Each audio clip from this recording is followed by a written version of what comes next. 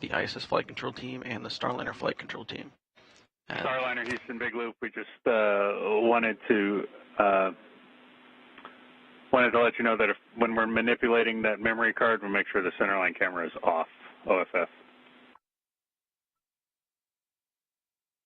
Yeah, it's off. We're doing that. Roger.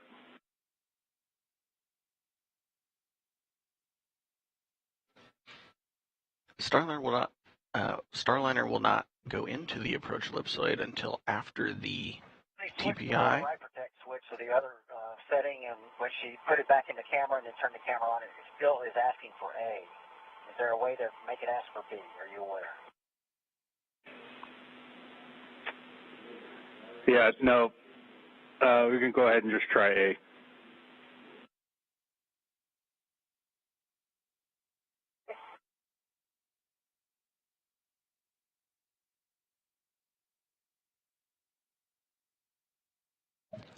A little bit of troubleshooting on Starliner's centerline camera. The centerline camera is a secondary source of visual information that the crew uses. It's a camera mounted in the center of the forward docking port on Starliner. It feeds video data directly to the crew's procedure tablets. They also were recording some of the video for that as part of the flight tests for this mission. That camera will be used more as the crew gets a little bit closer to station. And they're doing this troubleshooting as we are nearing the TPI, or terminal phase initiation burn, and that is planned to come up here in about 6 minutes.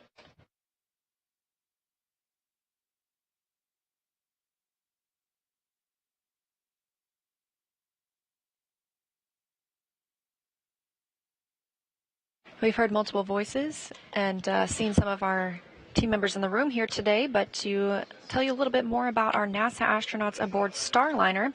Again, this is the first flight of astronauts aboard this spacecraft. We're talking about Butch Wilmore and Sonny Williams, the commander and pilot, respectively, of Starliner. Roger that.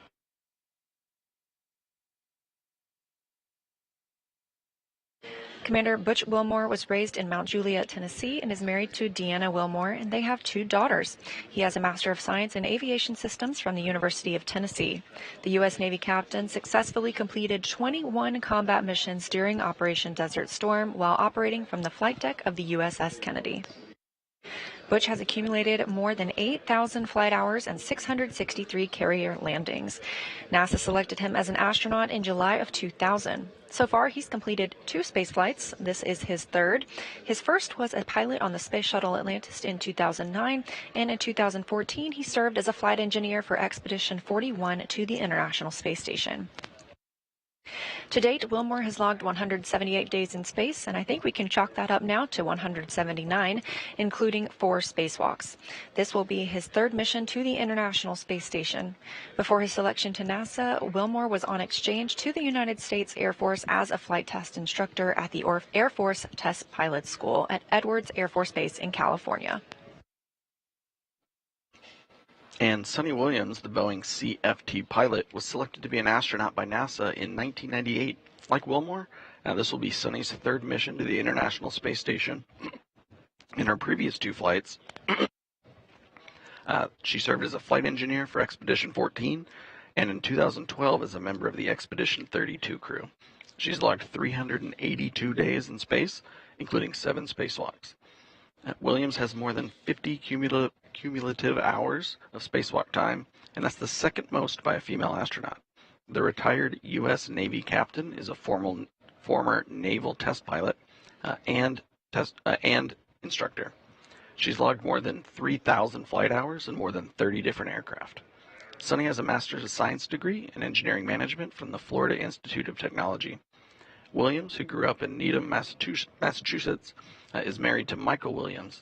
She enjoys hanging out with their dogs, working out, hiking, camping, as well as working on cars and houses.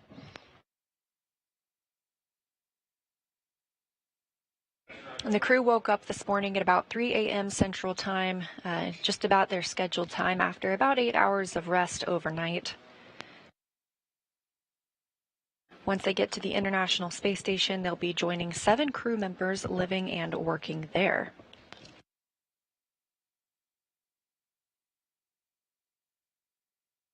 Currently living aboard the International Space Station are NASA's Mike Barrett, Matt Dominic, Tracy Dyson, and Jeanette Epps, plus Roscosmos cosmonauts Alexander Gurbenkin, Nikolai Chub, and Oleg Kononenko. That's the Expedition 71 crew. So once Butch and Sunny arrive today, we'll be up to 9 crew members aboard the International Space Station.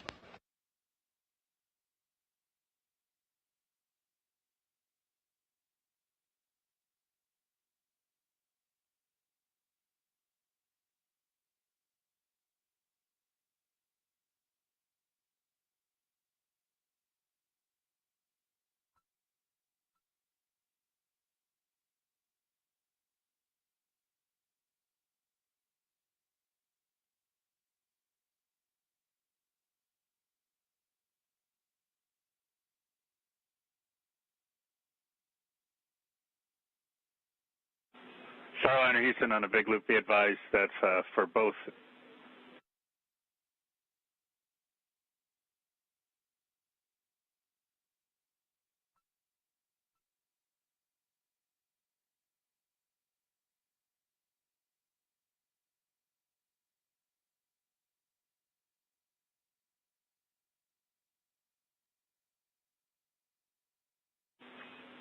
No action. RCS jet S2A2 fail. Still go for the burn.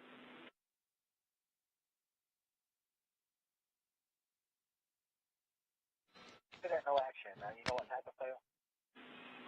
It failed off, Butch, and right when that was happening, I was calling up. Just be advised, neither of the infrareds are taking measurements now for RelNav, so we're going to go ahead and reboot the camera IR1.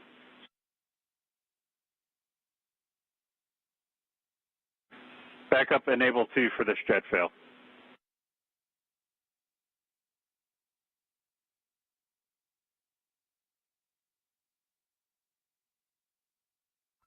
Enable 1 off, enable 2 on.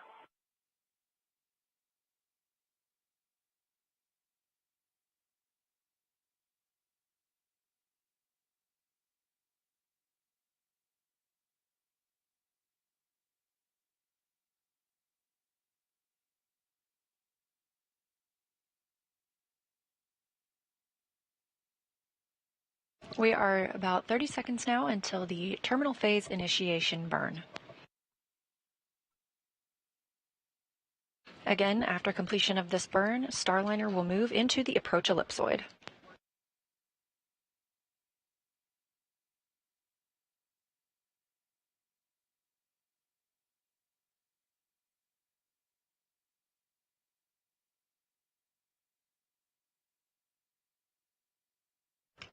And the burn has started.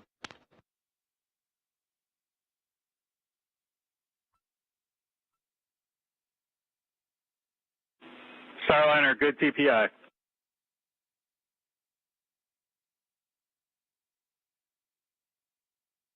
Good TPI.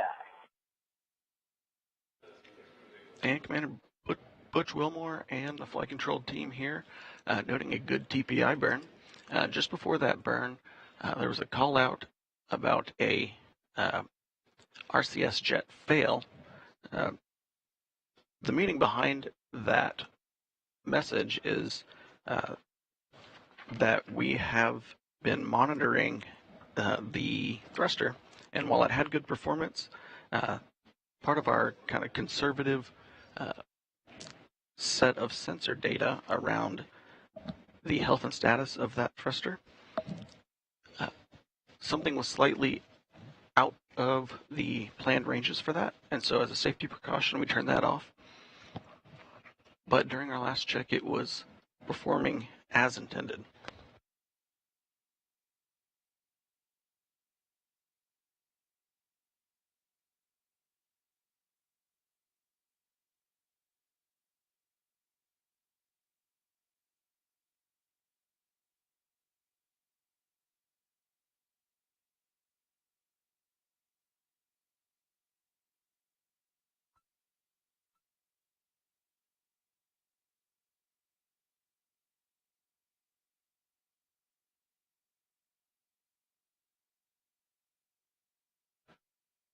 Starliner has multiple redundant sets of thrusters. As a precaution, we've turned that one off. There are procedures to turn it back on and do a checkout when we're not close to a burn coming up.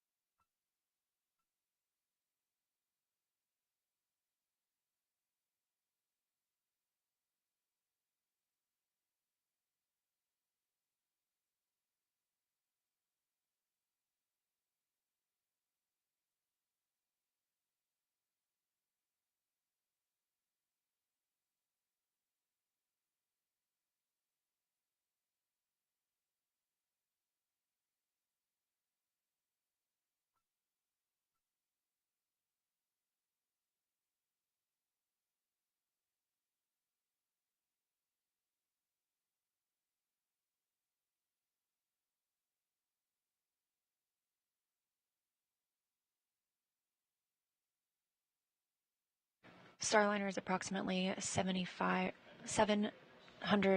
kilometers away from the International Space Station. The orbiting laboratory is currently flying about 17,000 miles per hour, 260 statute miles over Iran. We've walked through a handful of burns this morning. The first of those, the NHPC-1 burn at 7:52 a.m., changing the height of Starliner, and the second of those, the NHPC-2 at 8:14 a.m., also fine-tuning its approach to the International Space Station. We saw the NSRPC burn at 8:38 a.m. Central Time. This made the the Starliner spacecraft co-elliptic with the International Space Station, and the terminal phase initiation burn was just conducted right on time at 9:02 a.m. Central Time. This will move Starliner into the approach ellipsoid. That's the 4 kilometer by 2 by 2 kilometer invisible sphere around the space station that helps us monitor arriving and departing spacecraft. All of the burns this morning have been according to plan. Again, Starliner is currently flying autonomously, so flying on its own. We will see, however, Butch and Sunny have the opportunity to take control of the spacecraft and conduct another manual piloting demo once we're about 260 meters away from the International Space Station. This is a test flight, so we want to give the crew an opportunity to see how the spacecraft flies, should they ever need to take control of it. Once that manual piloting demo is complete, they will transition back over to autonomous power. The spacecraft will then continue its approach to the International Space Station all on its own. And again, we're targeting docking at approximately 11:15 a.m. Central.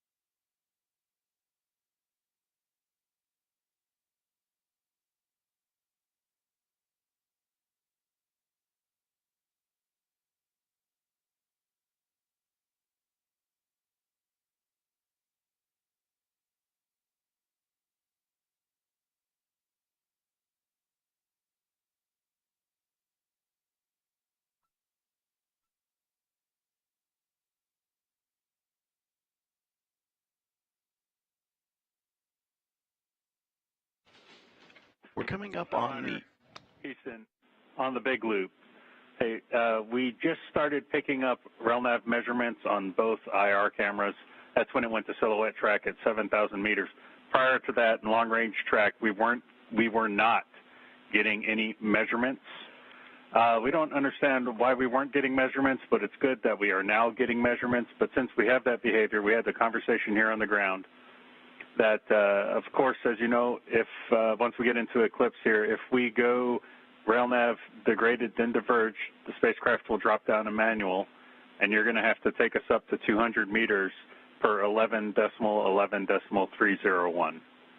And we expect to have good comm through that time period, and we'll give you updates should we see any other behavior or bad behavior.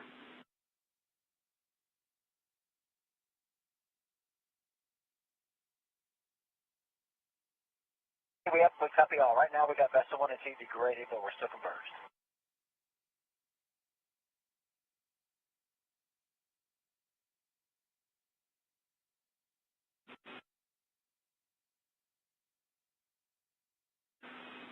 Yeah, okay, copy that, and RailNav is good.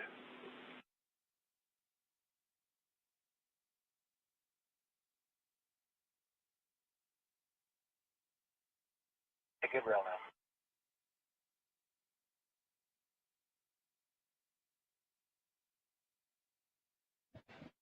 now. And Starliner, those Vesta degraded signatures, health and status thing out of the Vesta due to some VEX faults earlier.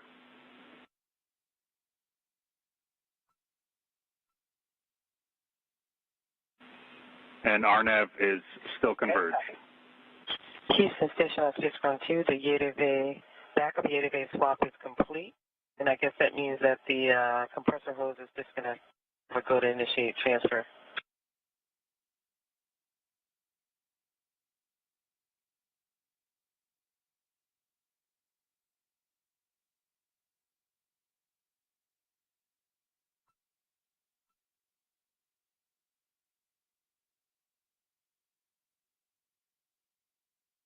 My bad. Sorry about that.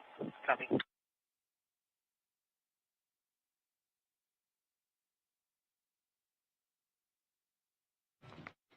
And as Starliner is approaching station, getting closer to its IF-1 or inbound fly around 1 maneuver coming up in about 35 minutes. You've heard some back and forth between Commander Butch Wilmore and Capcom Neil Agata. Starliner's Vesta system is currently tracking both the position of ISS, but now that we're close enough, you're seeing some of the outline of ISS. Roger that.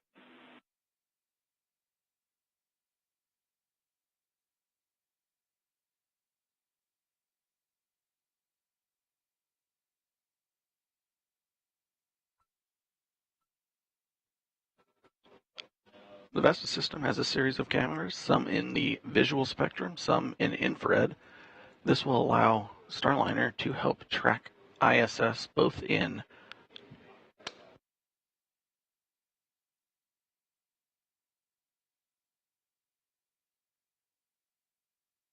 the Vesta system will help track ISS both in darkness and light. The red circles showing up on the Vesta display are the Vesta system picking out features on the ISS. When Vesta can pick out specific features of ISS via image recognition, that information can let Starliner know which direction Starliner needs to align with, which will pick Starliner's orientation to be in the optimal position to keep tracking ISS, and we'll follow that all the way into the docking port.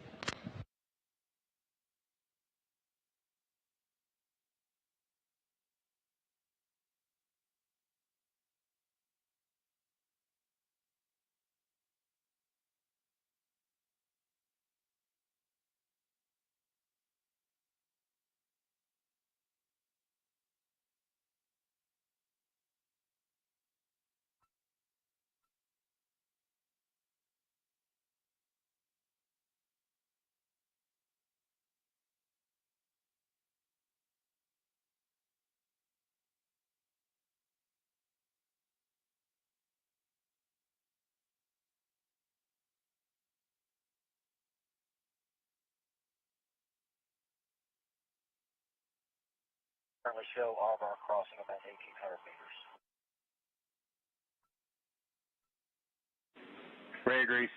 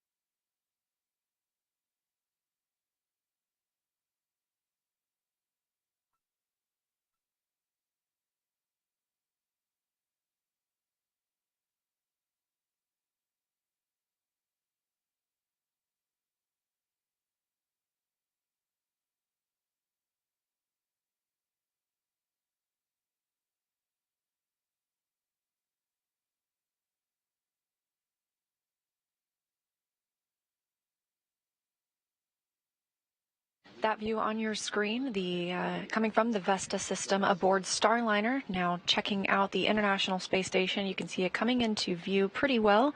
And of course, we are monitoring Starliner's journey here in the White Flight Control Room at Johnson Space Center in Houston, Texas. But over across the hall in the International Space Station Flight Control Room, NASA's Gary Jordan is continuing to monitor the station side of today's operations. Gary, can you tell us how things are going?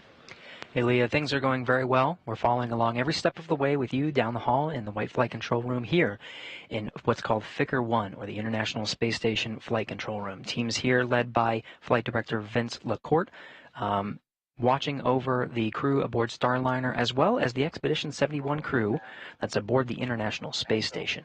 Crew members split up doing different things. It's Matt Dominic that you see there on the graphic on the front right there, NASA astronaut who's responsible for enabling the monitoring tools necessary to watch Butch and Sonny approach the International Space Station. There are tools, there is software that is receiving data from the Common Communications for Visiting Vehicle, or CV2V2 system, that creates a link between the International Space Station and Starliner. It's Matt Dominic there you see in the front that's going to be following along with that.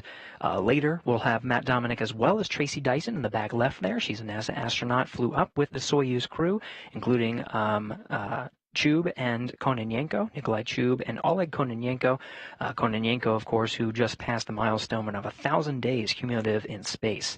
On the left there, you see Alexander Gubyankin, who is the cosmonaut that joins the Crew 7 crew in the very front of this graphic. To the right in this graphic is Mike Barrett, and on the far right, Jeanette Epps, making up the complement of 7 astronauts and cosmonauts of Expedition 71.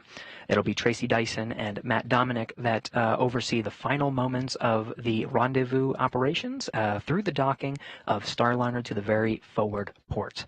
Once they do dock, the International Space Station flight control teams here in the International Space Station Flight Control Room will work with the teams down the hall in Starliner Flight Control to walk through the hatch opening sequence and operations. The 7-member crew that we just talked about will be there in the Node 2 forward hatch, ready to welcome Butch and Sonny, the first crew members to fly Starliner to the International Space Station, and we'll conduct a welcome ceremony from there.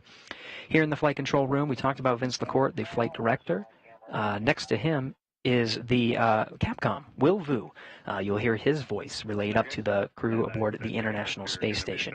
Right now, all crew members are talking in the Space Ground 2 loop, which is a big loop. Everybody here that you're in the flight control rooms, both rooms here in Houston, the Space Station Flight Control Room and Starliner Flight Control Room, are talking with the two spacecraft that are about to rendezvous here coming up in the next couple of hours.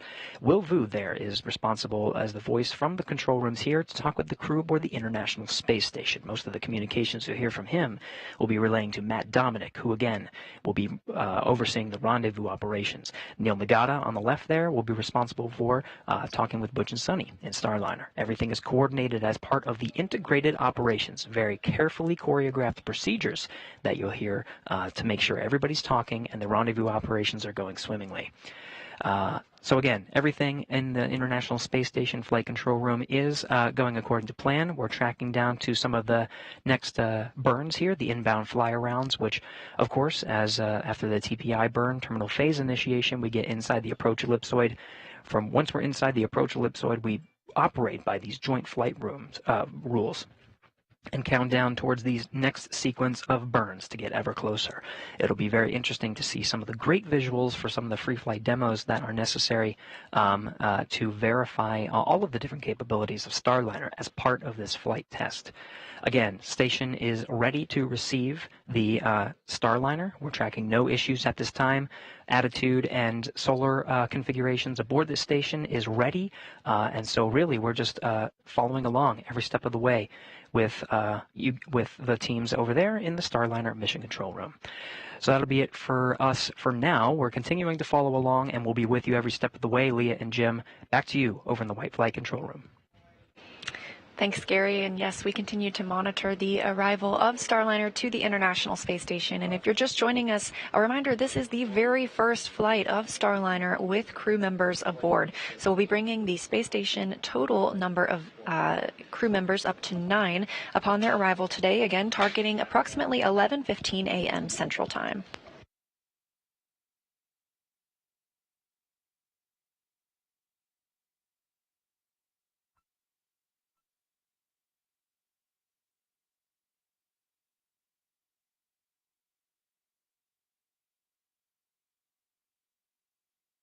And as we get closer and closer, the Vesta system aboard Starliner, which is the view you're seeing right now, will continue to give us an even more defined look at the International Space Station.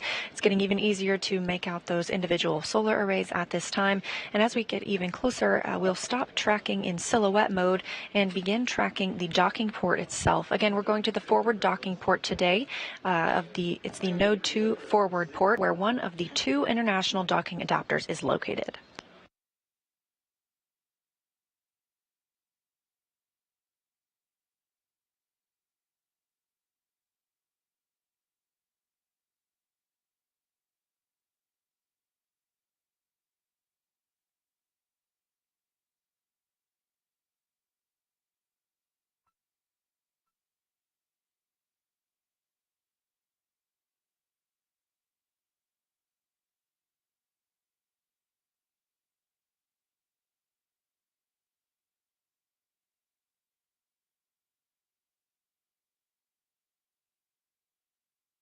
To take a look at the rendezvous and docking profile today, we've had 2 height adjustment and plane change burns already. Those are the NHPC 1 and 2 burns occurring at 7:52 a.m. and 8:14 a.m. Central, respectively. Those were both good burns. We then came up on the NSRPC burn. This was a co-elliptic and plane change burn at 8:38 a.m. Central, another good burn, before moving to the terminal phase initiation burn. This will bring Starliner inside the approach ellipsoid, that invisible boundary that we monitor outside the International Space Station. And we are coming up next on the inbound fly-around 1. The inbound fly-around 1 maneuver will swing Starliner out in front of ISS in the direction that ISS is flying in orbit. Then the IF2, or the inbound fly-around 2 maneuver, will slightly alter Starliner's trajectory to hit a peak altitude in front of the Node 2 forward docking port. From there, Starliner... Big loop for tablets. we can take another receipt on the tablet that's charging, and we're also curious on the battery status of the tablet you're using for centerline camera.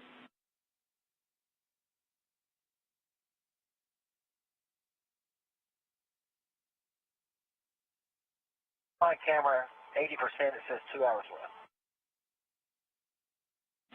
One that's on the chargers is 71. Did you say the centerline camera tablet's currently on the charger?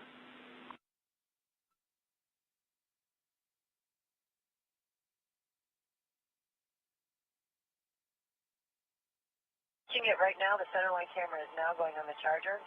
The other tablet, which I have in front of me, says volt, is 71. Copy that.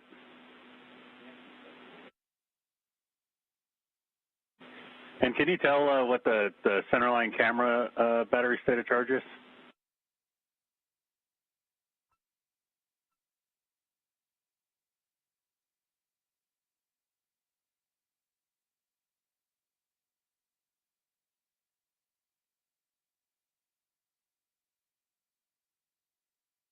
Well, I got to get out of my seat to look at the centerline camera, so let's just wait till we get radar acquisition.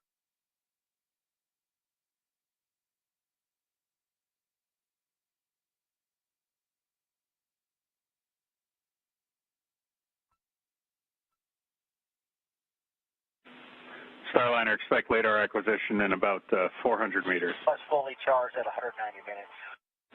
Okay, copy that.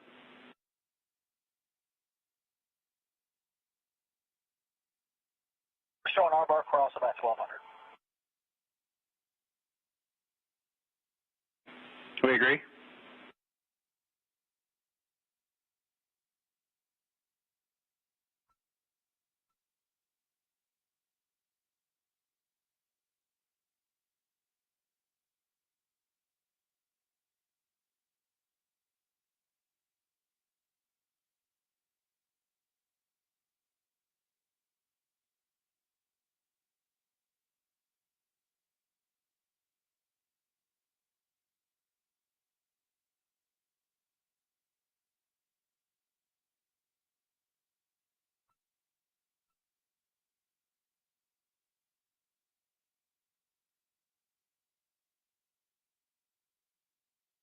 Some of the communication going between Capcom and Commander Butch Wilmore and pilot Sonny Williams is about making sure that the battery of the centerline camera and the batteries on the crew tablets are topped up.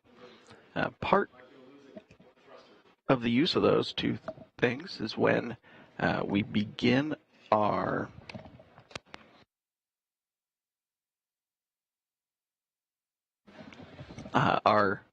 just after the inbound fly-around maneuver, we will start to approach ISS.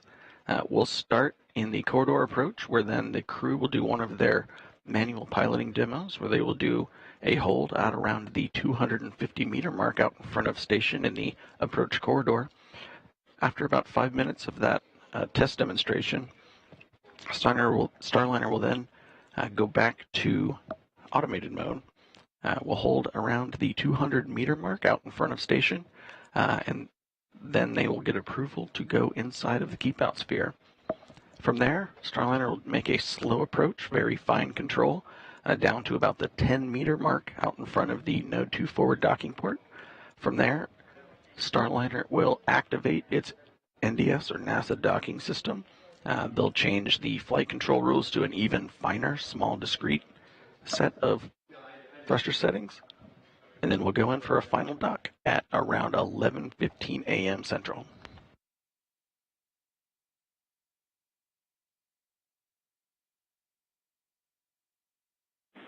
Starliner, good radar acquisition.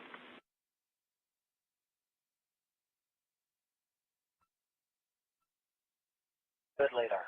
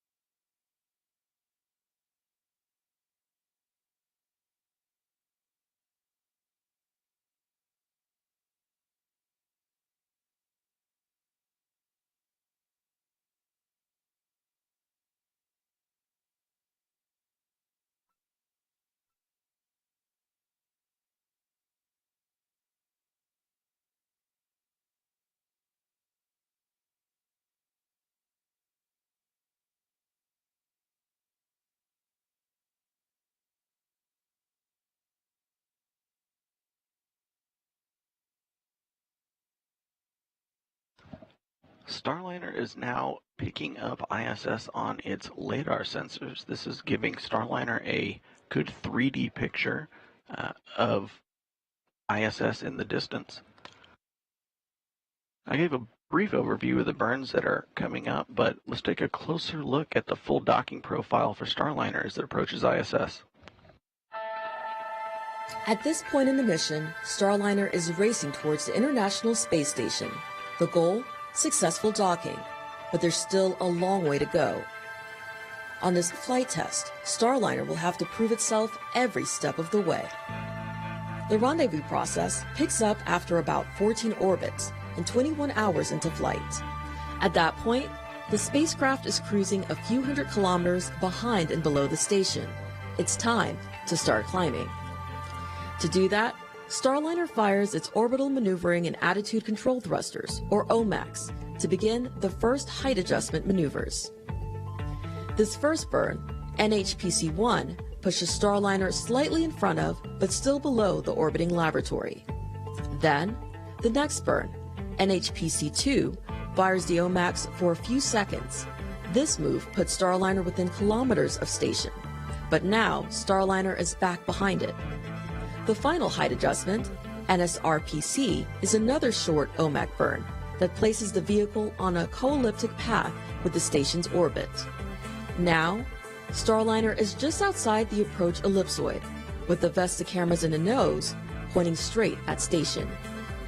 After terminal phase rendezvous initiation, the proximity operations begin with a series of inbound fly-around maneuvers. Now, Starliner is just hundreds of meters away from station.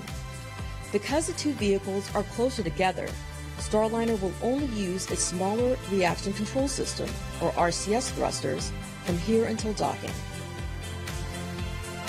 The first inbound fly-around maneuver, IF-1, swings Starliner 550 meters ahead of station and raises it another 300 meters.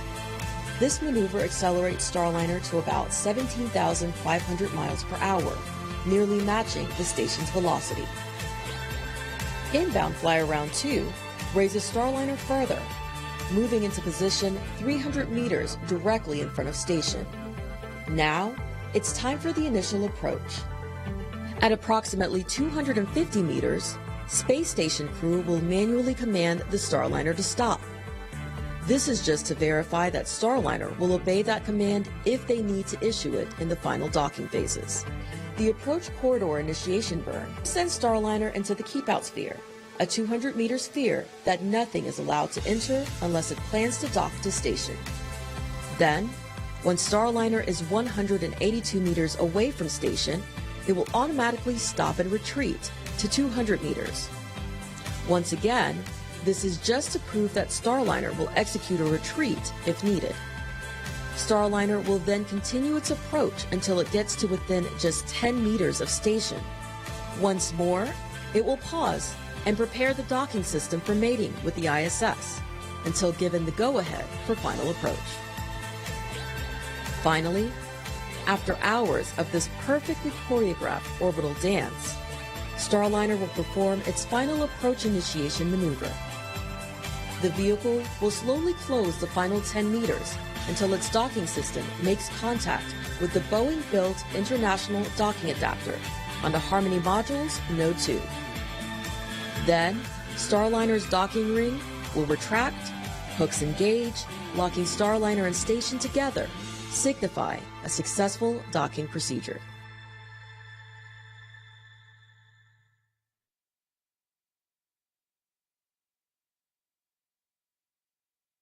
Starliner continuing on its way up to the getting ready for the IF-1 burn. Can you see the ISS and centerline camera on the tablet? Oh, that's what I'm saying. I can't see it at all on the centerline camera. We've got a good picture on the IR camera, but centerline there's nothing. Played with the auto and the manual gain. I mean, I can see the pedal. I think it's getting some reflection from inside the cabin here, but I cannot see the ISS.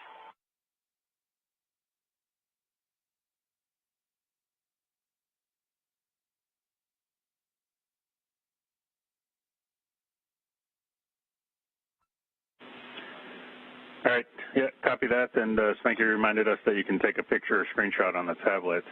And in other news, you are go to Command and KOS ATP.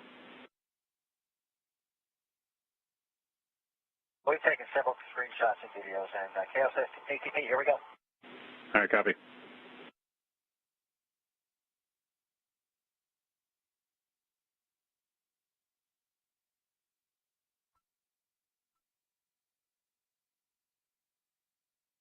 KOS ATP is enabled. Here's your copies.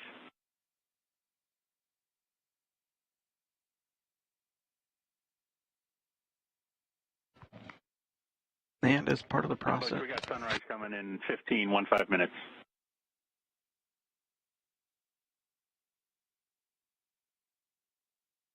Okay, yep. May actually just look that up. Thank you.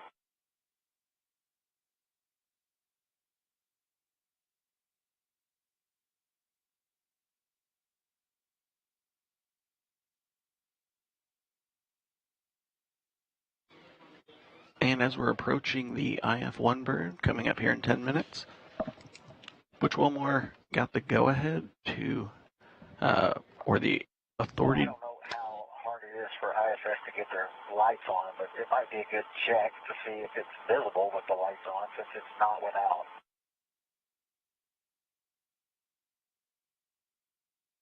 Yeah, we're checking, Butch.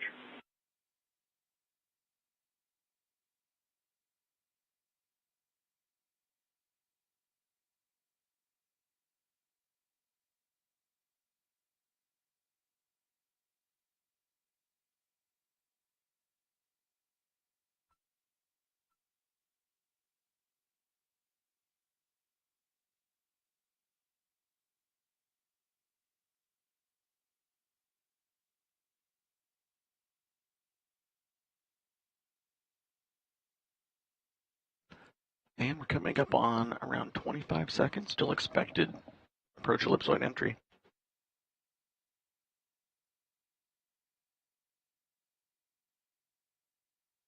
Again, the approach ellipsoid is a 4 by 2 by 2 kilometer invisible boundary around the outside of the International Space Station.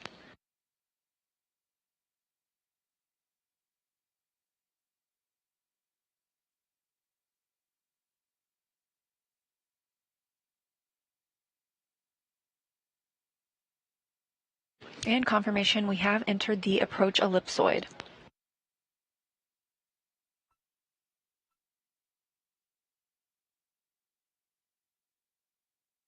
As Jim was saying, we also heard the authority to proceed to the keep out sphere. I turned the light on because I can now see there is a speck out there.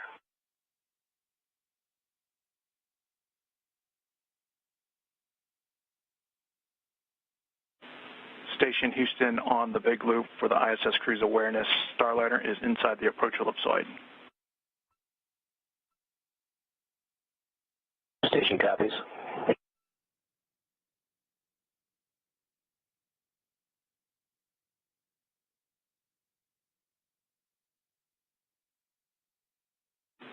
Again, We're still talking about turning on the lights here on ISS. We haven't turned on any yet. I get some reflection, looks like on the aft end, something.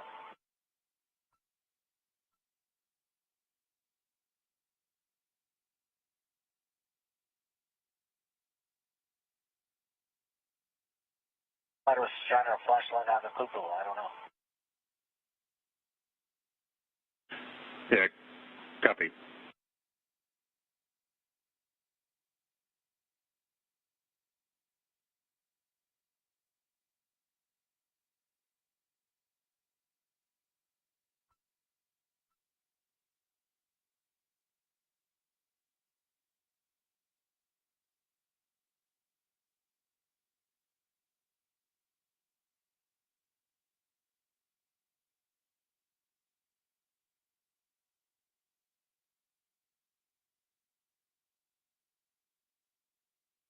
As we were saying, we have recently heard the authority to proceed to the keep-out sphere. We expect the Starliner spacecraft will enter the keep-out sphere around 10:35 a.m. Central Time, so a little less than an hour from now. That keep-out sphere is another invisible boundary, this one with a 200-meter radius around the International Space Station.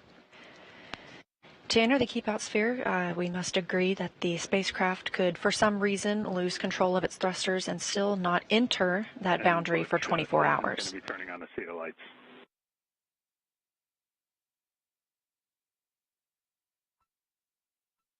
Great.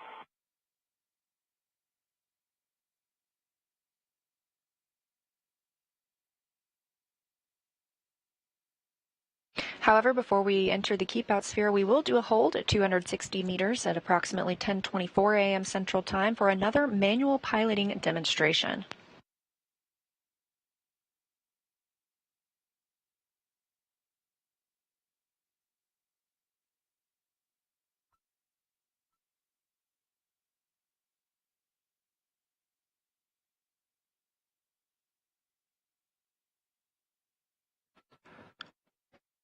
And while Starliner's Vesta infrared camera is able to pick up station, we're currently still in a period of darkness. And you heard Commander Butch Wilmore talking about it being a little difficult to pick up the station on the centerline camera, which is a visual spectrum camera. The ISS team's trying to see if they can get the ISS team to turn some of the ISS lights on to make it a little bit easier to pick up the station in using regular eyesight, but we will be coming up on a period of daylight in about the next 20 minutes or so.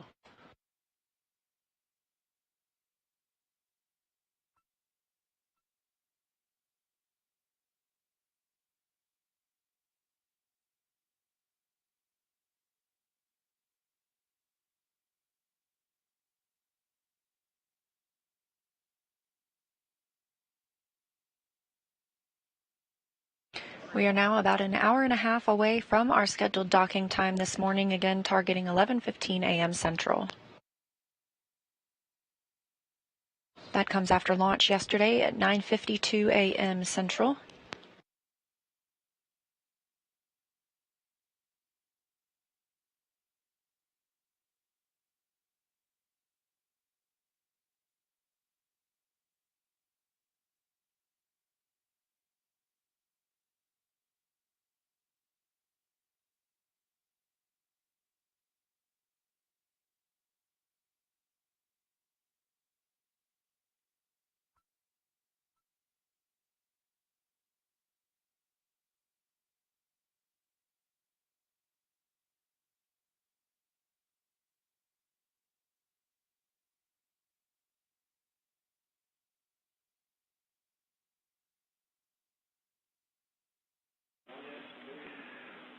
And Butch Houston on the big loop.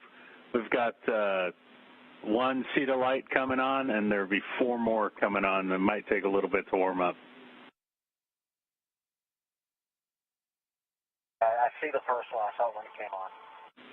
Okay, you saw that in the centerline camera? Affirmative.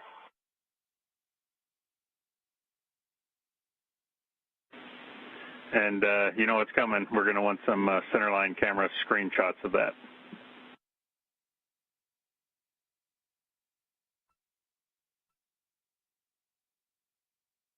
Yep.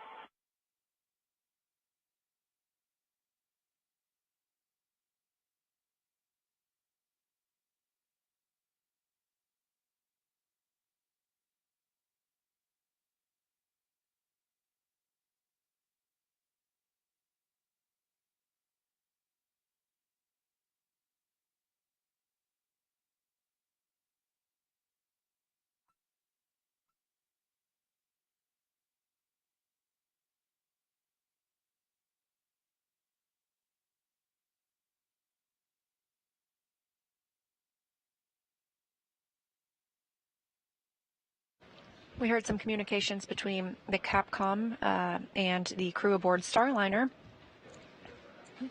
They are turning some lights on the International Space Station. This will give the crew a better visual of the station itself as they continue to approach.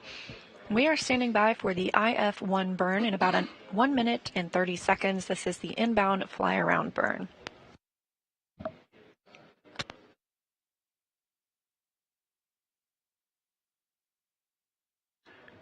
This inbound fly-around 1 maneuver is going to be performed with the RCS jets. This burn should last about 18 seconds.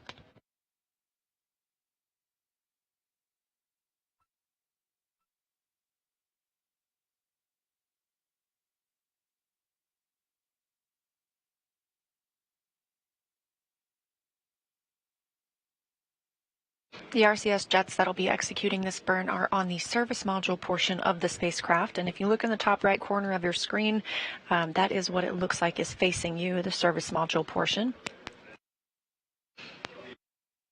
This part does not return to Earth. It is disposed after the deorbit burn, nearing the end of the mission. The only portion that will return to Earth is the crew module. That's where Butch and Sunny are seated right now. It'll parachute to a landing in the southwestern United States.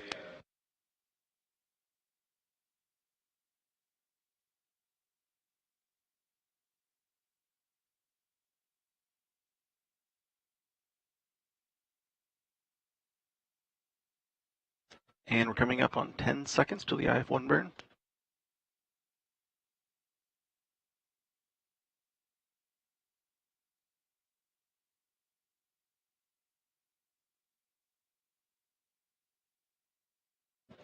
And thrusters are firing.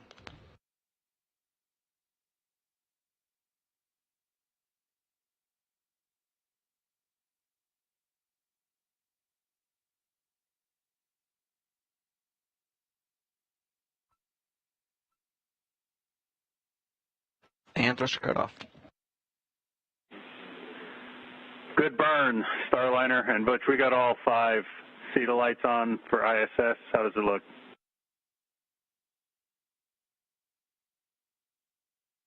Yes, we can see it. I cannot make out the width, however, but we can see the station. Yeah, but can you clearly see like the distance between the 2 outboard CETA lights?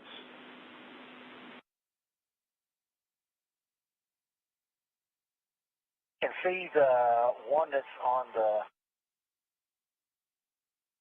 port side. I cannot see the one on the starboard side. It might be blocked by something. Roger.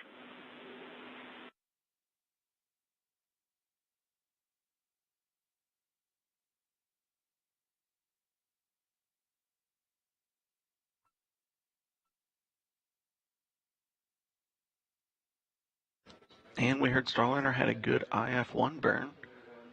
With that, we have an expected IF-2 burn, small adjustment to place Starliner to start flying towards the approach corridor for the Node 2 forward docking port.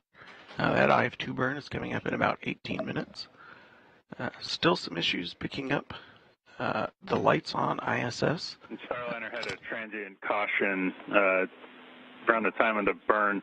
No action. It was just sort of expected, and there was timing with how the triggers were set up for that message. Hey, yeah, we copy. We saw it.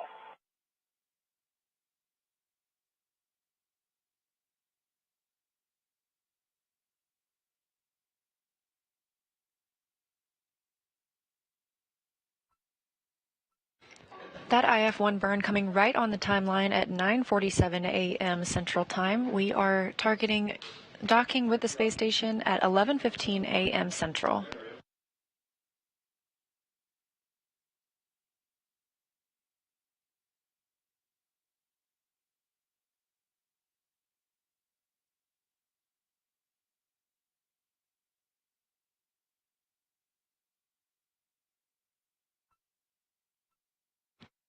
And you heard Commander Butch Wilmore talking a little bit about trying to pick up the lights on the outside of station. We should be coming up in a period of daylight soon, and that should hopefully help them see station without the extra lights, but also Roger that. Inside 2 minutes, sunrise.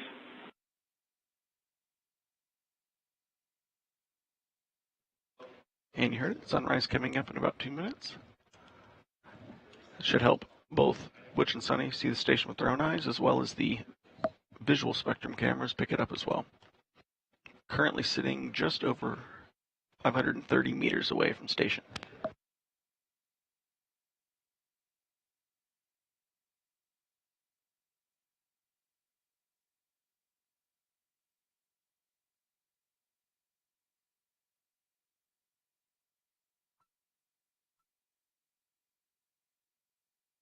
Now, we do not have views currently of the crew inside the Starliner capsule. However, we will regain views of Sunny and Butch once they dock to the International Space Station.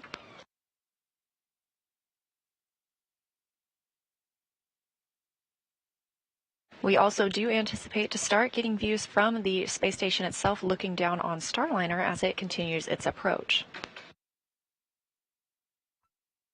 Again, the next major milestone this morning is the IF-2 burn, coming up in about 15 minutes. That places us on the docking corridor. That means we're directly in front of the docking port. And today we are targeting the Node 2 forward port, which is where one of our 2 international docking adapters is located.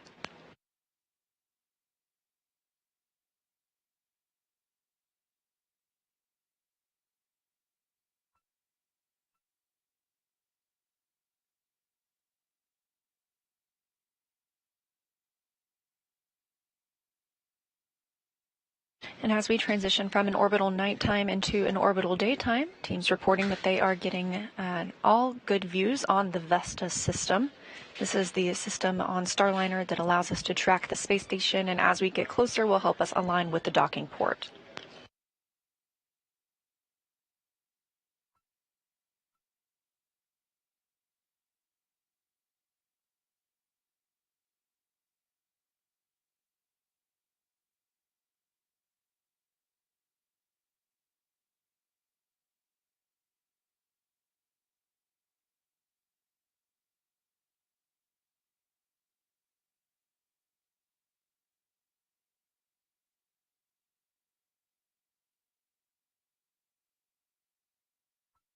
This view inside the White Flight Control Room here at NASA's Johnson Space Center in Houston, Texas. Teams are taking the opportunity to take a very quick break before we get into the docking operations.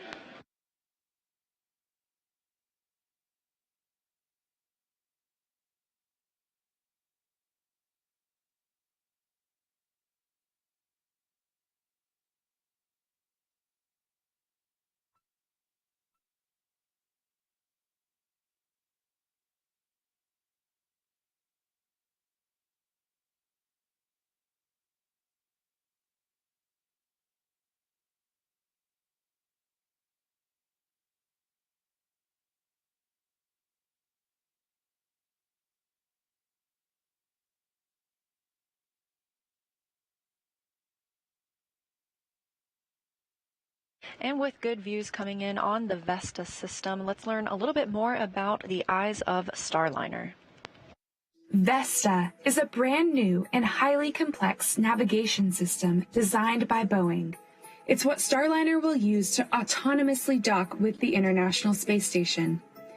VESTA stands for Vision-Based Electro-Optical Sensor Tracking Assembly, and here's how it works.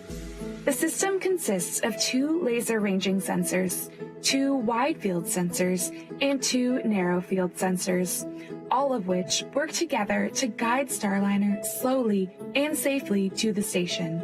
Early in the rendezvous process, the sensors operate in a long-range tracking mode, monitoring the International Space Station from afar when it still resembles a bright, star-like spot in the distance. As Starliner gets closer, the sensors pick up more details and are able to see the ISS clearly enough to determine its outline.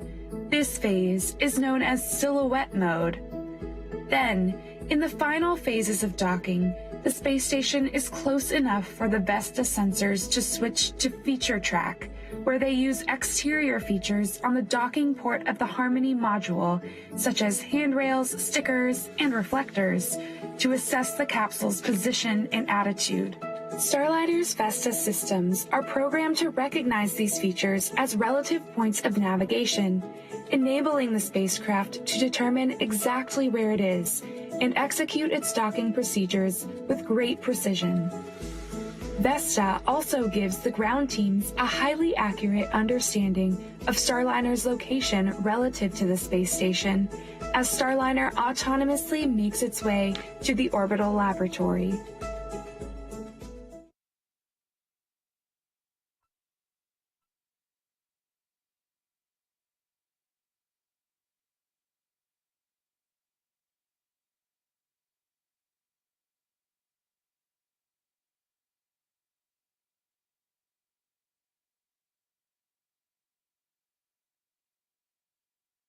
And these are views live right now from Vesta. As you can see, we are getting more and more detail from those cameras. You can even make out some of the IROSAs, or the International Space Station Rollout Solar Arrays, atop the original arrays on the top right and the bottom left of your screen.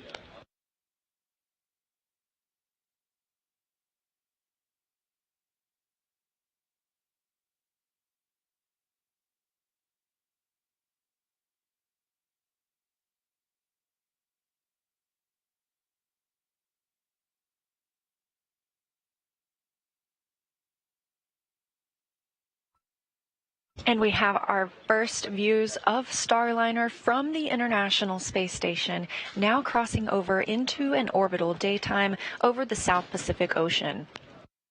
We are tracking docking this morning at 11:15 a.m. Central Time, the first arrival of Starliner to the International Space Station with NASA astronauts aboard.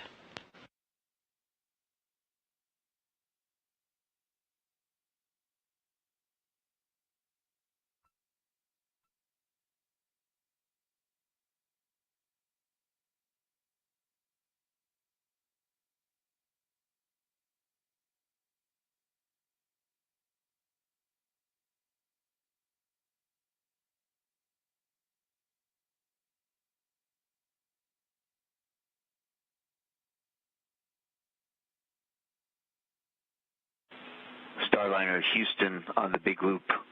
Just letting you know, now that we have light outside, we're going to turn off the Cedar lights just in case. Concur. Thank you.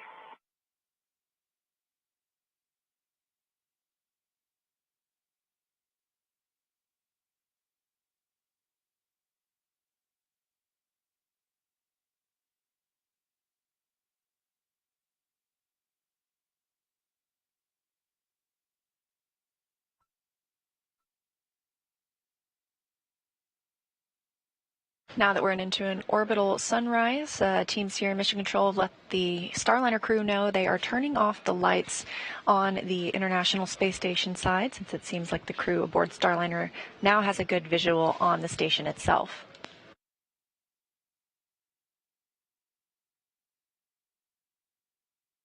Again, Starliner is flying autonomously right now, but we will see the crew transition to manual piloting at about a 260-meter hold point, giving them a chance to take the reins of Starliner.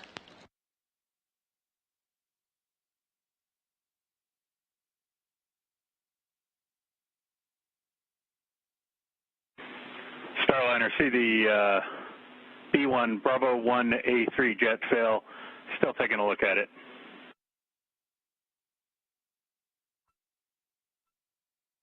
I think we saw it. Yeah, and it failed off.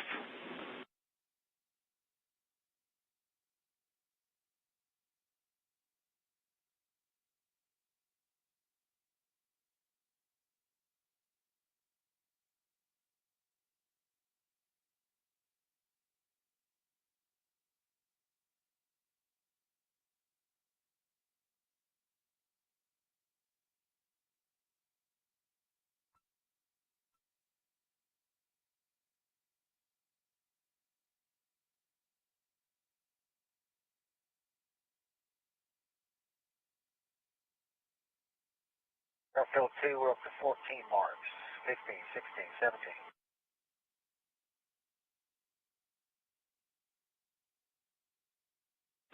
Okay, copy. Want us to get rejected or not?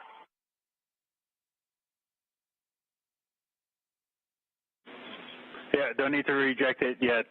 Butch, Ray's looking at it.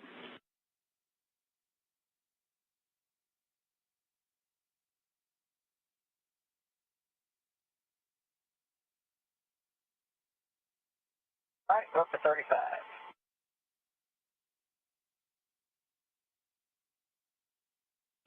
Roger. You're looking at a live view of Starliner as it approaches the International Space Station on NASA's Boeing crew flight test with NASA astronauts Butch Wilmore and Sunny Williams aboard. I'm NASA's Leah Cheshire, joined by Boeing's Jim May, and we are continuing to track the first flight of crew aboard the Starliner spacecraft.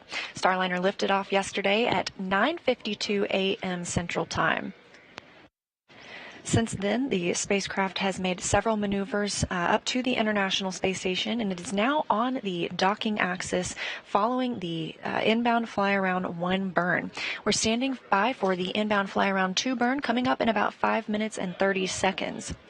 Now, built in over the last 24 hours, the crew has had about 8 hours of a sleep period. They woke up around 3 a.m. Central Time this morning, and we are targeting docking at approximately 11:15 a.m. Central Time. We're live in the White Flight Control Room here at Johnson Space Center. This is where Starliner is being commanded. There at the top of your screen in the light blue shirt, that's Flight Director Ed Van Cise. In the middle of the screen, you can see Capcom or Capsule Communicator Neil Nagata. And down in the white shirt with the red tie, that's NASA astronaut Mike Fink, also a crew member for the Starliner 1 mission.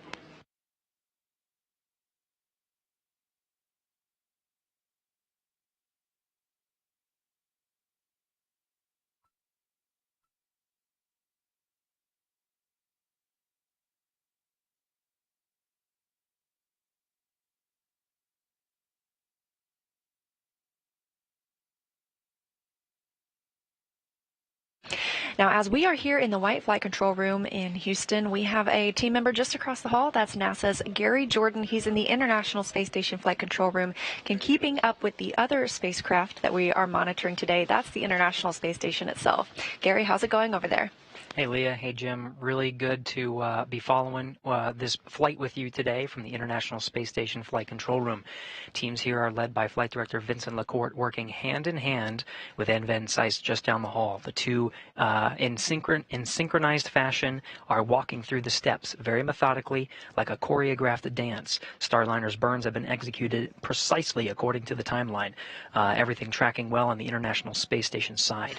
Right next to him, you'll see Will Vu. He's the Capcom from here in Mission Control, Houston, relaying the procedures and following along with, of course, all of the different operations, but his job is to talk with the crew aboard the International Space Station. 7-member crew is currently aboard and awaiting the arrival of Butch and Sunny.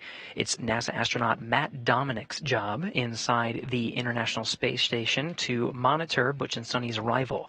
He's there in the very front, slightly to the right, NASA astronaut Matt Dominik, and of course complemented by the entire Expedition 71 crew. They're following along. The station is prepared and ready to receive the Starliner. We have the exterior lights off. The solar arrays are parked in a configuration ready for the docking, and the attitude is right on track. So we're just counting down just minutes away from the inbound fly-around to burn. And with that, we will send it right back over to you, Leah and Jim, over in the White Flight Control Room to take us through this next burn. Thanks, Gary, and that's correct. We are standing by for the inbound fly-around 2 burn. Time of ignition expected in about 2 minutes and 35 seconds. Meanwhile, this view coming from the International Space Station, looking directly at Starliner as it moves up to the docking axis.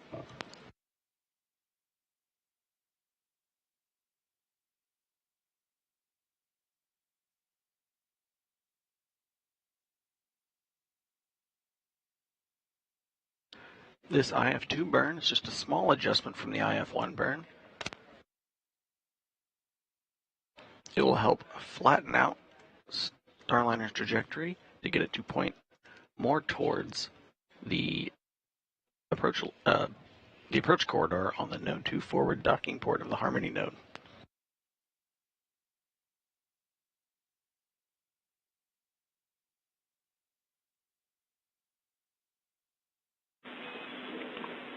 Starliner, go for the IF2 burn.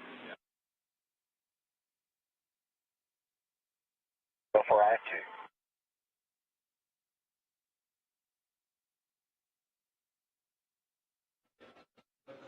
And we're go for this IF2 burn. This burn should only be about 1 second long.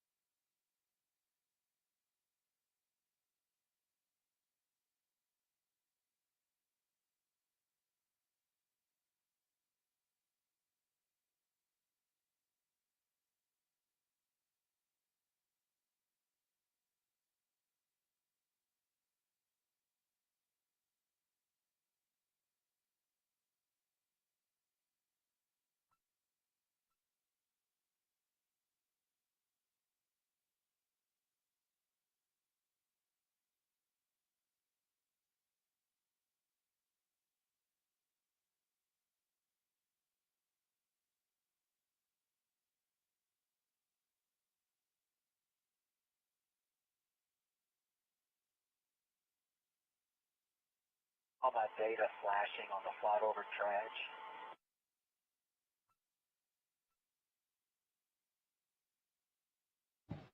And coming up on about 5 seconds to the burn.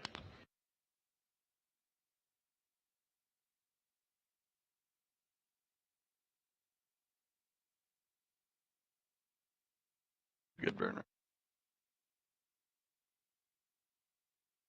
And you saw the thrusters fire for the IF2 burn.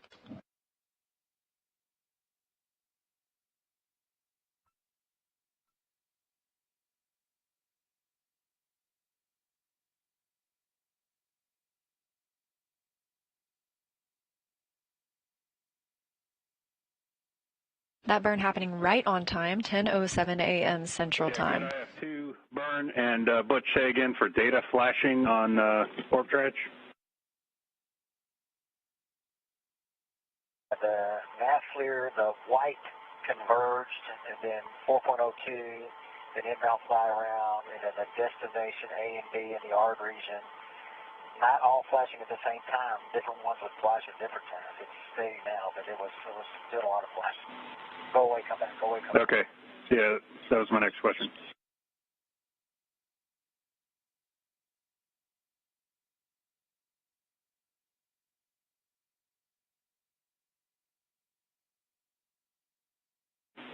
Yeah, and good report. Thanks, Butch. We'll have to take a look at that one.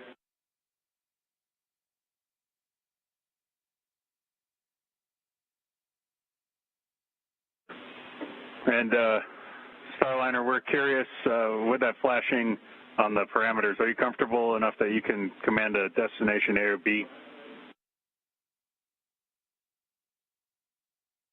Yes, now it's not doing it. I could have done it before as well. Where you actually do the commands, it was fine. Like the abort and the recover, those never flash. It's just the white text. And the reason I called you, I know it was right before the burn, because I was hoping to call your attention to it in case it was still doing it and you could see it. So my apologies. Yeah, no, appreciate it. Sorry, we just didn't copy the whole transmission right before the burn.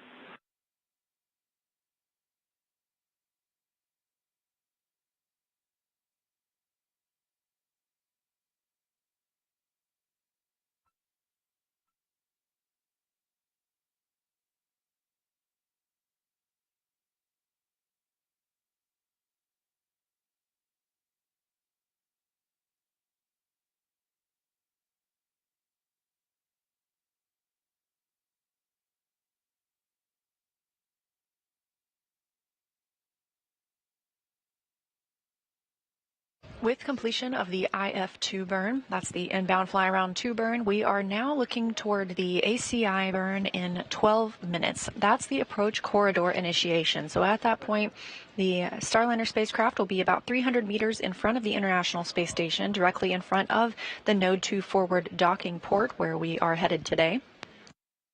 Once we get to the 260-meter mark, the crew will take manual control of the spacecraft and do another manual piloting demo.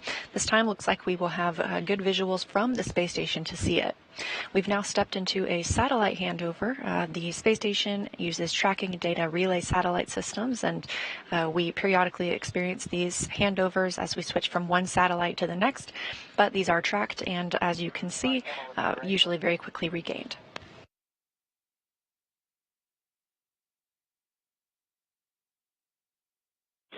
Roger.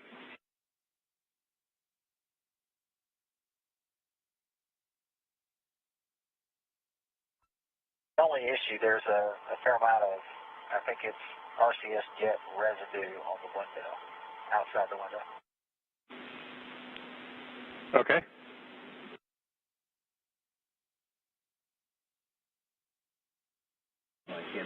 Yeah, Butch, we're assuming you're talking out the IVA hatch window for the centerline camera. That's affirmative. I mean, all of our windows have it. It's pretty much covered, but yeah, that one, it's not objectionable. I just want you to know it's there. Okay, copy.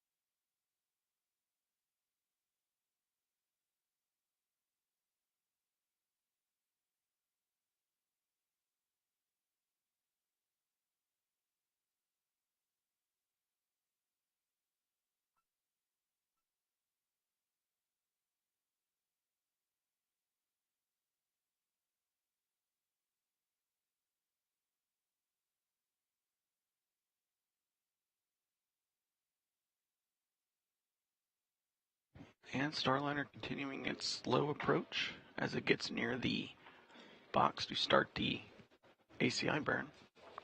Starliner is currently 451 meters away from the Node 2 forward docking port, currently approaching at about 0.22 meters per second.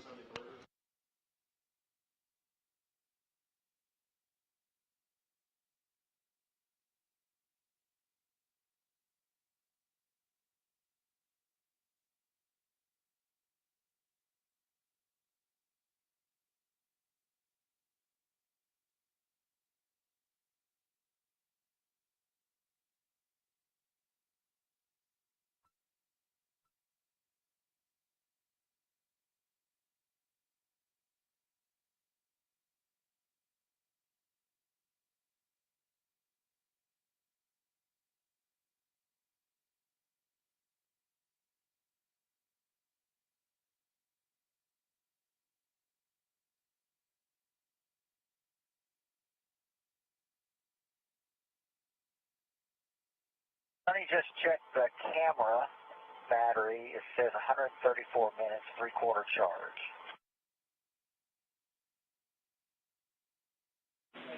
Okay, yeah, copy that. And but you should have the battery charge on the tablet overlay itself.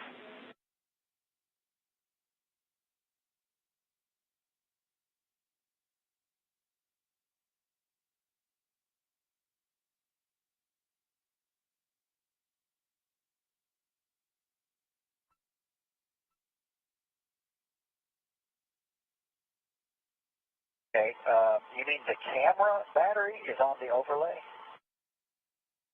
Yeah, should be on the tablet.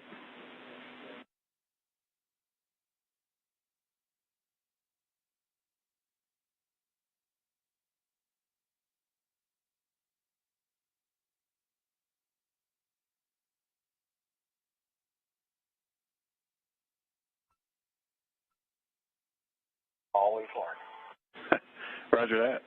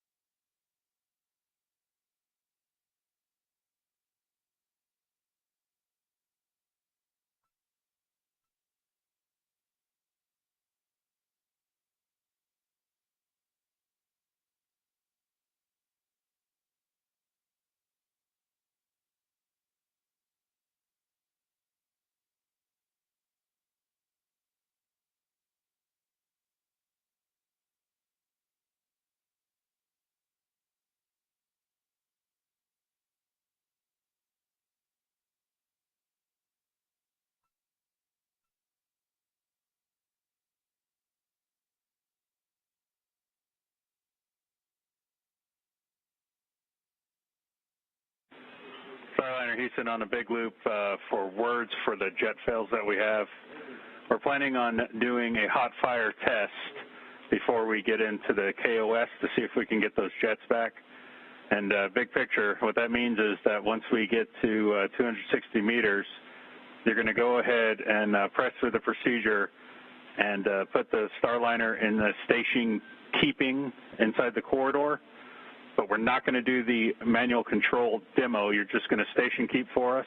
I'll get you words to get us in a free drift when we're ready. We'll test fire the jets, and we'll see what the data tells us. But essentially, we're just going to be in and out of hold, and you're going to have to do some station keeping in that time frame.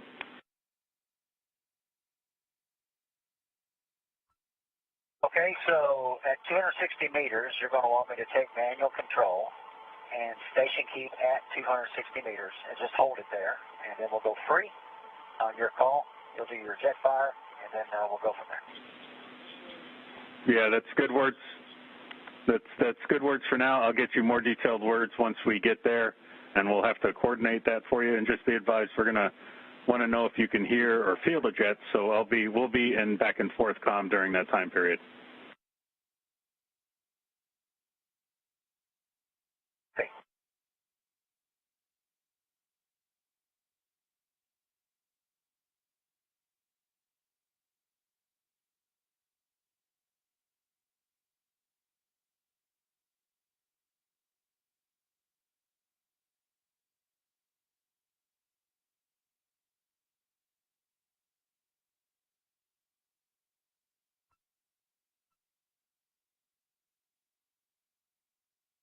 We are in another satellite handover with the tracking data relay satellite systems on the International Space Station. We've just heard some comms to the crew about the plan for 2 reaction control system thrusters that they are troubleshooting. We have an upcoming ACI, that's approach a corridor initiation burn in 3 minutes, 18 seconds and counting. And after that occurs, we will reach our 260-meter hold point. We anticipate that hold point around 10:24. This is originally where we were planning to switch to manual mode and go into the manual piloting demo. We are still going to switch into that manual mode and troubleshoot those 2 reaction control system thrusters on the service module by conducting a hot fire test. After that is complete, the crew will have the opportunity to conduct their manual piloting demo.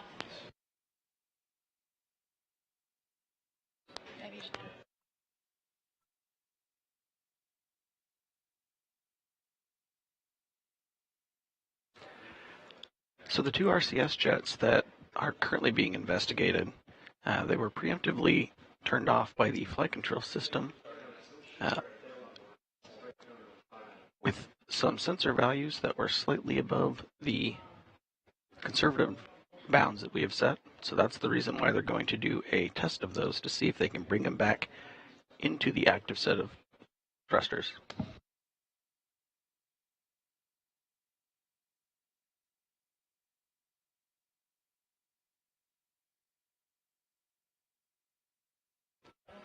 Looking at the Vesta views on the screen, the upper right camera, or the near field Viz camera, is currently in feature track mode. You can see some cyan light blue outlines around different features of the station.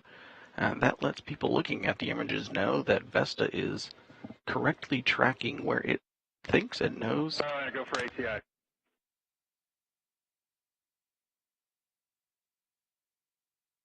Go for ACI. Those outlines letting people on the ground know that Vesta is accurately tracking the outside of station. We also heard a call up to Commander Butch Wilmore that the crew is go for the ACI burn.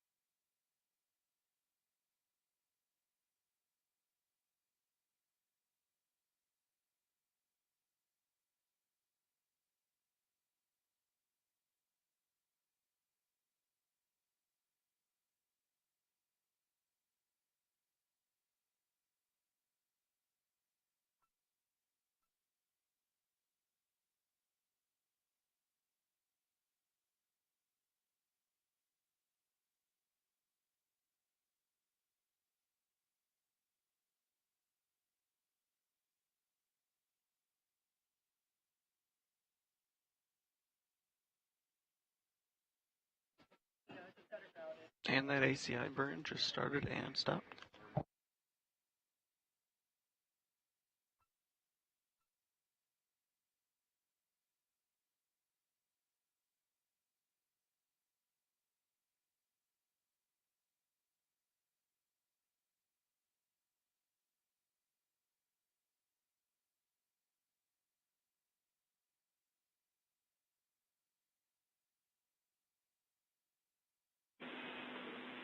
Starliner, good corridor burn.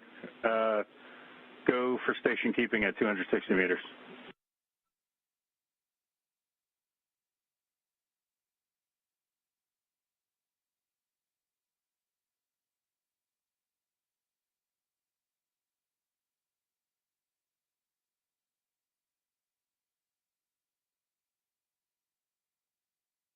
We are coming up on that 260-meter hold point following the ACI, or approach corridor initiation burn, right on time at 10:22 a.m. Central Time. Again, we are tracking 11:15 a.m. as the earliest opportunity for docking today. However, it is a docking window, so we can hold. Big loop, good corridor. Go for station keeping at 260 meters.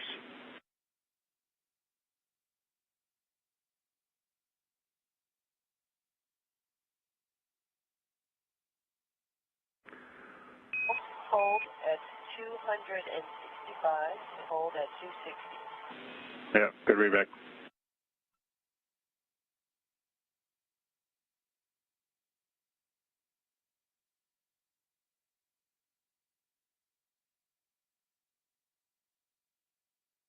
Starliner coming up on 260 meters.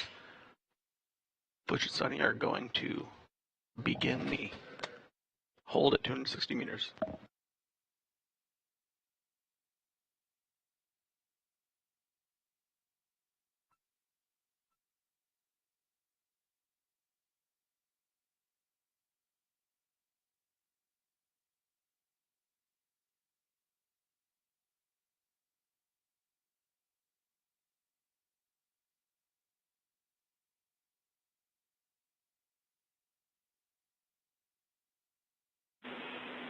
Starliner, in this hold for your trajectory, we're looking for about a 10-minute football.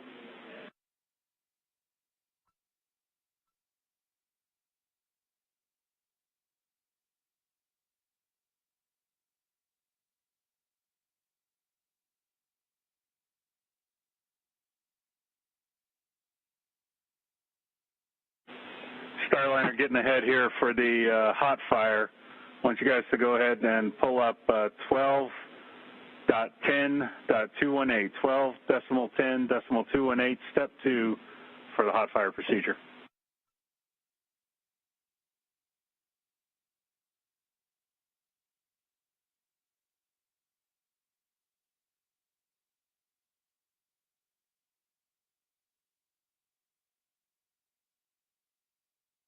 Okay, 12.10.218, we had it pulled up, we're looking at step 2. Okay, roger.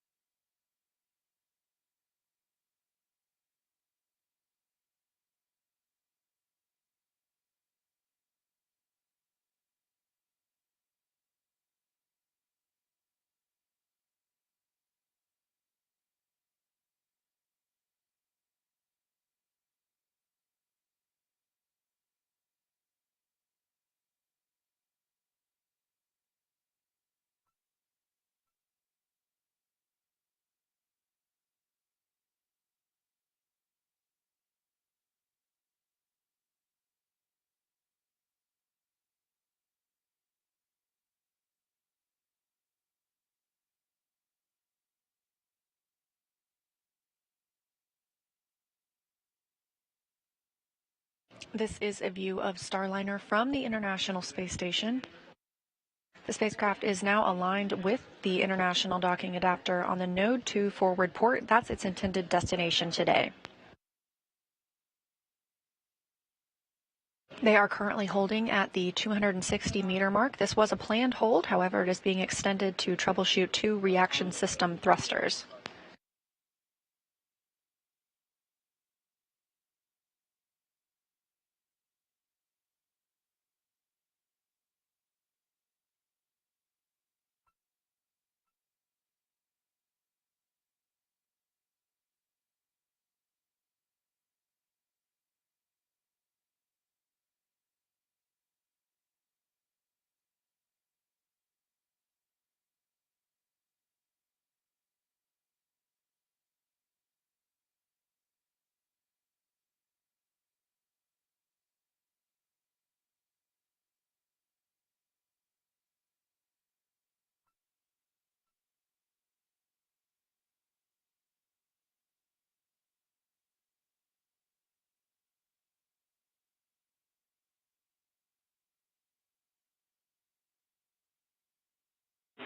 And Starliner, we see the B2A2 jet failed off. Still talking about it, still good for control.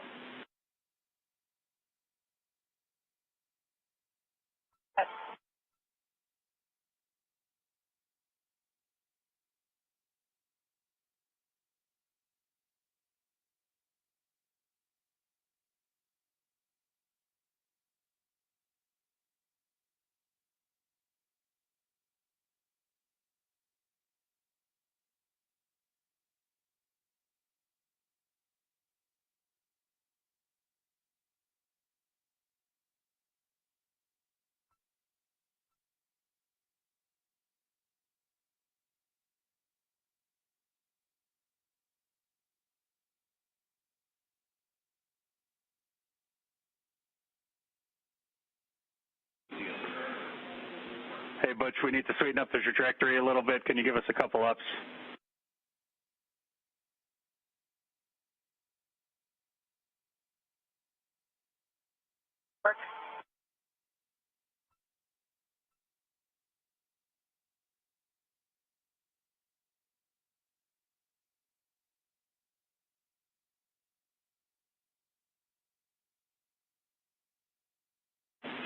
And Sonny, confirm you've got the procedure pulled up.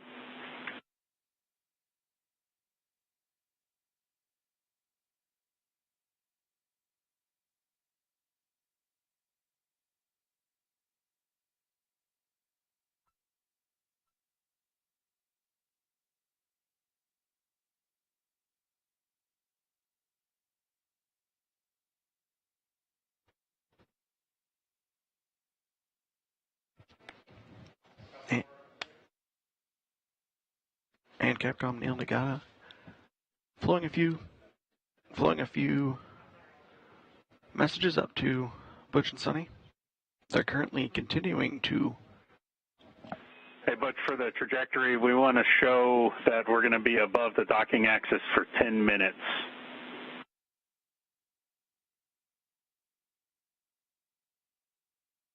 Do that?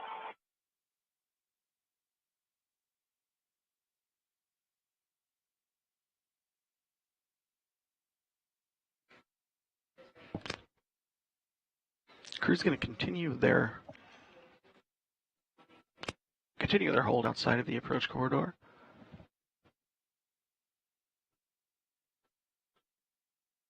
Mission and ground controllers continuing to analyze the data coming in from the RCS jets.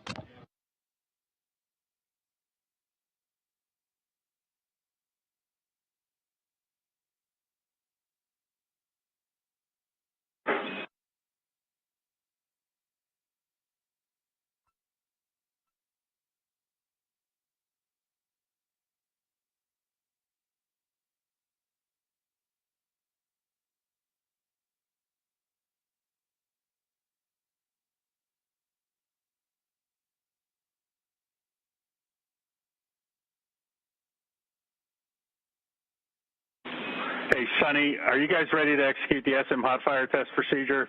We lost another jet, S1A1.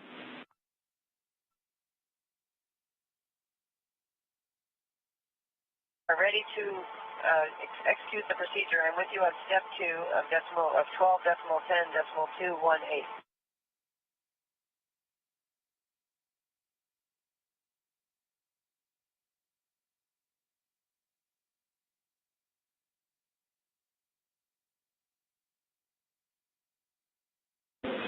Okay, you guys are go to execute step 2, and in between the hot fires, please damp rates.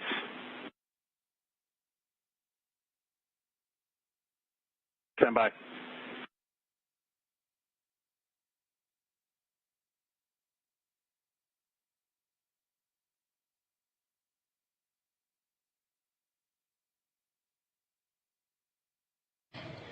The crew aboard Starliner is preparing to conduct a hot fire test of the thrusters that are currently down. Teams here in the room are continuing to work those procedures. Again, we are at a 260-meter hold point. Starliner, execute step 2 now, please.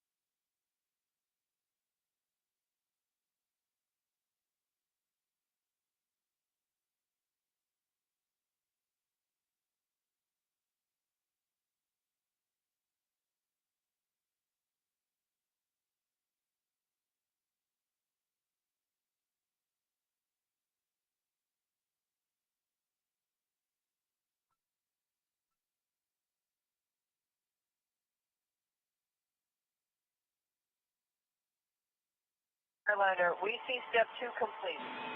Roger.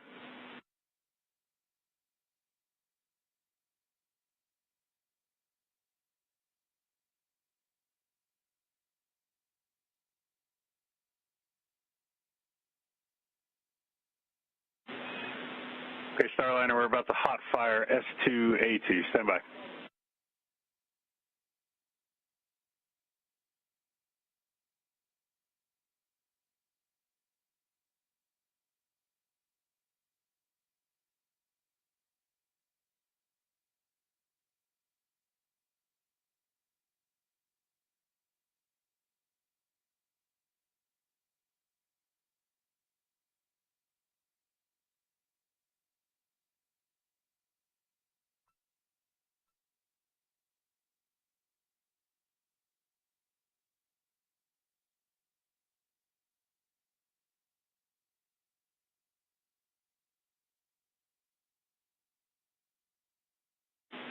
Starliner did a hot fire S2A2. We'll need you to point back at the target, please.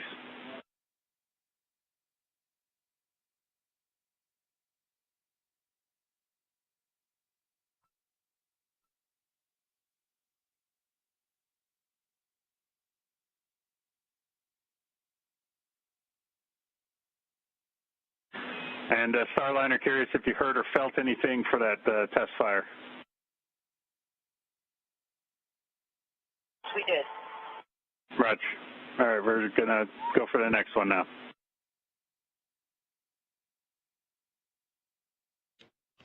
And mission controllers here, working through hot firing the jets that have been toggled off. They're doing a one by one, going back and forth between that and having Butch hover in the corridor.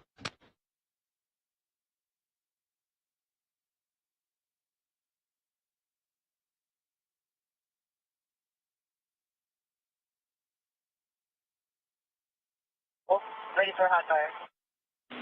Okay, B1A3 was just hot fire. Did you feel or hear anything?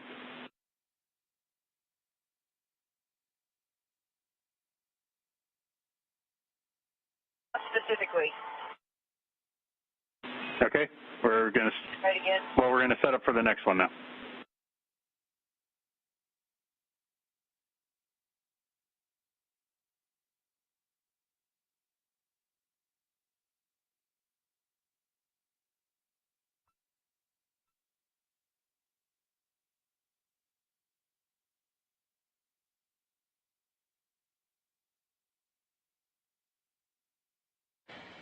Flight controllers have conducted 2 hot fires on the Starliner spacecraft reaction control system thrusters. They are now preparing to hot fire 2 more thrusters.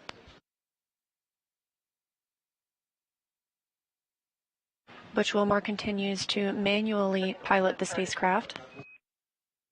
Okay, copy that. We'll be on air to ground 1. ISS is in the handover.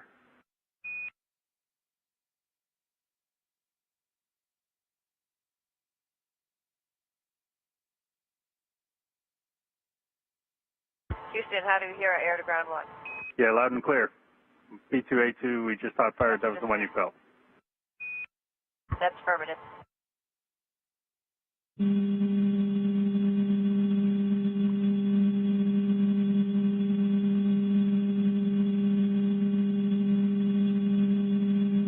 We'll take talk listen on space to space. We'll go back to the big loop.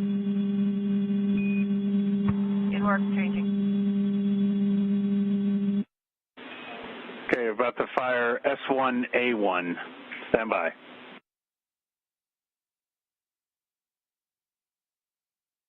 Right.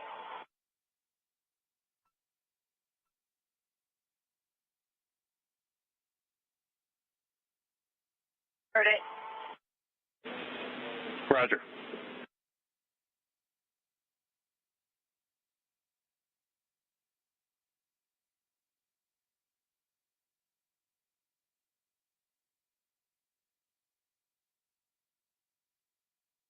That completes the hot fire test at the 260-meter hold point.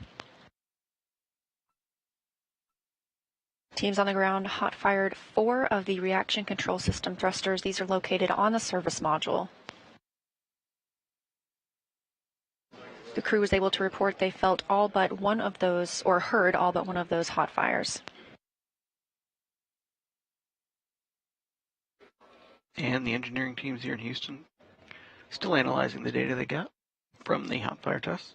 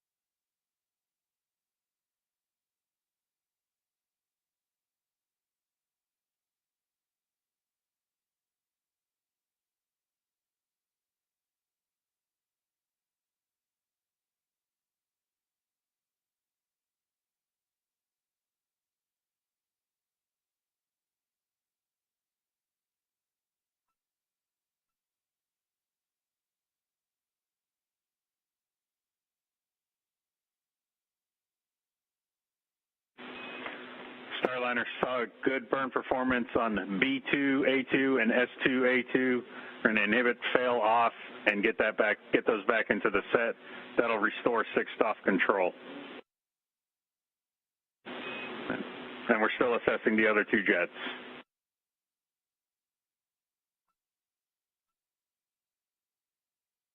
Okay, we're standing by. You're going to do the inhibit, fail off, and we'll be standing by for cleanup procedures. Yeah, good read back. Drifting out to 265, looks like. You want me to fly it forward and maintain closer to 260, or just let it drift?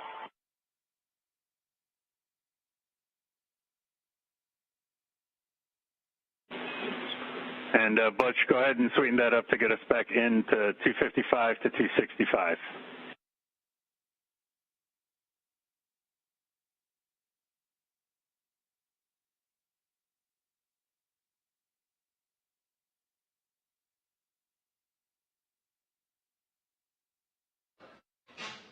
And during the recent hot fire test of the RCS jets that had been temporarily deselected, the hot fire test determined that 2 of the thrusters were still performing nominally. They just happened to have a slightly out of range sensor value. We have sensor value ranges set fairly conservatively, which is part of the reason why we do the hot fire test, to verify that they are still working. Mission controllers are still analyzing the other 2. B2A2 is back in the set. We have 6th off capability back.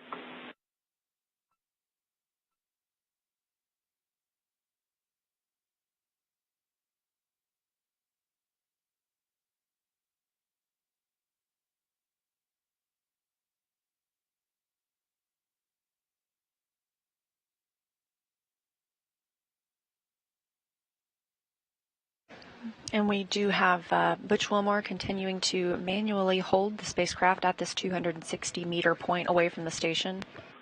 Starliner, we can go ahead and take step 9 with the following deltas. We want your ADI reference frame LVLH and manual controlled hold reference frame LVLH, then point hold, transpulse.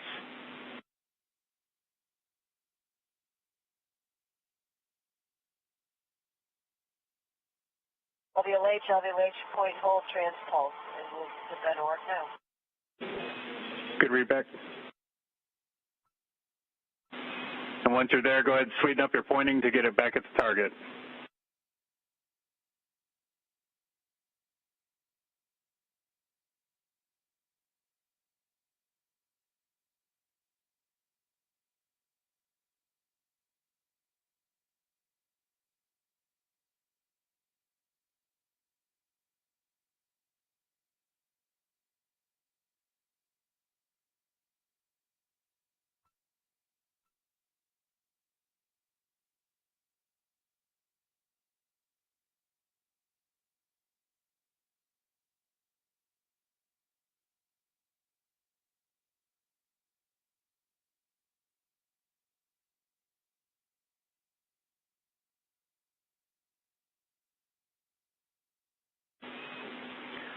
S2A2 is back in the set. We're looking at the data for the other 2 jets. Say again, Sonny? You want us in transpulse, point hold, is that correct? Or auto? No. Yeah, point hold, transpulse.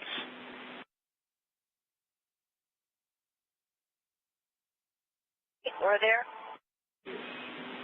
See it.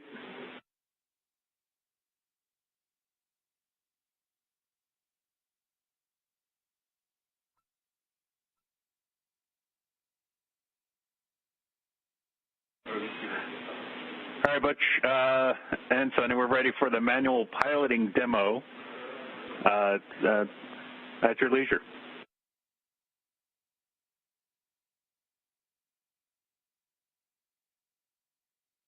I think I got all axes there, Houston. I'm good with manual piloting.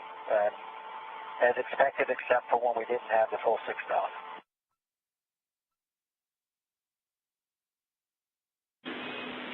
All right. Yep. We're just confirmed you got all axes and you're happy with it, and we're still looking at the data down here. I'll get right back with you.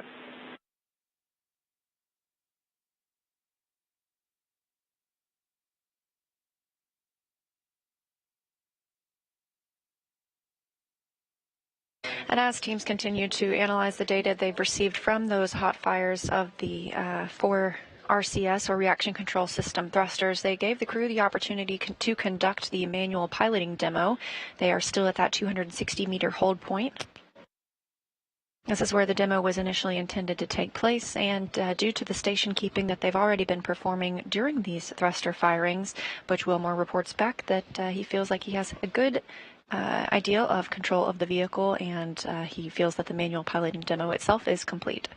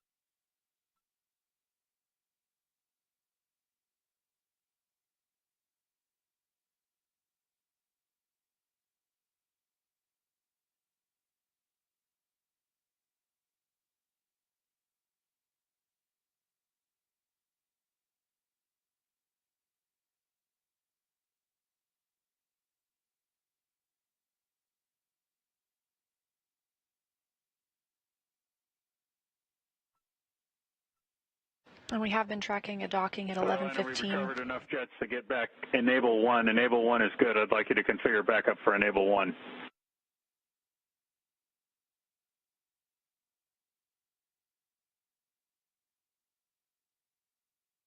Enable 1 on, Enable 2 off. Roger. We were tracking an initial docking time of 11:15 a.m. Central Time. However, that is a window. That was just the first opportunity. So even this extended hold, we still have the opportunity to make that first docking window.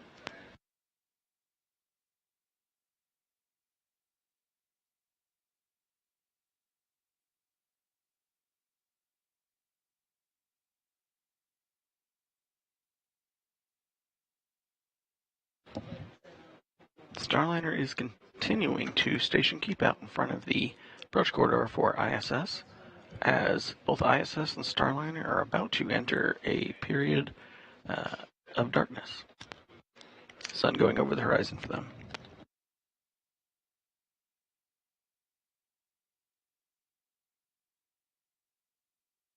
And just as expected, they have entered that orbital nighttime.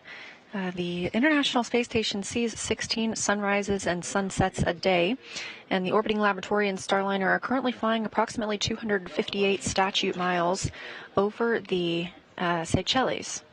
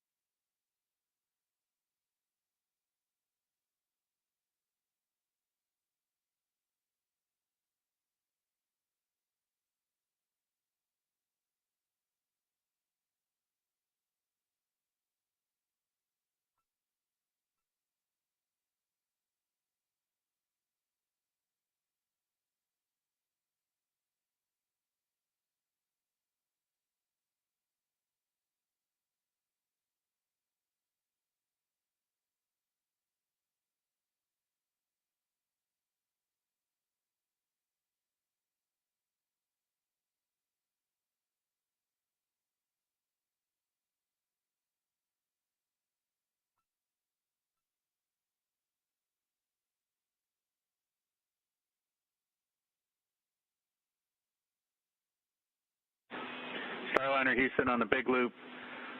So here's the deal right now. We are zero fault tolerance to 6th off control, so we cannot technically get into the keep out sphere. However, we would like you to go ahead and fly us in to 200 meters and station keep at 200 meters under manual. And for reference, the attitude that we're targeting is going to be roll pitch yaw 179, 173, and 4.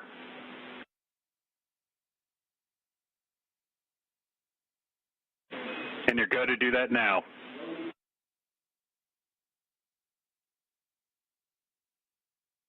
Copy, coming in 200 meters.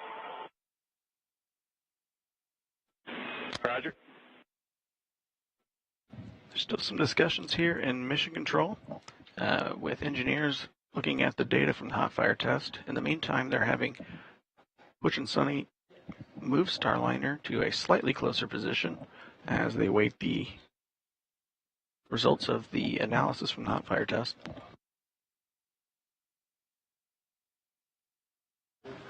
The vehicle is still being manually piloted, and we heard the call that they do not have the go to enter the keep out sphere due to the current configuration. However, as Jim mentioned, they are flying into near that 200 meter point. The keep out sphere is a 200 meter radius around the International Space Station, sort of an invisible boundary.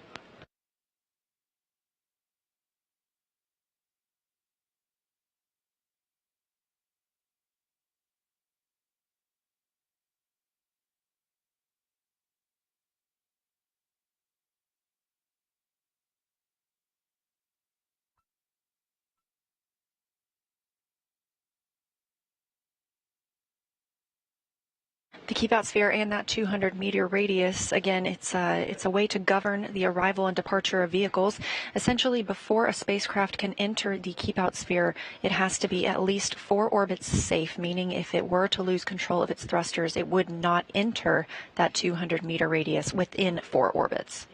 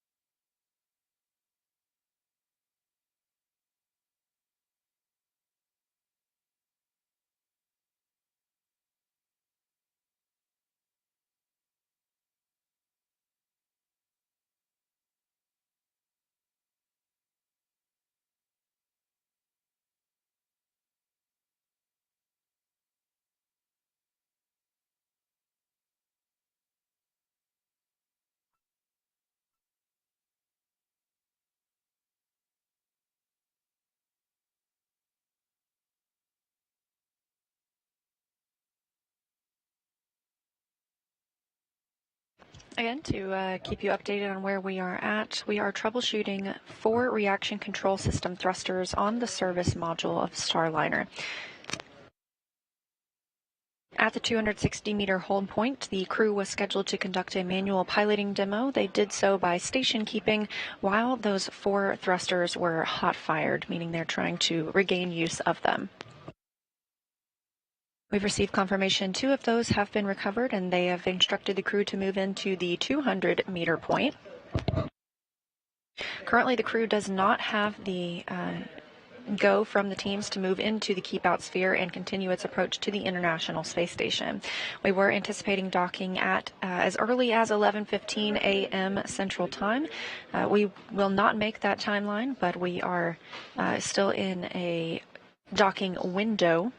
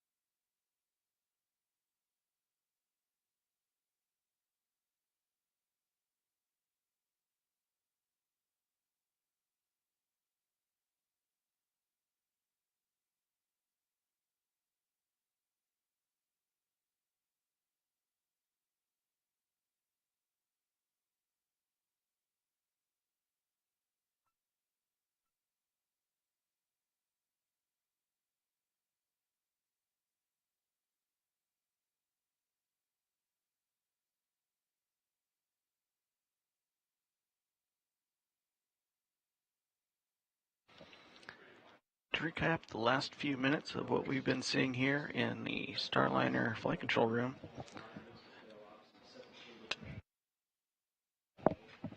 Starliner crew, Butch and Sonny, did some manual station keeping, as well as helped do a hot fire test for some of the RCS jets that were automatically taken out of the set for use.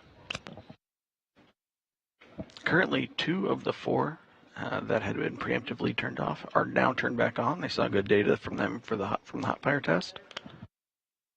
There's a lot of chatter on the back loops from Mission Control and the engineers. They're currently discussing a few more of them.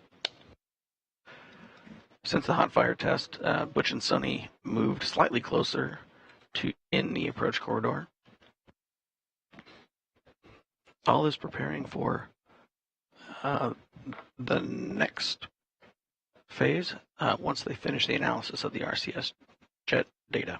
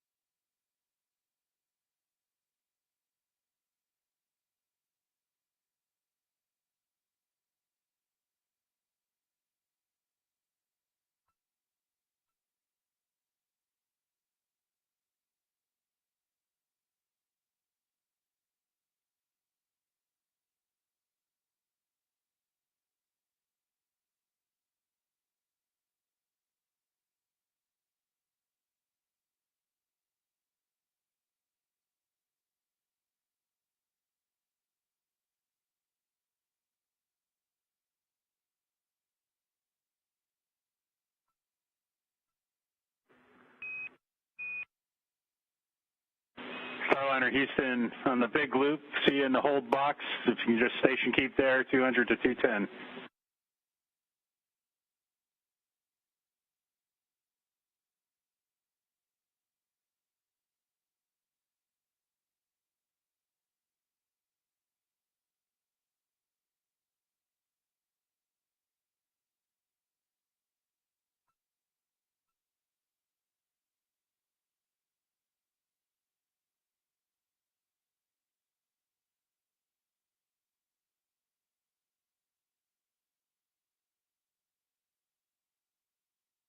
If you're just joining us, we are covering the first flight test of astronauts to the International Space Station aboard Boeing's Starliner spacecraft. This is NASA's Boeing crew flight test.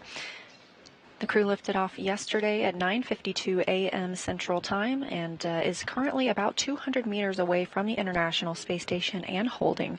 They do not currently have the go to enter the keep-out sphere and proceed with the docking process, as they are troubleshooting some reaction control system thrusters that failed on the service module.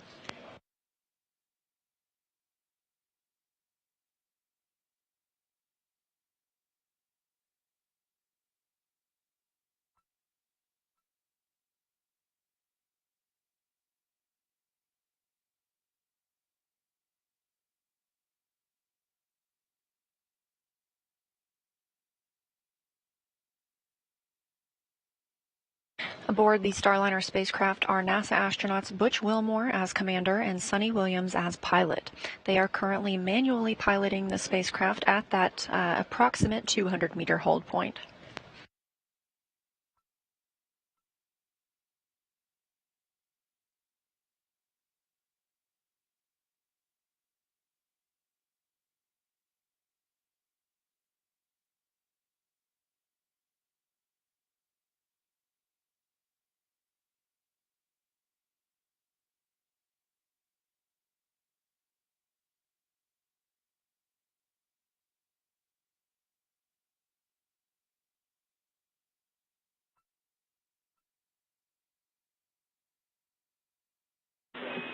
Re-enabled B1A3, talking about our next approach. Just give us a few minutes.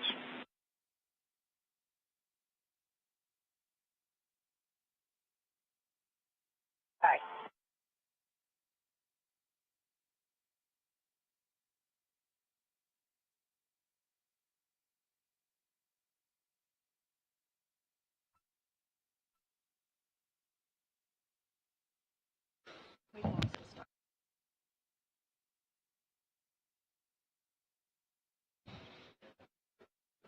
And flight control teams here in Houston have re-enabled the B1A3S service module RCS jet.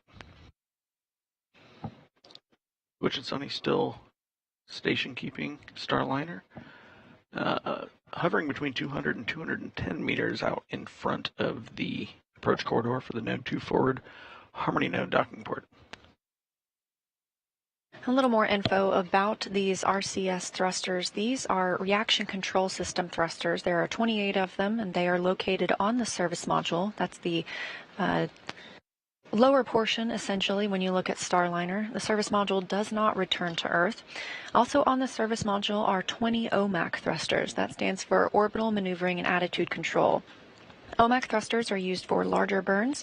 Meanwhile, the RCS thrusters, what we are currently troubleshooting, these are used closer to the International Space Station. They allow us to make more fine-tuned changes to the spacecraft's trajectory.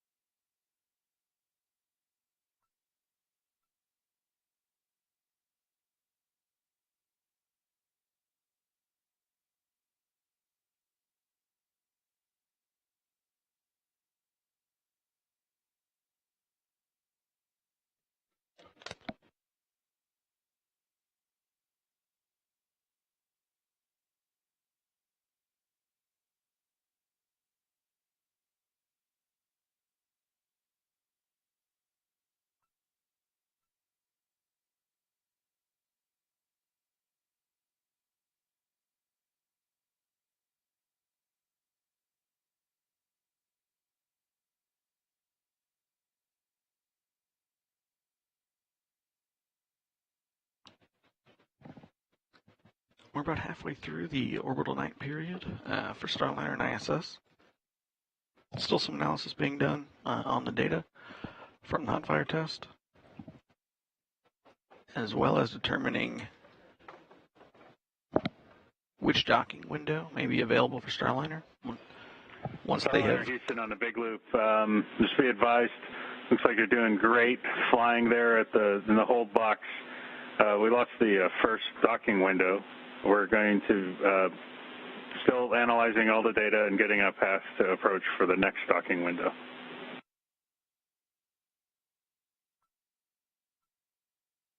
See that?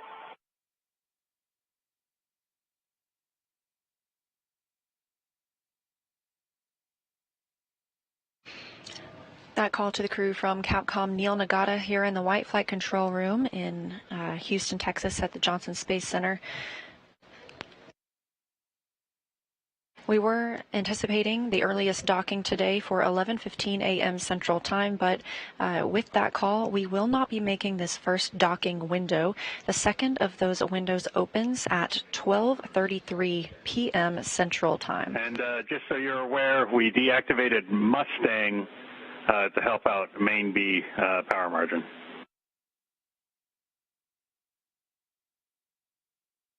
See that?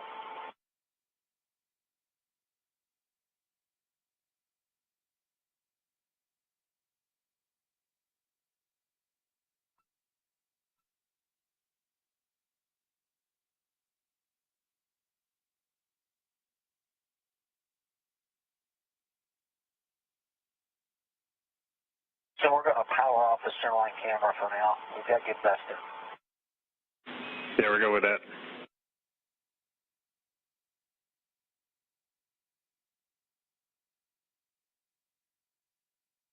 The crew is just outside that 200-meter keep-out sphere from the International Space Station.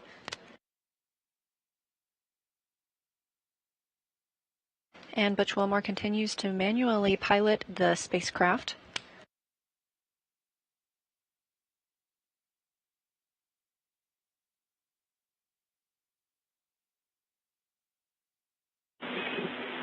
Starliner Houston, we'd like to get back at some level of automation for the hold. So we'd like to take a destination B, retreat 200 meters, then trans auto and point auto. And we're just sit tight here for a minute. Okay, you want to do that now or sit tight? No, I'd like you to take those actions now. Destination B, Bravo, then trans auto, point auto, and then what I was saying is we'll sit tight at 200 meters while we're taking a look at the data and getting a path back in. Okay, we covered it. We're going to go destination Bravo, retreat to 200 meters. Then we're going to go point auto first, and then trans auto. Yeah, sounds great.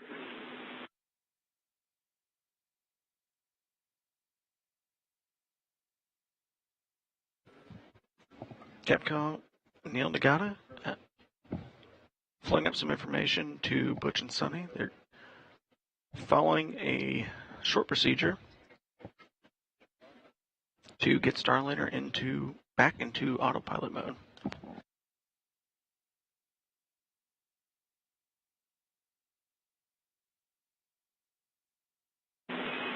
Expected message, T2A2 is not where we're looking.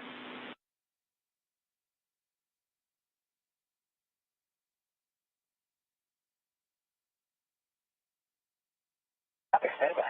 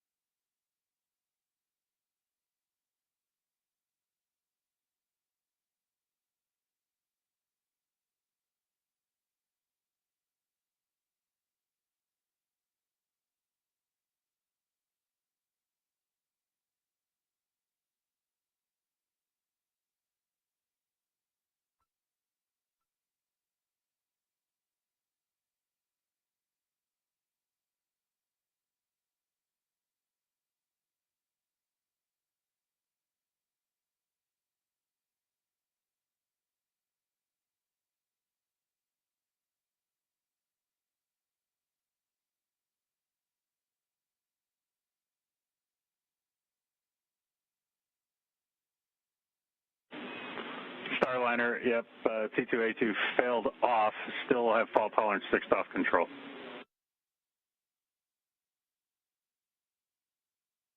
Copy.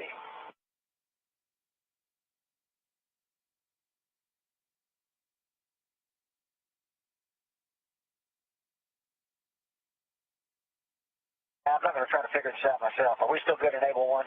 Backup control? Stand by.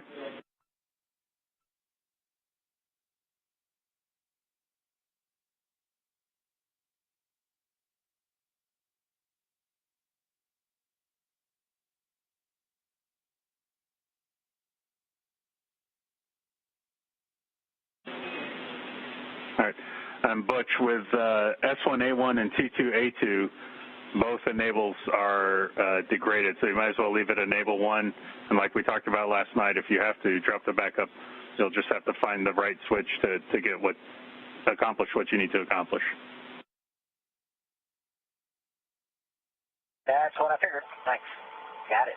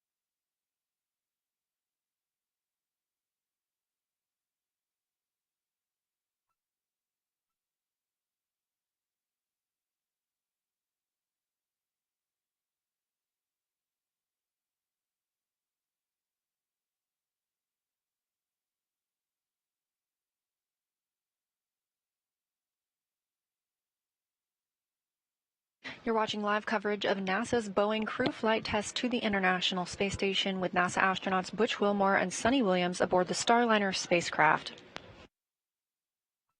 We were tracking an initial docking time of 11:15 a.m. Central Time.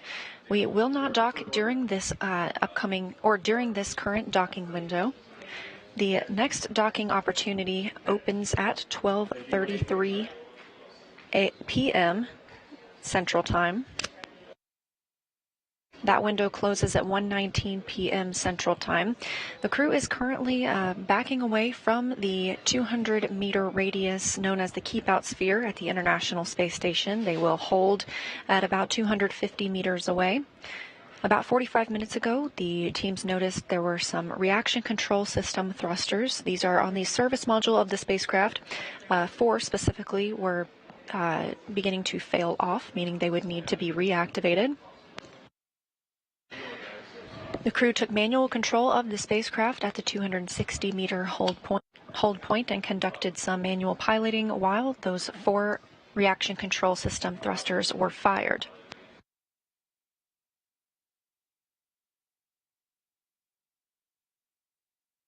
With the current configuration, the teams have not currently given the go for the astronauts and the spacecraft to move inside the Keep-Out Sphere. That Keep-Out Sphere is a 200-meter invisible radius around the International Space Station, and the spacecraft must be considered 4 orbits safe, meaning it would not move into that radius within 4 orbits if it were to lose control of its thrusters.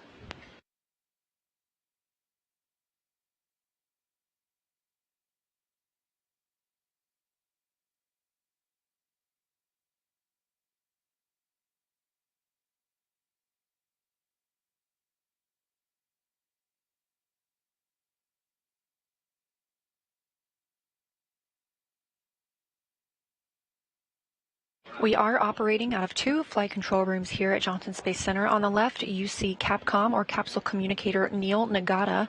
He's the voice you've been hearing speaking with Butch and Suni aboard Starliner. We're in the white flight control room. This is the Starliner flight control room.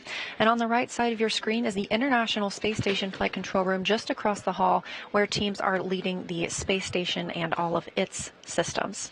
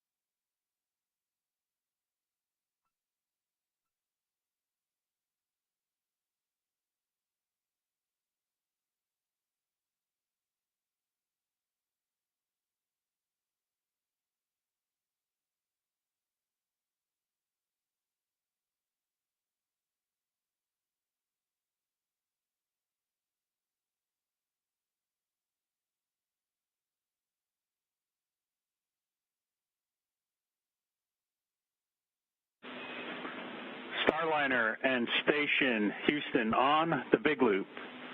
Right now, Starliner has enough capability. We have fault tolerance of 6-off control to press in. However, we'd like to do that press in about 17 and a half minutes from now.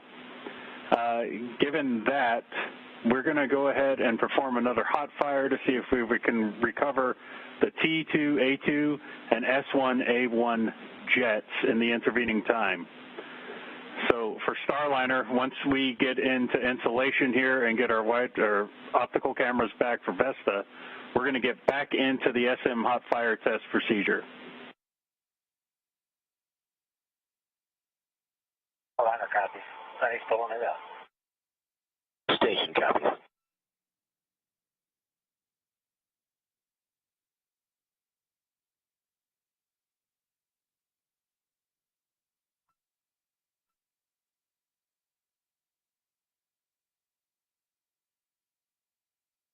And I call from Capcom, Neil Nagata, to Butch and Sunny and Starliner. They have analyzed the data from the RCS thrusters they've gotten back, the ones that have been enabled.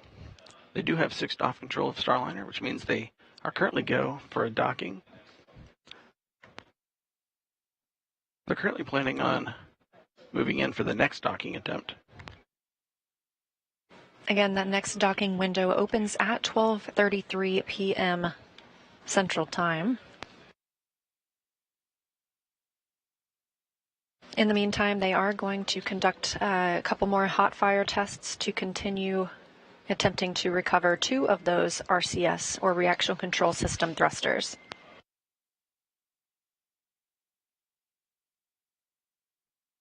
We are reaching the end.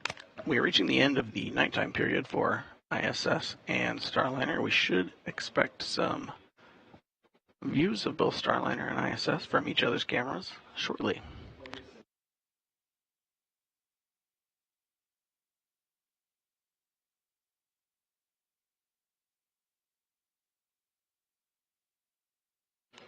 There is a possibility to hot fire some of the jets again during this time period.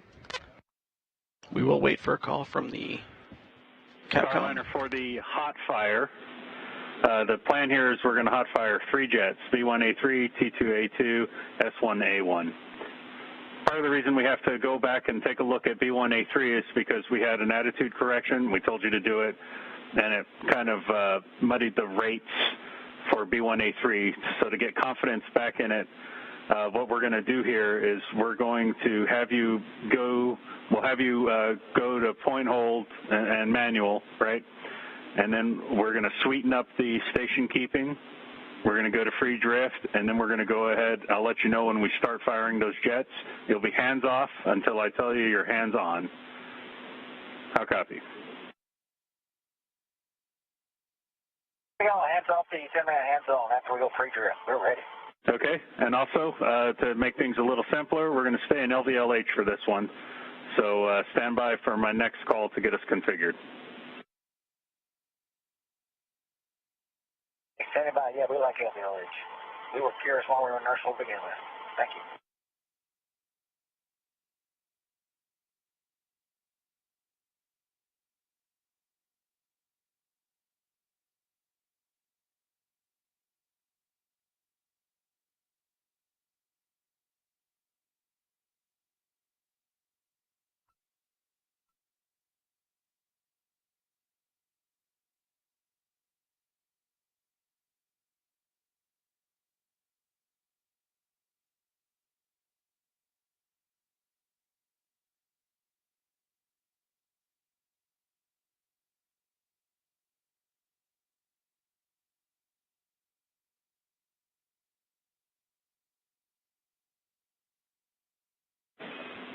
Starliner will take a point hold transpulse when you get there.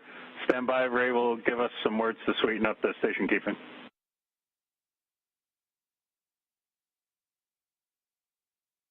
Okay, we are point hold transpulse.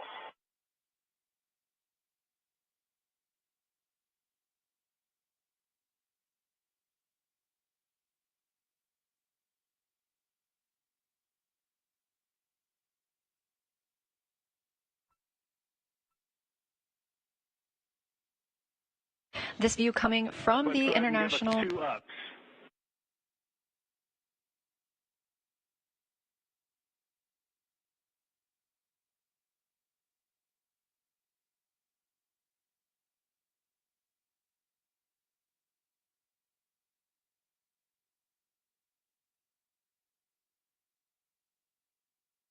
All right, Starliner, we'll take point free, hands off.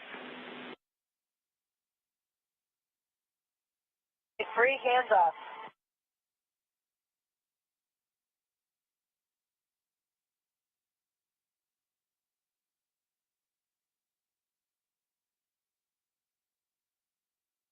Again, this view live from the International Space Station, and you can see Starliner still at that approximate 220 to 250 meter point. The space station and Starliner are entering into an orbital daytime, currently flying 259 statute miles over French Polynesia. Of course, we've been keeping you updated with all of the Starliner updates here in the White Flight Control Room, but my teammate Gary Jordan across the hall has been keeping tabs on everything space station. We'll go to Gary. Heard a jet fire on board. Roger.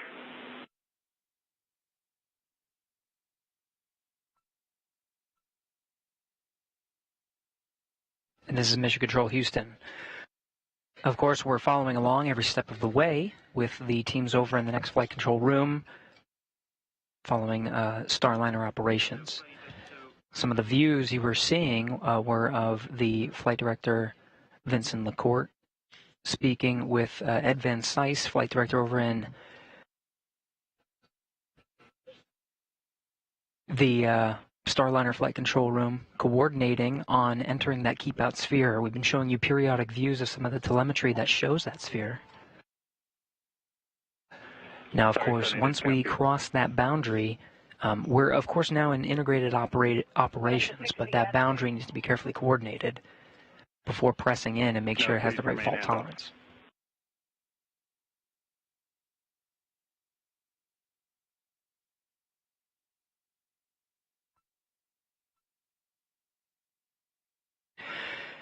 Outside the keep out sphere now, Butch and Sunny remaining in a hold position.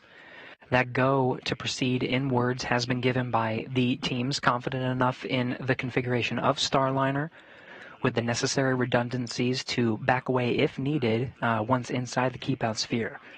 Lots of coordination happening on both sides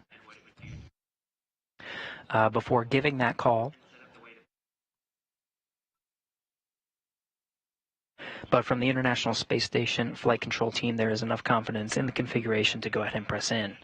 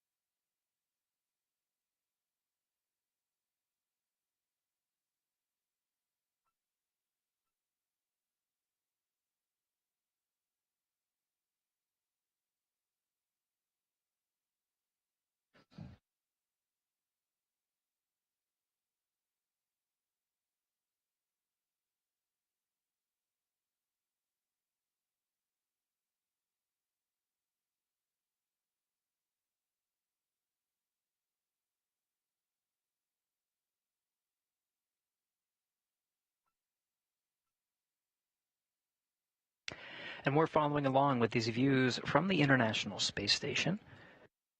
Getting great views, the sun reflecting. Starliner, we'll take point, hold, and then point back at the target, please. Take hold, and we will point back at the target. Good read back.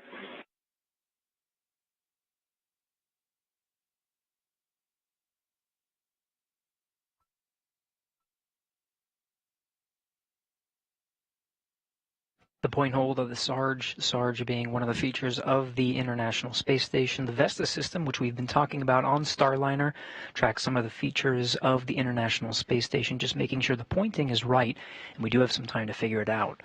Again, there's another about 8-minute window before the crew is given the go to press in inside the keep-out sphere. Now, there are several milestones once we press inside the keep-out sphere to enable a docking, the window of which starts at 12:33 p.m. Central Time this afternoon. But once inside the keep-out sphere, the crew is scheduled to have a 10-meter hold point.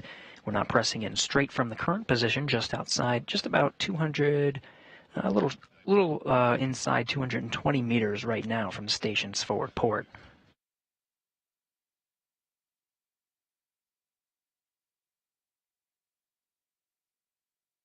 If that's okay with you, and otherwise it's good. Good with the attitude. Point free, hands off.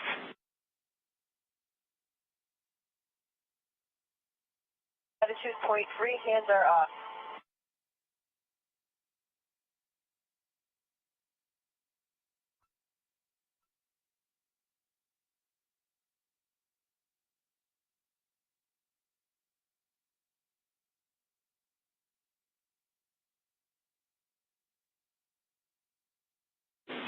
S1A1 fired. Jet fire. Roger.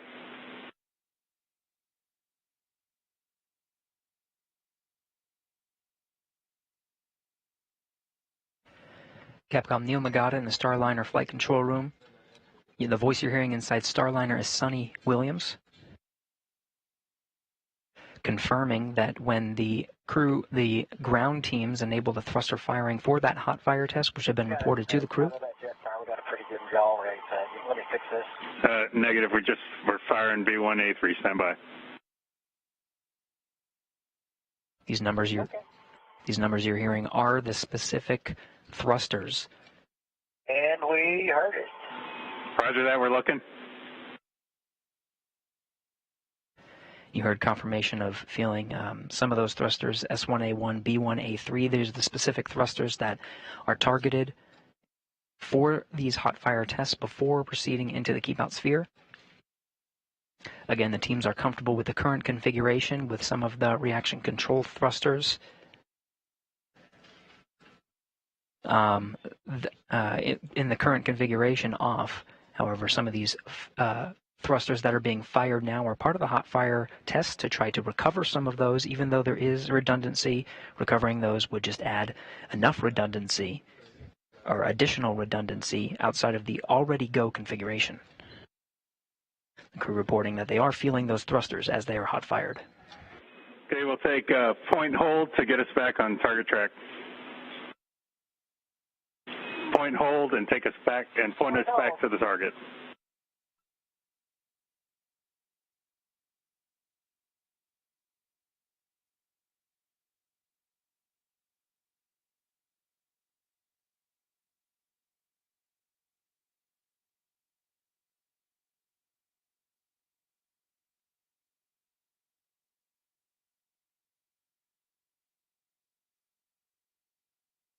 Okay, we'd like to do translation. Stand by.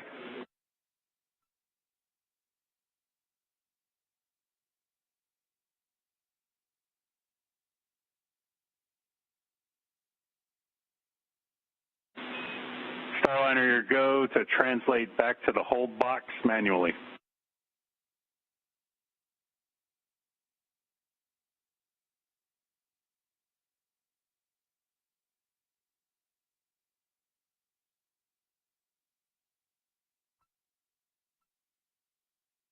From the view of the space station, you're looking at Starliner a little more than 220 meters away.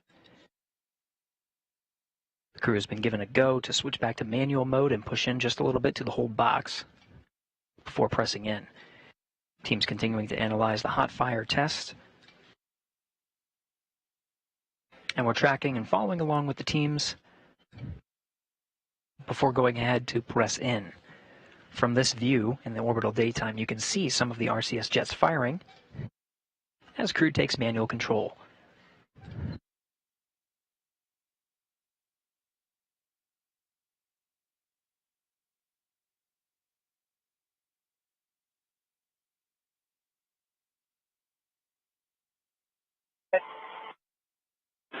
Say again, Tony. Yeah, back in the box.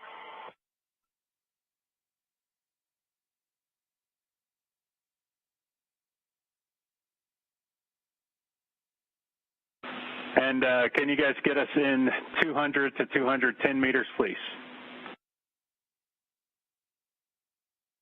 200 to 210. Starliner crew confirming. From the ground, they just need to push in just a little more from where they are. An extra 10 meters or so should get them inside the box, the planned hold box. Again, and they'll continue to hold there. Right now, the crew on manual flight and continue to hold there until given the go to press inside the keep-out sphere. We're just a few minutes away from the scheduled time that the crew is scheduled to depart inside the keep-out sphere. We'll follow along with the teams as they give that go.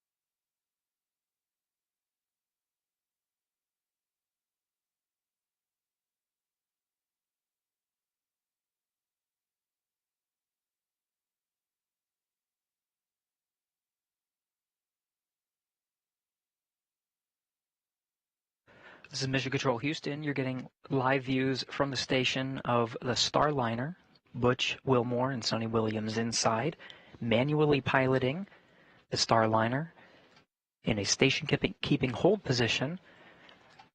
Right now, just about 212 meters from the station. Station and Starliner are flying approximately 257 statute miles over the Pacific Ocean, approaching the west coast of Mexico, about to fly over the Midwest of the United States on a northeastern trajectory. In an orbital daytime, you're getting great views from the outside of the station. Teams continuing to analyze the Starliner before going ahead and pressing in to the keep-out sphere. The earliest window to do so is crossing right about now, but we'll wait for that go from both teams concurring to press in and go through those next steps to the 10-meter hold point. We'll get that view of Starliner a lot closer than what we're seeing now. We're attempting right now the second docking window, continuing to look at the Starliner and its systems, the reaction control thrusters that are needed to enable a go to proceed inside the keep-out sphere and ensure a safe docking to the International Space Station. The window for that second attempt opens at 12:33 p.m. Central Time. That's, of course, Starliner Houston, see you in the box. We'll take auto. Auto.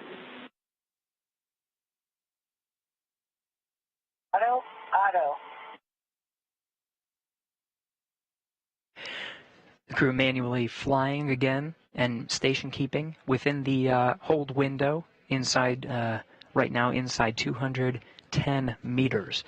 Given the go to switch to auto hold mode, giving Butch and Sonny a break from stick time, holding in that position before proceeding inwards towards the keep-out sphere.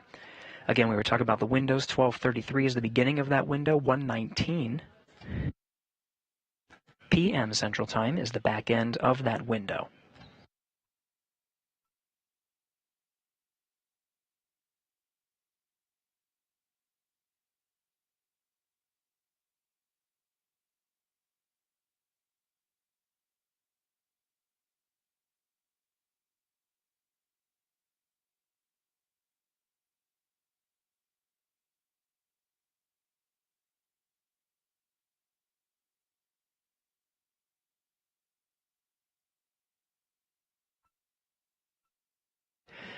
flight controllers here in the International Space Station Flight Control Room, continuing to evaluate steps needed to ensure a go to proceed inside the keep out sphere, and go ahead and press in for that attempting for docking within the second window. We're following along very closely and coordinating. Houston. So based on the hot fire tests, the T2A2 and S1A1 had satisfactory results. We didn't get a result out of B1A3. So we're going to re-enable T2A2, S1A1, and inhibit B1A3.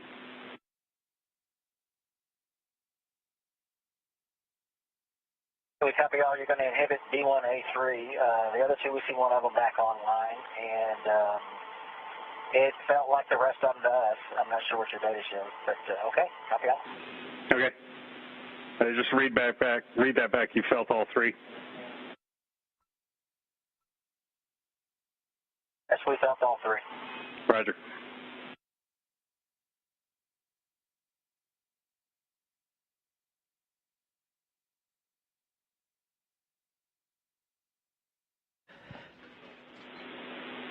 And by getting back T2A2, backup enable 1 became full again.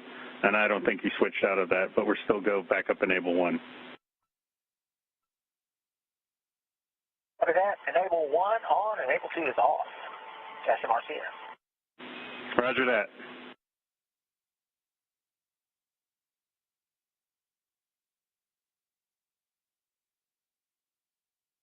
So again, holding outside the keep out sphere, Butch Wilmore, Sonny Williams inside the Starliner spacecraft, working hand in hand with the ground controllers here, or the flight controllers here in Mission Control Houston, specifically the Starliner flight controller room in the room next door to the International Space Station flight control room.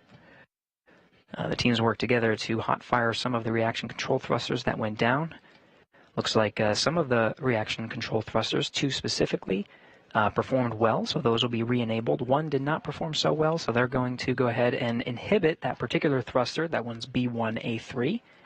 Currently analyzing the configuration before pressing in. The flight control team here in Mission Control Houston, the International Space Station flight control team, working hand in hand to make sure that we are jointly operating within the flight constraints needed to press inside the keep out sphere. Flight Director Vincent LaCourte here in the International Space Station flight control room, working hand in hand with Ed Van Cise, the flight director in Starliner Mission Control. We're continuing to follow along here in the International Space Station flight control room. Let's go ahead and head over to the white flight control room with the Starliner teams following along. Starliner, Leah and Jim. Go to recover. It's an orb traj tab stop 8 for recover.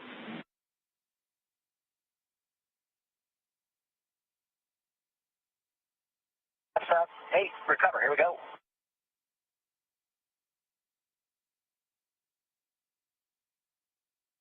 Thanks, Gary, and welcome back to the White Flight Control Room here at Johnson Space Center. Yes, we are monitoring Starliner here in this room, all teams continuing to analyze the data from the recent tests. And as you can see, Starliner in this live view from the International Space Station, it is essentially parked at about 200 meters away from the station. Again, we are waiting to move into the keep out sphere, that 200-meter radius around the space station. We are targeting the next docking window that opens at 12:33 p.m. Central Time.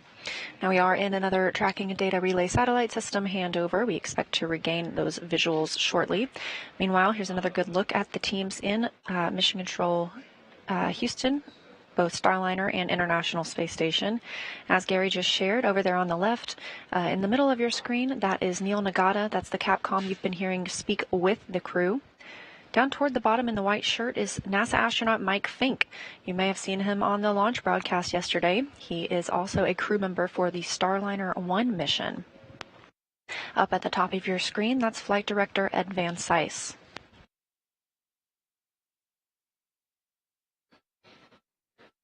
And Starliner progressing slowly through the approach corridor now. We've just reached 187 meters. 190 meters is the first distance, and Starliner's flight plan for docking. First milestone inside of the keep out sphere. currently moving towards station at about 23 centimeters per second. We're going to continue our slow approach until the 10-meter point at which we have a planned hold where we will enable the NASA docking system, NDS, and then prepare for a final docking several minutes afterwards. Starliner is directly lined up with the Node 2 forward port. That is where it will be docking today. Also docked to the Node 2 port are the SpaceX Dragon spacecraft. That's on the Zenith side. So once Starliner arrives, we will have 2 American crewed spacecraft at the International Space Station.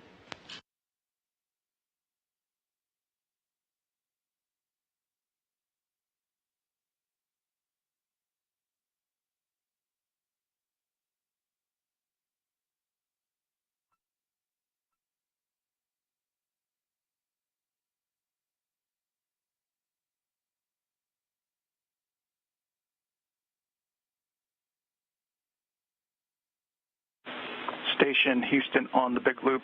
Starliner is inside the keep out sphere. Begin monitoring per 1.106, step 1.1. 1.1, 1.106, station. And with Starliner inside the keep out sphere, this is the second of those 2 invisible boundaries that we use to govern arriving and departing spacecraft. The first is the approach ellipsoid. That's when our joint operations begin between the space station and the Starliner teams. Now, the keep out sphere, we had to wait outside of this location for a go. You have to have at least 4 orbits safe before you can move into the keep out sphere. That means if you were to lose control of your thrusters, you would not move inside that boundary for 4 orbits. Just to make sure we're on the same page, we're inside the keep out sphere, and we are in procedure 6.102, step 28 with you.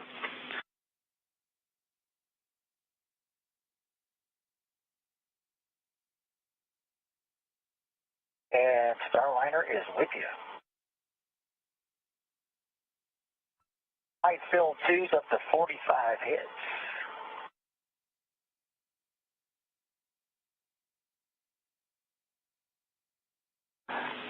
And Barry, that is as expected. Those will reject up until 10 meters.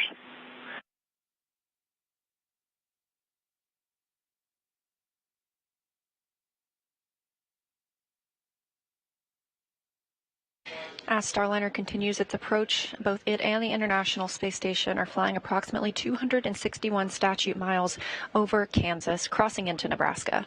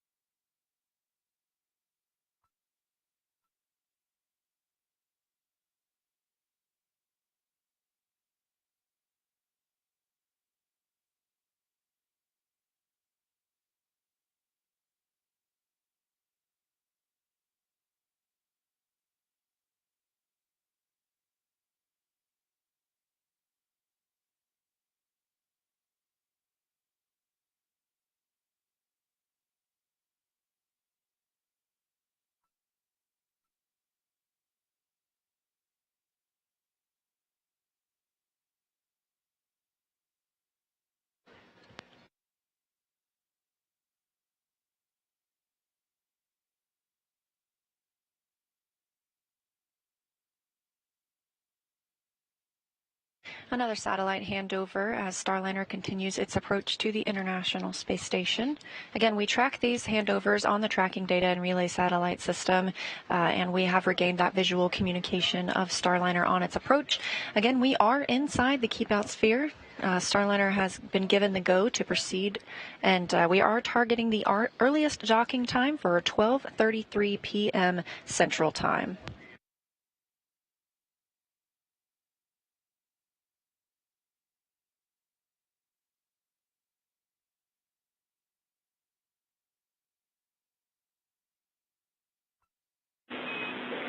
And Starliner looking good on our current rates in. We're expecting about a 6-minute lighting hold when we get to 10 meters.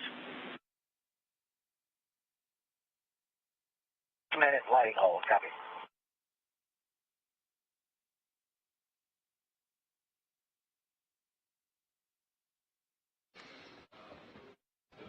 Capcom, Neil Nagata, providing some status updates to Butch and Sunny up in Starliner. And they're still progressing slowly towards the 10-meter hold point. Currently right at around 109 meters away from the Node 24 docking port, progressing at about 21 centimeters per second. Once Starliner reaches the 10-meter holding point, it will hold for about 6 minutes to wait for nominal lighting. Part of the reason for that hold and the nominal lighting is to get enough sunlight in the right direction to help Starliner's Vesta cameras view all of the features of ISS for part of the image recognition part of the Vesta system, as well as it also helps the ISS crew continue to monitor Starliner from their side.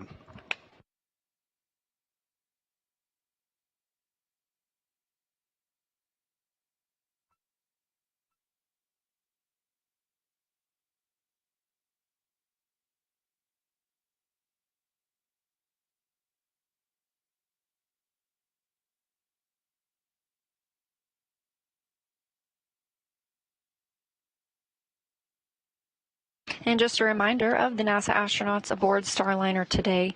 Commander Butch Wilmore, it is his third flight to the International Space Station after having been selected as an astronaut in 2000.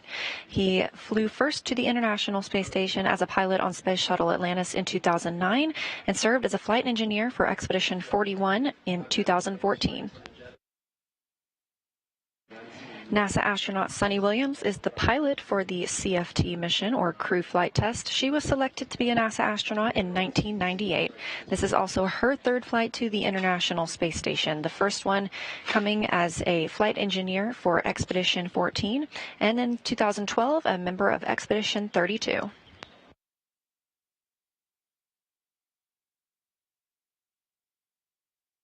Starliner is now approximately 90 meters away from the International Space Station.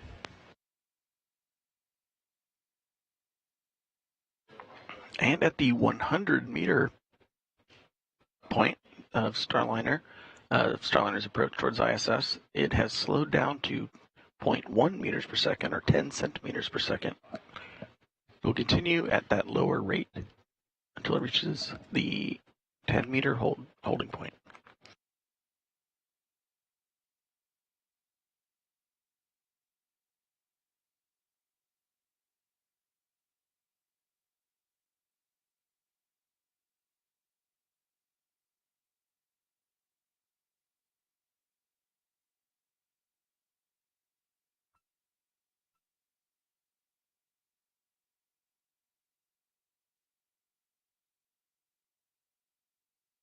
And to recap, we are again targeting a docking no earlier than 12:33 p.m. Central Time. This comes after some troubleshooting of some reaction control system thrusters. Those are also known as RCS thrusters on the service module portion of the Starliner spacecraft. We had 5 at different points, had 5 of those thrusters go offline, and through several hot fire tests, we were able to bring back 4 of those thrusters and obtain the go and the redundancy that we needed to enter the keep out sphere and approach the International Space Station for docking.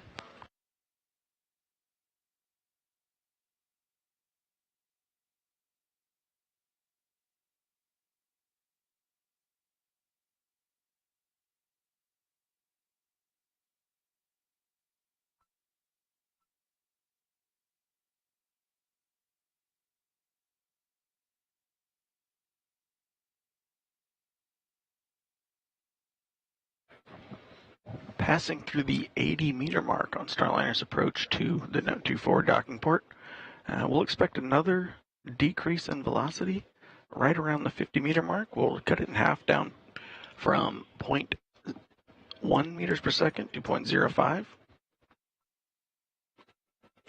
Then further, when we get to the 30-meter mark, we will turn on Starliner's forward docking lights.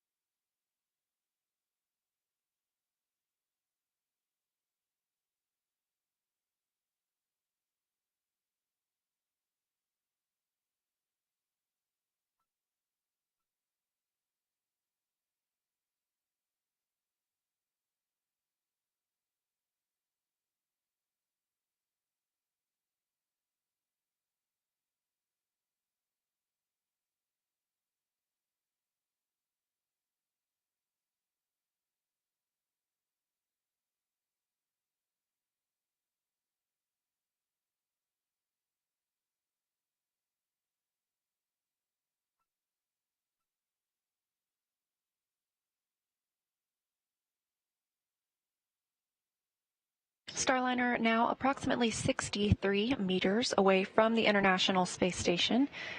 Again, we are docking to the Node 2 forward port today.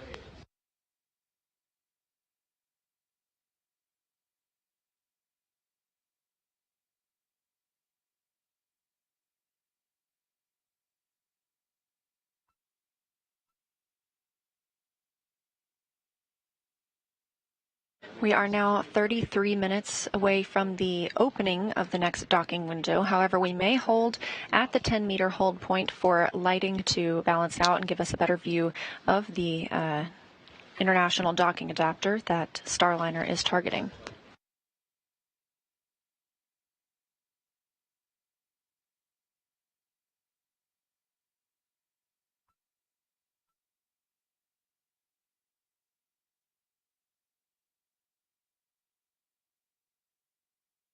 Starliner continues to use the VESTA system as it approaches the International Space Station. That stands for Vision-Based Electro-Optical Sensor Tracking Assembly. There are two VESTAs on Starliner so that we have fault tolerance. These include vision-based cameras, a long-wave infrared camera, as well as LiDAR.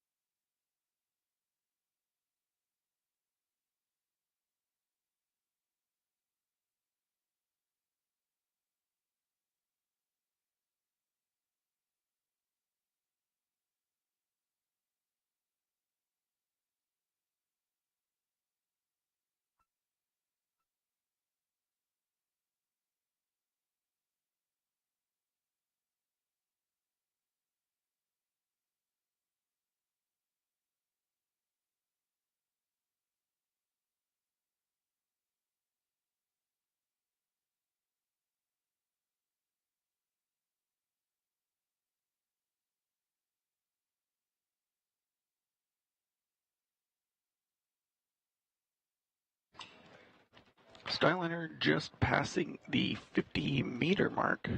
It has now slowed its approach rate to 5 centimeters per second, 0.05 meters per second.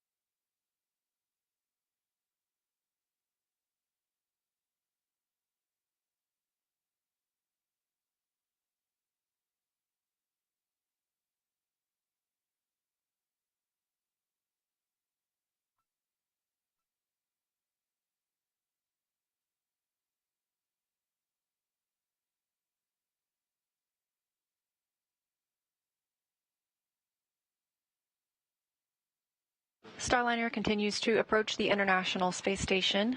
Both are traveling at approximately 17,000 miles per hour, but in these proximity operations, we have to move very slowly and precisely to line up properly with the Node 2 forward port. We are now about 44 meters away from that docking adapter.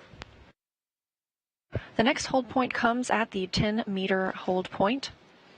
And again, we anticipate that we may hold here for some time while we wait for the lighting to balance out for Starliner.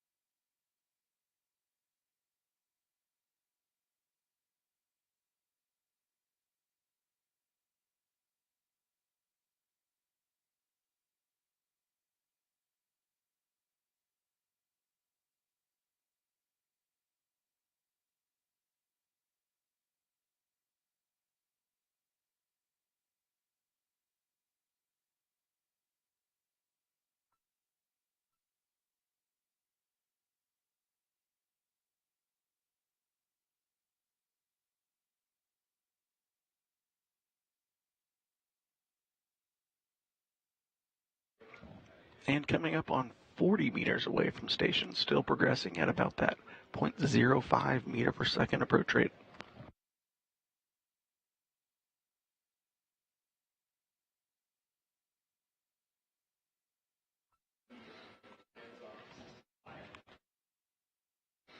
Starliner currently experiencing a period of relative darkness where the visual spectrum cameras aren't getting as much information from its picture, but the LiDAR and infrared cameras are taking over for most of the data capture.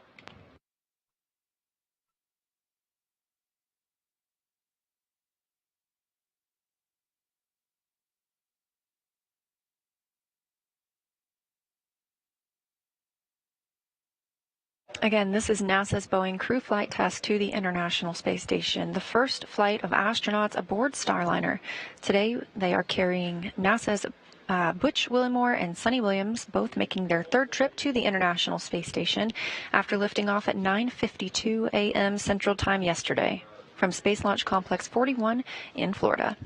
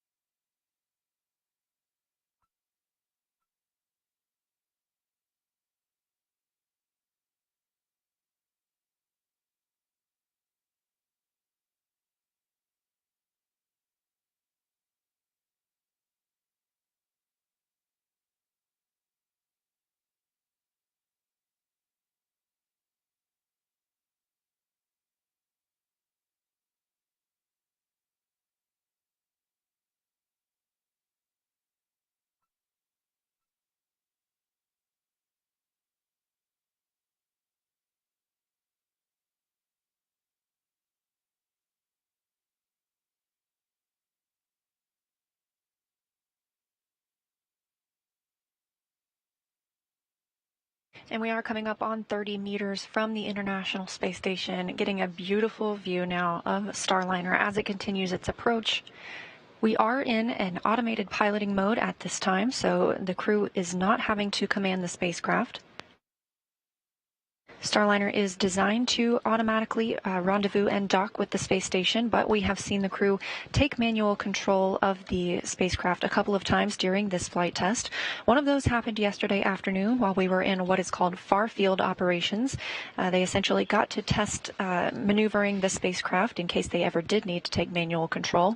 And because that test went well, they did the same thing as we were at about the 260-meter hold point earlier today.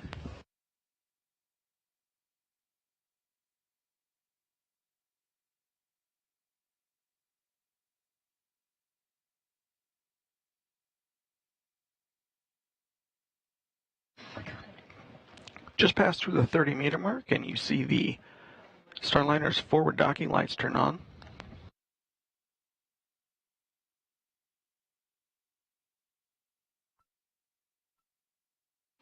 The station is getting a good view of Starliner with the lighting coming from that direction. We're waiting for the Earth to spin a little bit more, sun to move relatively, so Starliner gets a good set of lighting on station, and we'll continue the approach towards the No. 24 docking port.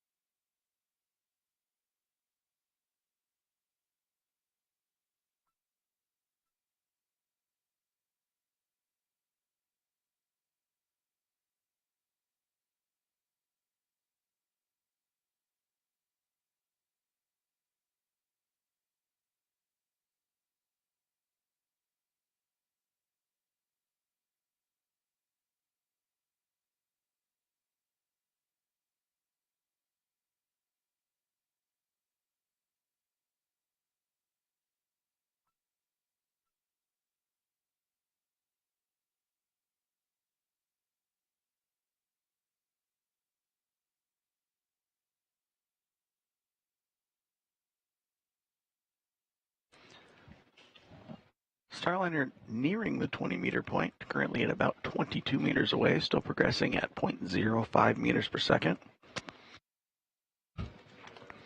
From Starliner's view, front of station is still fairly dark, using mostly the LiDAR sensor for feature tracking on the front of the docking No.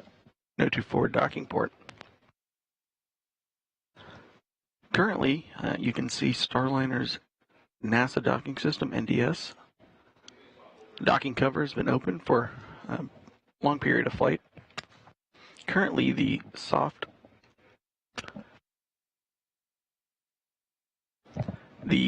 docking ring on the soft capture system is retracted. It's the inner metal ring on the front of NDS with the 3 pedals sticking out from it. Once we hit the 10-meter docking hold point, Starliner will extend the soft capture system, which is a series of motor-controlled arms.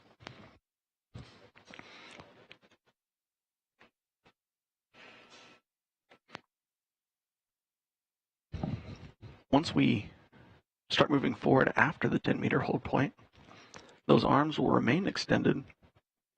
Starliner will approach the international docking adapter. Upon contact, there are several spring-loaded latches that will attach Starliner to station. Then, several minutes later, the arms on that soft capture system will retract. From there, there are several hooks that will securely latch Starliner onto that docking port, and then from there we will have hard capture. Right now we're currently coming up on 16 meters away.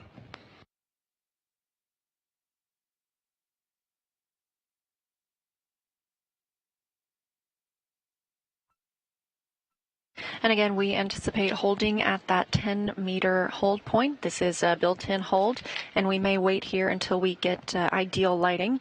The International Space Station and Starliner are flying over Algeria and about to cross into an orbital nighttime. Again, we see about 16 sunrises and sunsets each day when traveling at orbital velocity. That's 17,500 miles per hour. In terms of relative velocity right now, Starliner is traveling at about 0.05 meters per second. And to translate that, that's about 1/10 of a mile an hour as it moves in toward the International Space Station.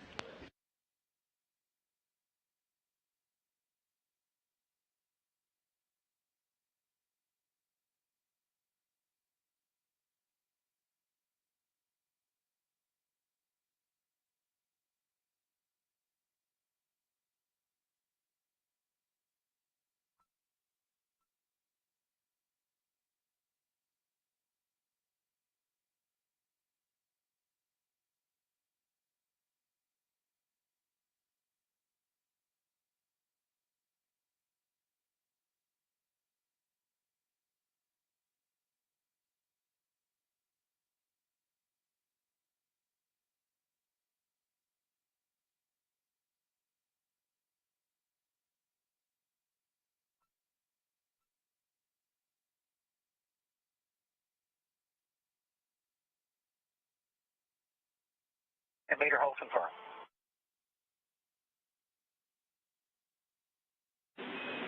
Houston copies, and Starliner, we're expecting 6-minute lighting hold before NDS configures for docking.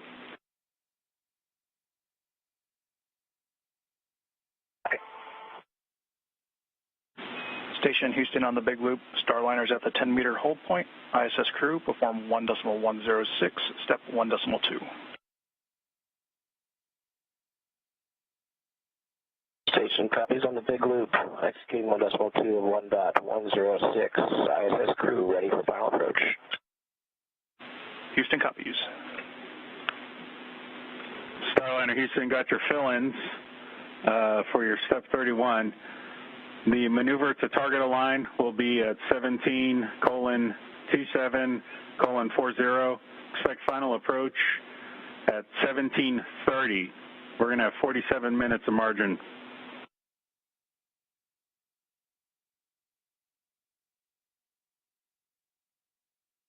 Okay, 17:27:40 and final approach 17:30.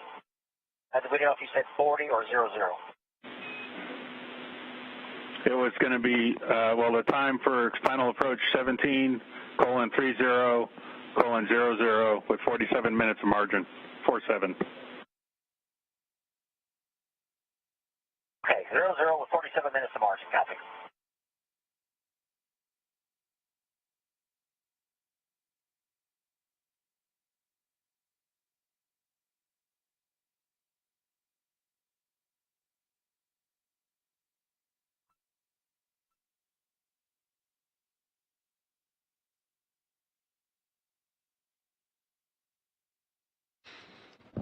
Starliner holding steady in the 10-meter hold point. Currently about 3 minutes and 50 seconds away until for the first phase of the 10-meter hold. We're waiting for better lighting for Starliner's cameras. In the second phase of the 10-meter hold, the NASA docking system will continue to finish its initialization.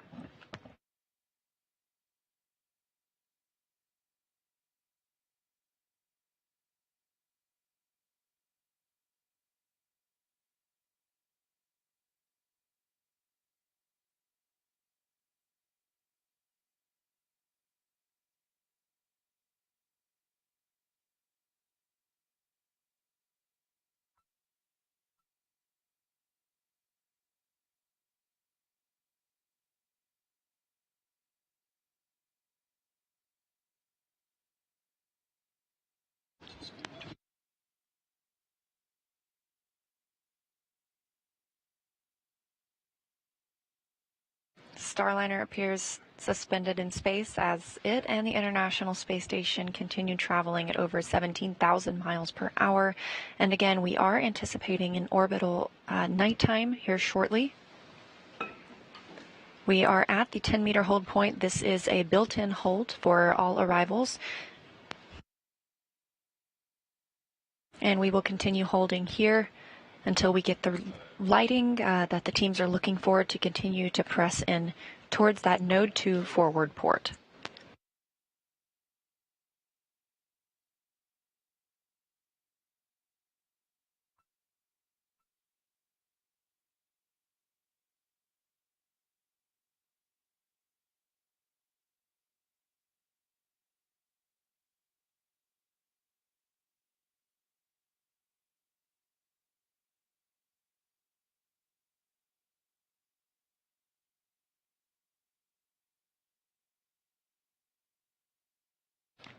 With this close-up view, you can actually get a pretty good view of what the Vesta cameras look like and where they are. Those are the two black rectangular shapes in the upper right and bottom left of that front docking port area. There's also an additional camera offset to the left, just above the orange data connection. Those cameras are spread out in different locations to help better track different features on the front of the International Docking Adapter.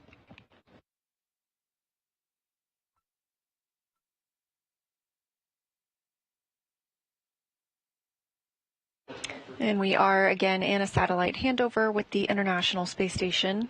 Station uses the tracking and data relay satellite systems, and we expect to regain visual communication shortly. However, we will still be at that 10-meter hold point.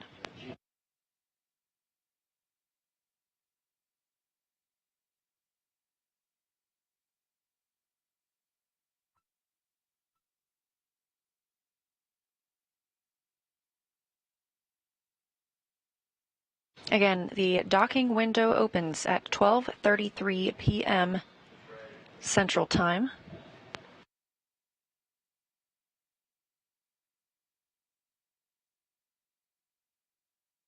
And we are in an automated piloting for the Starliner spacecraft, so Butch and Sunny are able to continue monitoring its approach once we resume that, but they will not be needed to take manual control and fly in and dock the spacecraft. That capability does exist, and we tested some of that manual piloting earlier in the flight.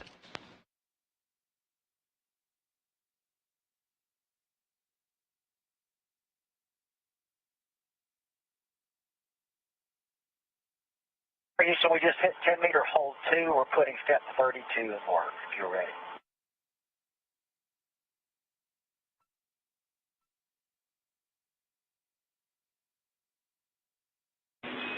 We are ready.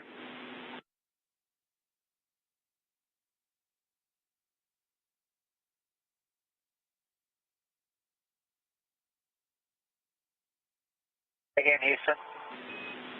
We are ready. Okay, here goes, step 32. Here we go. Roger.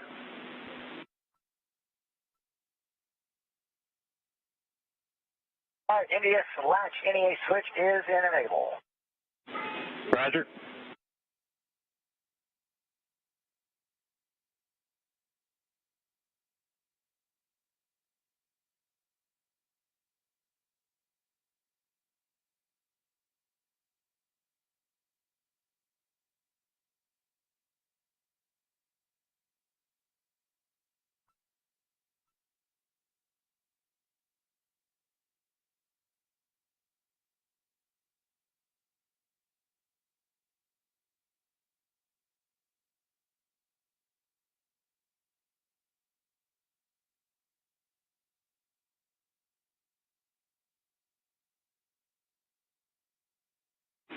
Starliner reactivating Mustang.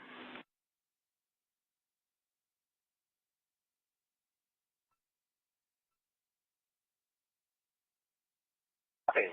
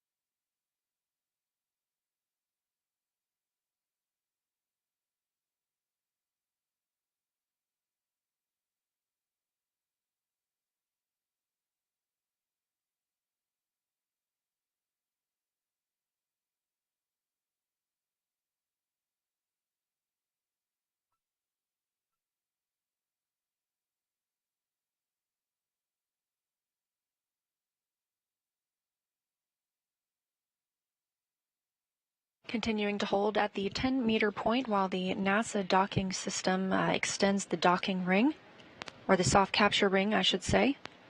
Now less than 10 minutes away from the opening of the next docking window, again that coming at 12:33 p.m. Central Time.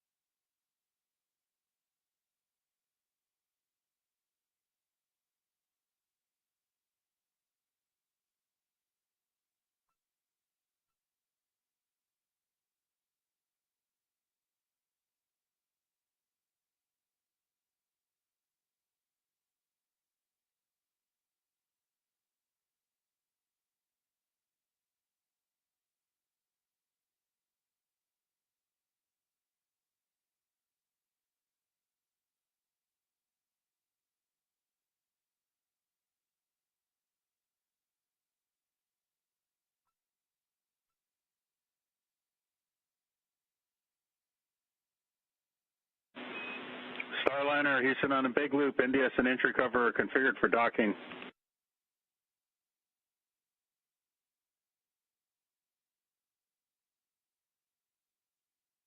Starliner copies. We're ready.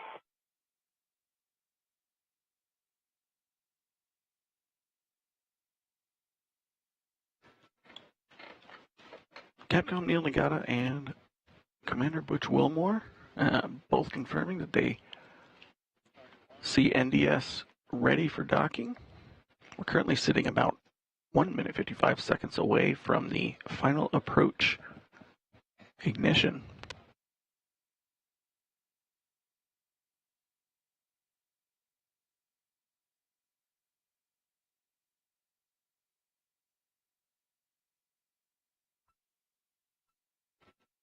During the last 10 meters, you'll see Starliner approach at a very slow rate, similar to the last 50 meters that we saw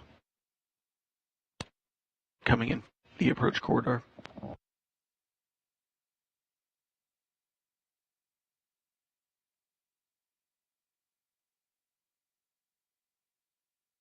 The view on the right of your screen in the larger box, that's from Starliner's Vesta cameras. This helps Starliner align with the International Space Station. Again, we are docking to the Node 2 forward port today. Window opens at 12:33 p.m. Central Time.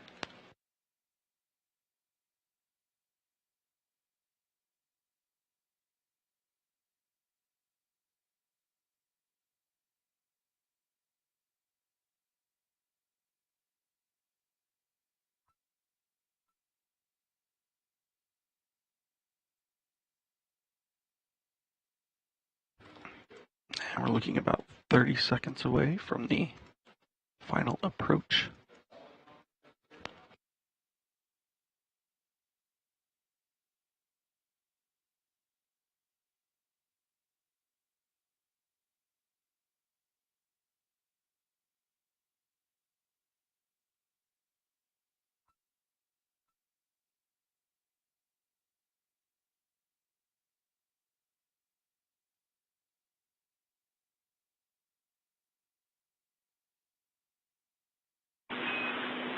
Starliner Houston on the big loop. You are go to command final approach with tap stop 4 OFM, trigger next.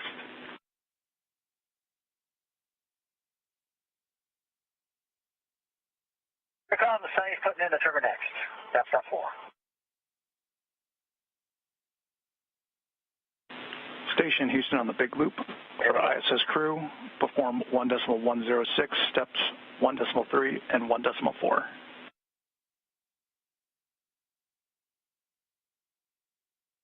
Station copies, executing 1.3, 1.4, 1.106.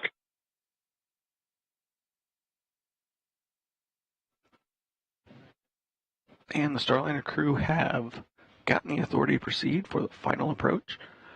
Starliner is currently at just over 9 meters away, approaching at about 0.05 meters per second, or 5 centimeters per second, towards the Node 2 forward docking port.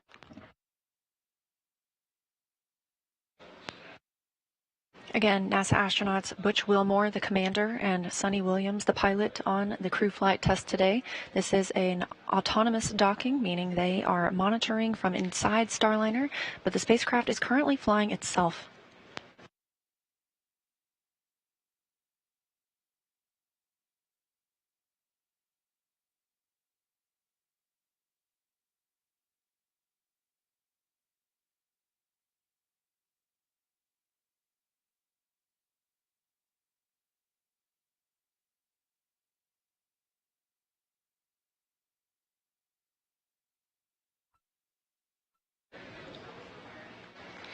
Starliner now less than 7 meters away from the International Space Station.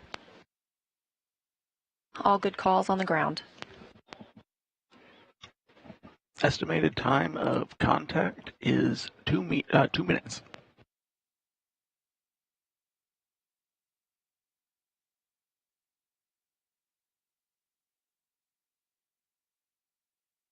Now approximately 5 meters.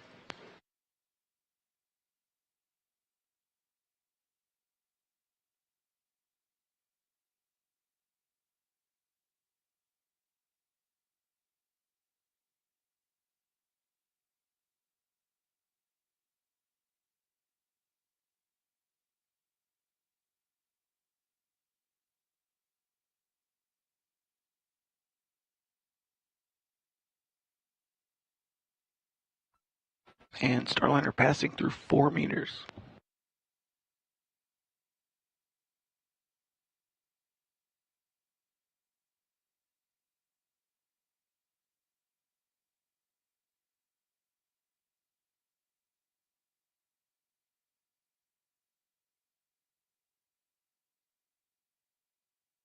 Now less than 3 meters away from the International Space Station. Good performance calls coming from teams in mission control.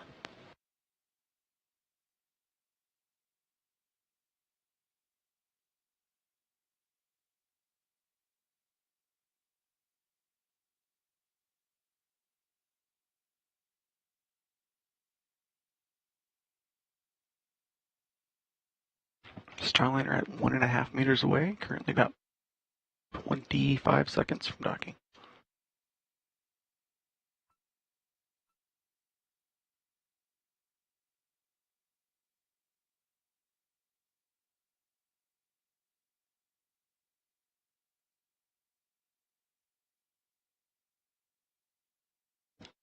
.5 meters.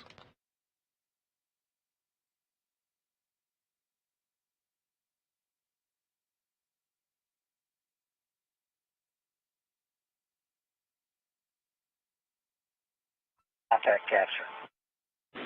We see the same.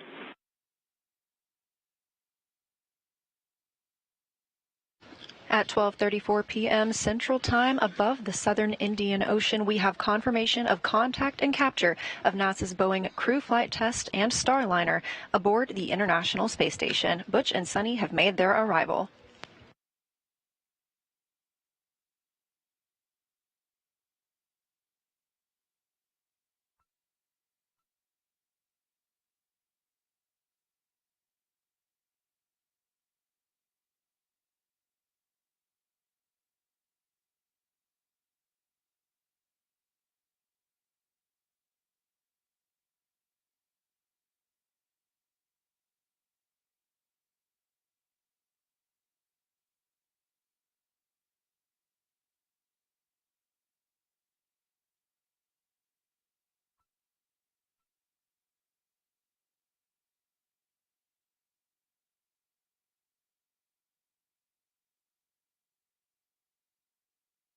Starliner's soft capture system has finished attenuating any motion after initial capture.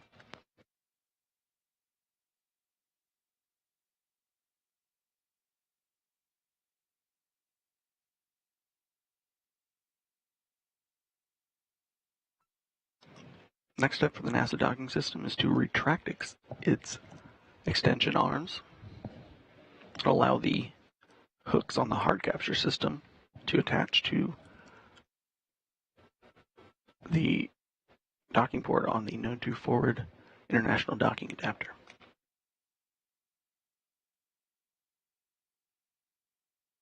And with the arrival of Starliner, again, that coming at 12:34 p.m. Central Time, we have 2 American crewed spacecraft aboard the International Space Station.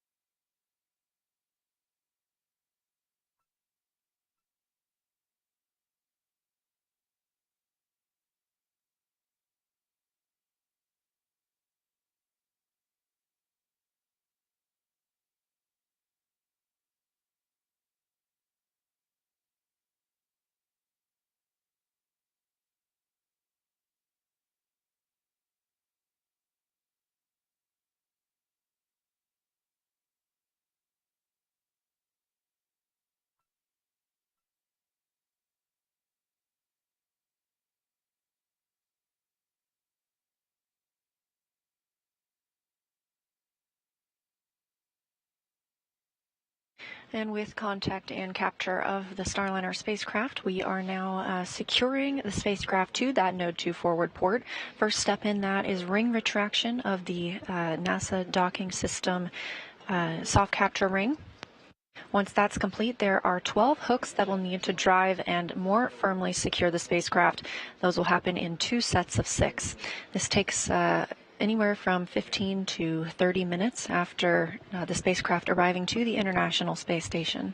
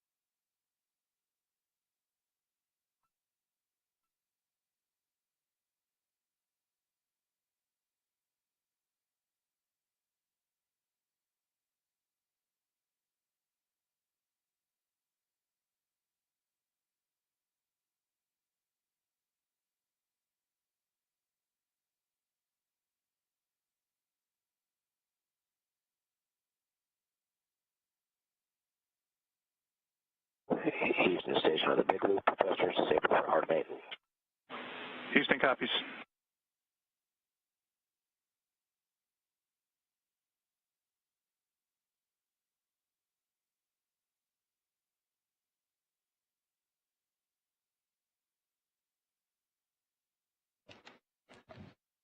We're now about 6.5 minutes after initial contact and capture of the soft capture system. We can expect the hard capture hooks to start anytime after about 7 minutes from that soft capture time frame.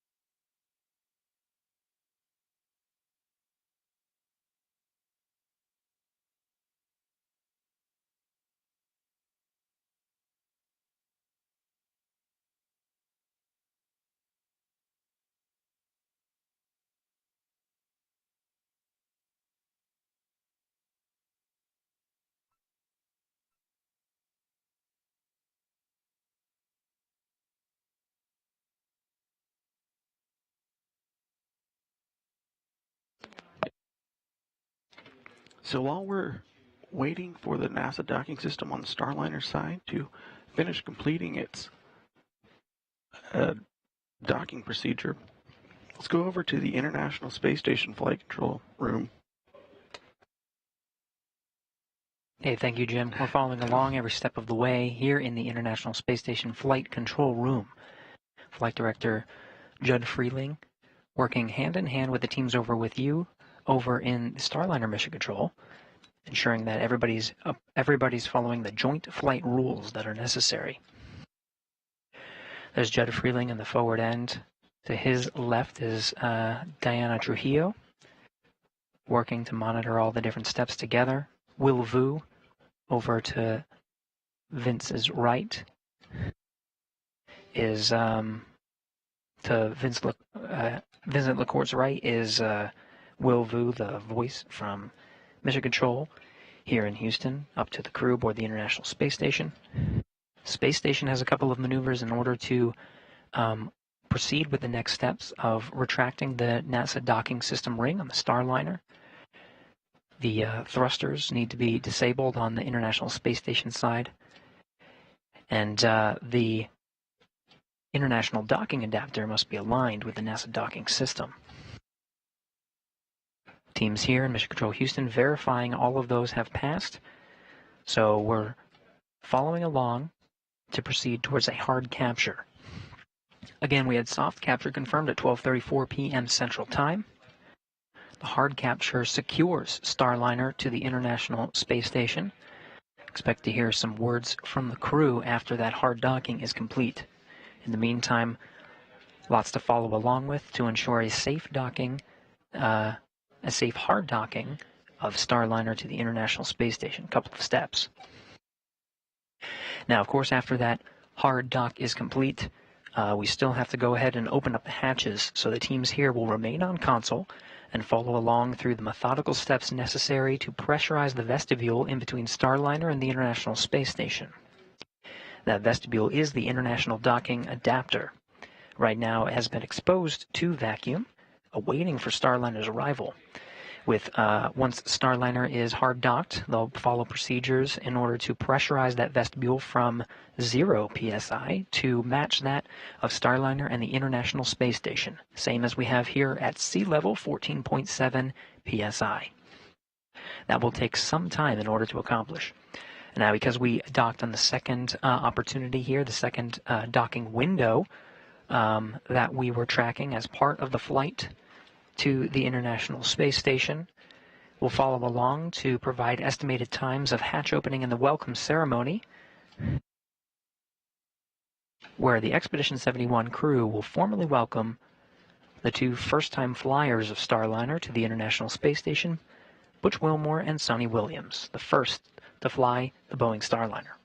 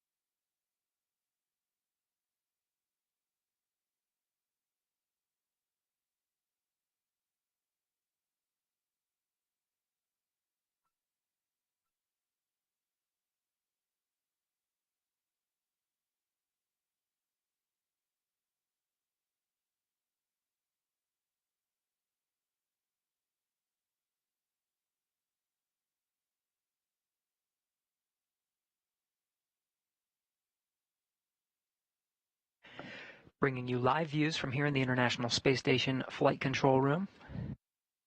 Flight Director Vincent LaCourte talking with the flight control team. We're all waiting for the hard capture of Starliner to the International Space Station. Again, soft capture confirmed at 12:34 p.m. Central Time. We're in a short handover period, so we do not quite have live views from the International Space Station. Should hopefully be regaining those shortly to show you some live views of the spacecraft, the two spacecraft docked together, International Space Station and the Starliner.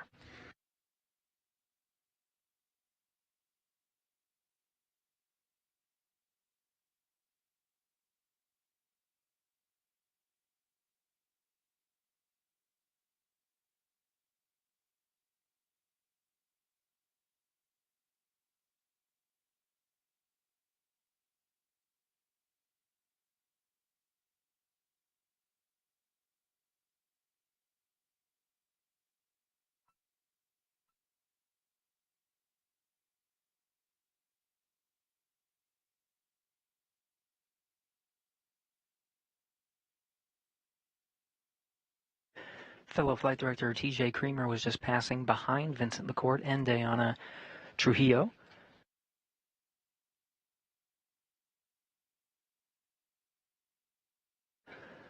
Lots of team members here in Mission Control Houston following along through the steps after docking the Starliner to the International Space Station.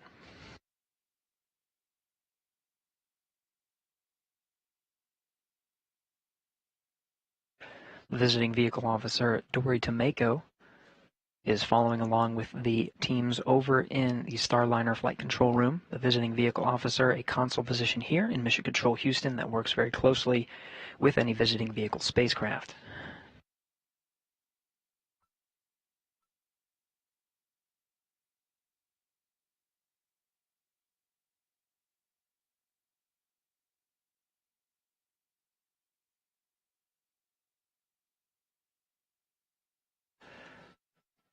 The choreography necessary to safely dock and hard capture a visiting vehicle to the International Space Station must be carefully coordinated, and even events on board the International Space Station must be coordinated as well. Again, we talked about the attitude control systems with thrusters inhibited on the space station. Right now, control moment gyros are the ones that are holding the International Space Station in place until after the hard capture, when those thrusters can be re-enabled. There's also an exercise constraint on board the International Space Station, trying to limit the vibrations during dynamic operations of docking two spacecraft together at 17,500 miles an hour.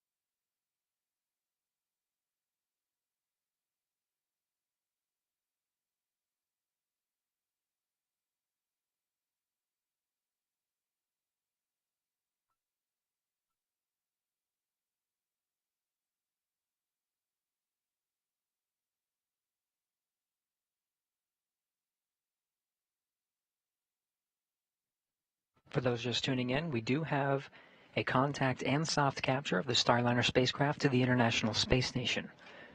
Butch Wilmore, Sonny Williams, currently at the forward end of the space station inside the Starliner spacecraft. Teams here in Mission Control Houston, the International Space Station Flight Control Team working hand in hand with Starliner Flight Control right down the hall here at the Johnson Space Center in Houston, Texas. The teams are now working through carefully choreographed procedures to ensure a hard docking to the International Space Station. After soft capture is confirmed, there is a series of very critical steps in order for that NASA docking system ring to retract on the Starliner spacecraft, pulling in the spacecraft for a hard dock. At this time, all the flight controllers you see here in the room are watching over those systems and following those procedures very carefully. This is not the first time that Starliner has docked to the International Space Station. Of course, we did have Starliner dock as part of the uncrewed flight demonstration that was OFT-2. This is the first docking with crew inside. Of course, Butch Wilmore and Sonny Williams, both NASA astronauts, awaiting for their arrival aboard the International Space Station. We'll be providing you periodic updates and continuing our coverage through the entire procedure, including the hard dock and welcome of the Starliner crew to the International Space Station.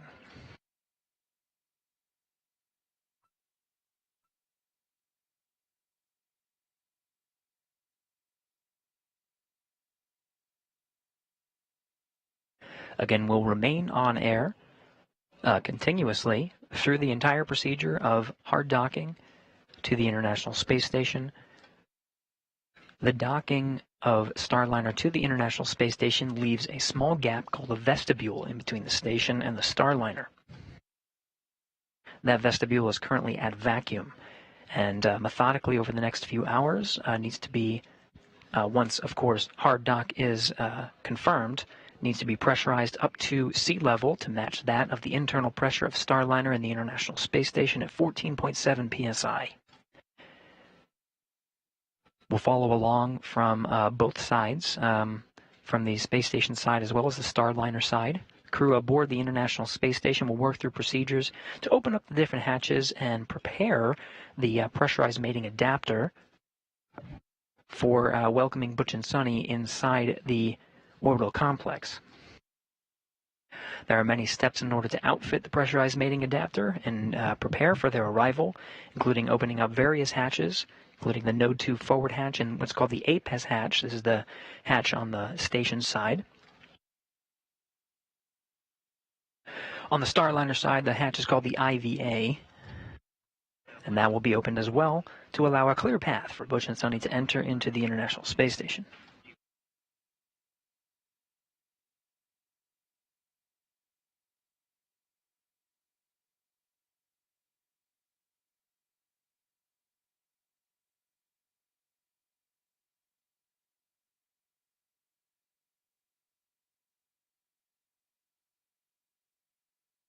Starliner, all books are closed.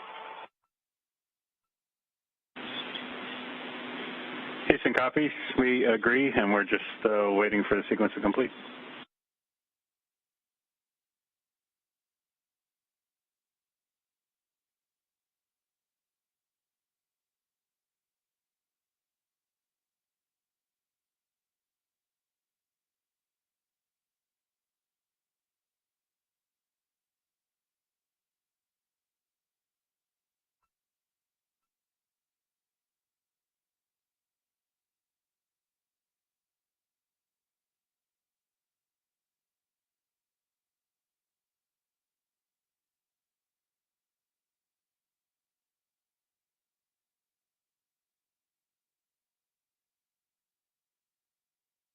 Again, you're getting live views from the International Space Station Flight Control Room. On the forward end of the screens there, you see some of the camera is set up in the Node 2 module of the International Space Station. This is at the very forward end. The hatch that you're looking at in this view is the Node 2 forward hatch. That is one of 3 that will be needed to be opened in order to welcome Butch and Sonny to the International Space Station. Currently closed as part of the docking operations. Starliner Houston on the big loop. We've all been waiting a little while for this call. That was an OK 3-wire, Fly Navy, docking complete.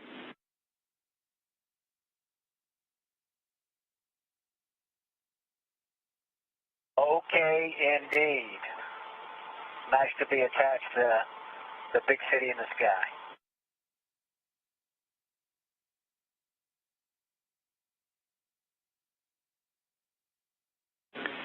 And from the ISS Flight Control Team, congratulations to all NASA and Boeing teams on this historic day. Butch and Sonny, nicely done. Welcome back to the ISS. Outstanding. Great place to be. We're looking forward to staying here for a couple of weeks and getting all the things done in Starliner that we need to get done, and also on station, ready to work. Welcome aboard, Starliner.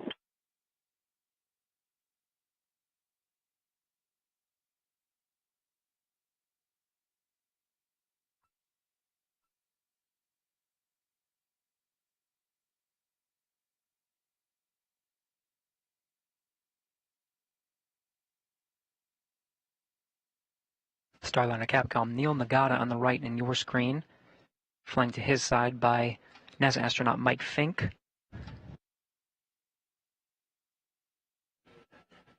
To the left of Neil, Starliner Flight Director Ed Van Cise. We're going to call that the big time. Yeah, you have extension. I said we're going to call that the big time approach and controlled collision, and the Claire Moore grapple, cinch, and hold. All right, roger that. It's on the record now.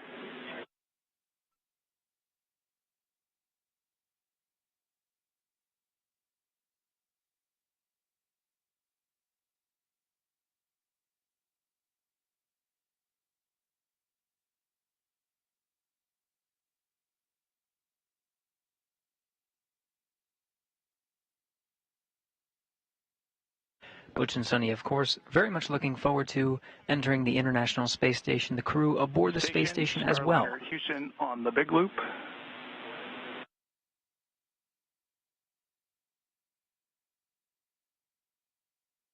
Station's here.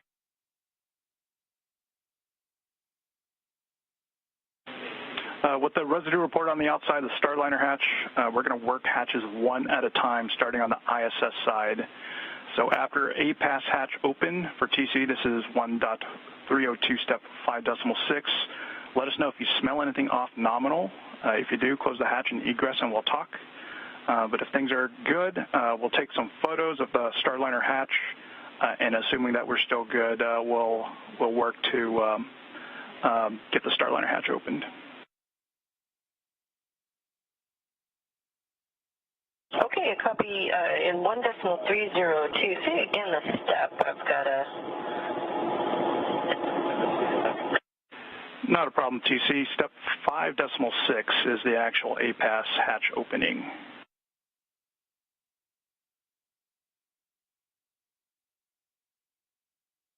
Okay, that may be another...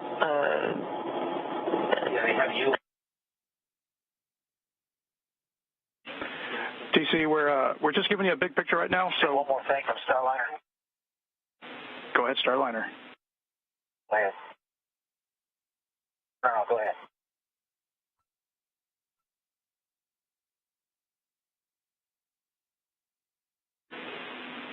TC, we're not ready for you to get into those steps yet. We'll let you know when we are ready. And one additional point here, we want you to focus those photos and your inspection on the actual window in the hatch. Roger that. Photos on the actual window hatch.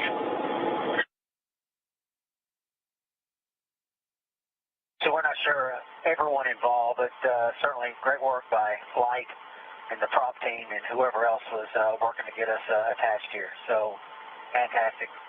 We're proud of you. And we appreciate that down here, Butch.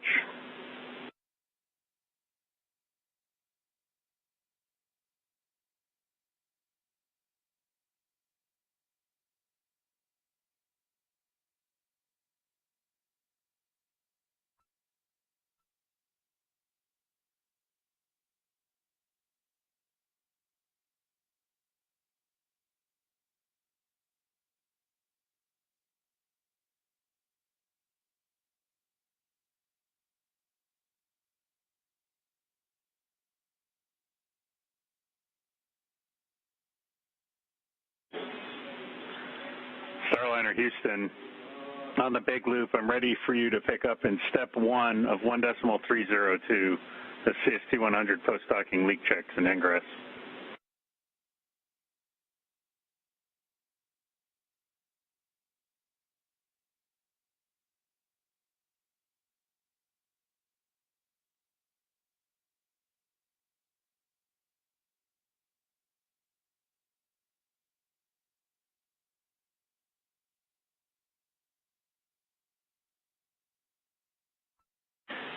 Station Houston on the big loop for TC. We're ready for you to perform step 2.1 and 1.302.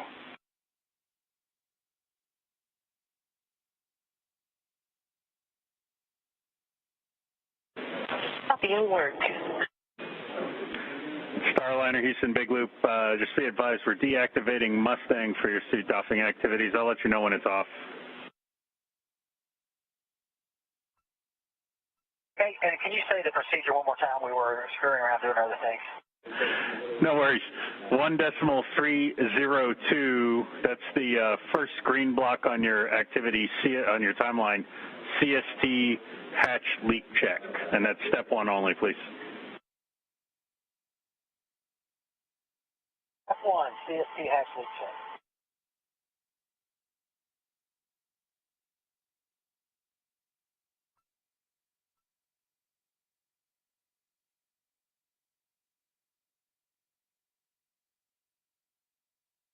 Lots happening right now. Congratulations in the Starliner flight control room. Handshakes all around. The crew is carefully awaiting confirmation of hard dock to proceed with the next steps. Of course, opening up the hatches and welcoming Butch and Sonny to the International Space Station. The contact and soft capture was confirmed at 12:34 p.m. Central Time. Teams in the room there in Starliner Mission Control celebrating the arrival of Butch and Sonny. We're hearing on both ends, on the Starliner end and on the International Space Station end, proceeding to open up the hatches.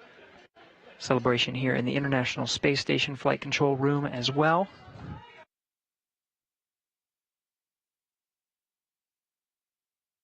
Excitement all around to welcome Butch and Sonny on board. Again, it'll be a number of hours before we go ahead and open up those hatches. These steps to safely do so are very methodical. We'll follow along and continue our coverage every step of the way and give you updates on estimated times of the hatch opening and the welcome ceremony.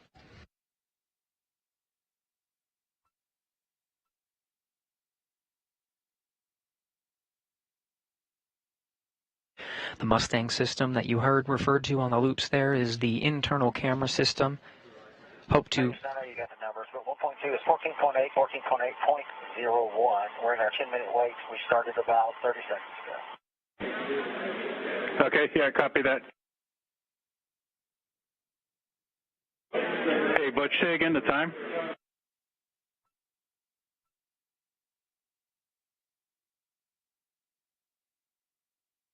Oh, 200. Roger. I stand back. Sorry about that. I'm sorry. That's my from TPI counter. Make that 0445.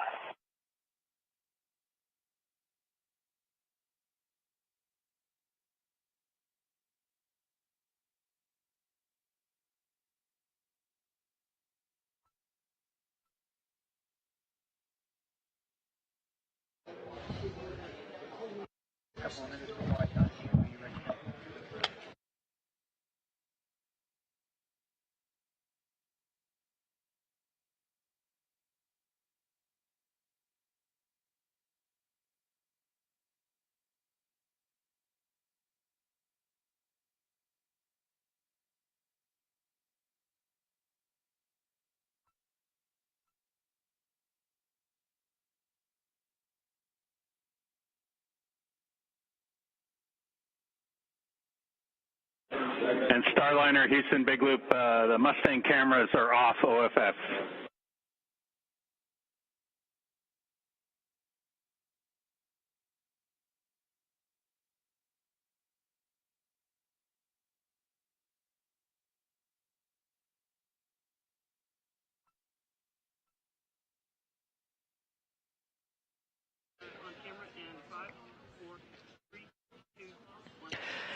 Well, it's a wonderful day in both of the flight control rooms here in Houston. Starliner flight control teams and International Space Station flight control teams, as well as the crew aboard the International Space Station and inside Starliner, all working together to bring these two spacecraft together. We have confirmed docking at 12:34 p.m. Central Time. That was a contact and soft capture. Now the teams in both rooms are celebrating and congratulating all of the hard work that got us to this moment, the two spacecraft together. We're counting down, and we're going to follow along as part of our live coverage every step of the way to take you through the hatch opening steps and welcome Butch and Sunny on board the International Space Station. This is just the beginning of the celebrations, but we still have a lot to do. From here in the International Space Station Flight Control Room, we'll follow along as the International Space Station crew, specifically Matt Dominic and Tracy Dyson, will work together to open up the hatches and begin the methodical sequence of preparing for Butch and Sunny to be welcomed aboard the International Space Station, including pressurizing that vestibule. For now, though, we'll toss it back over to Leah Cheshire and Jim May, who we've been working with and coordinating closely to enable today's docking. Leah and Jim. Thanks, Gary, and welcome back to the White Flight Control Room, where you can see there is a lot of activity happening behind us. Again, we docked today at 12:34 p.m. Central Time, and we are anticipating hatch opening around 2:20 p.m. Central Time. So the teams are already stepping through those procedures on the space station and on Starliner. And this is Boeing's Jim May. I'll be signing off. Thank you for letting me be there with you for this pretty historic moment for the Starliner crew, the ISS crew, all of NASA. My counterpart, Boeing's Rebecca Regan, will be taking you through with Leah and the rest of the team for the rest of the hatch opening and the ceremony for Starliner's crew arriving, Butch and Sunny arriving at the International Space Station. That's right. We're not going anywhere. We're staying live until we see Butch and Sunny come floating through the hatch. We also anticipate to see some views from the crew while still aboard Starliner through the Mustang video system. We've heard some calls that those cameras have been taken off for now. That way the crew can get out of their suits and into something a little more comfortable before they join the other side of the space station crew.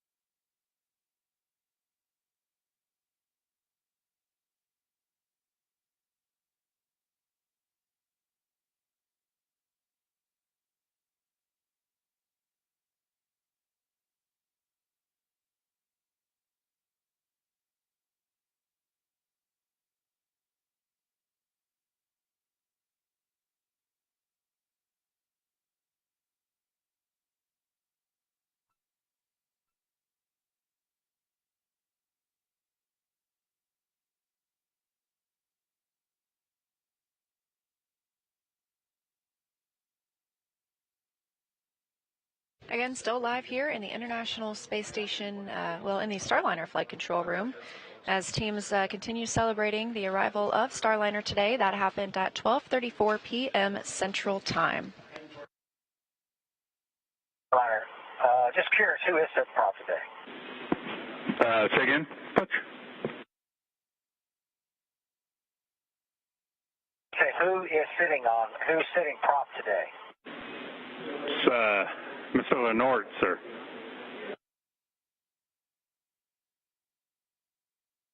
Mr. Lenort, a man we all look up to. Thank you. Please relay your team that some really great expeditious work.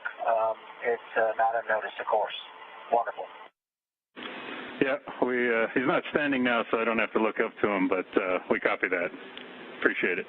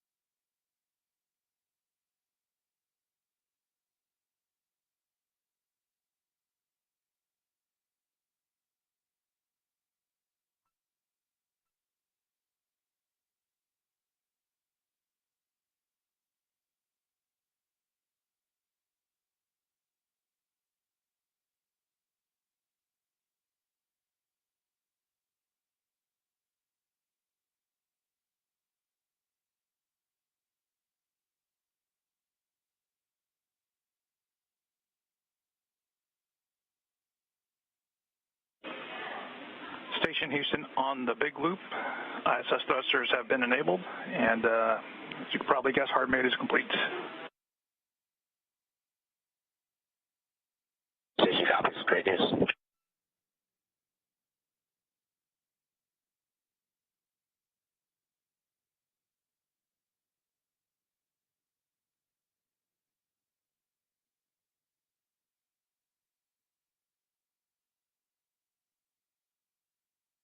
All right, so we're showing 10 minutes, and the numbers look the same, except the vestibule pressure went down 1/100th of a percent.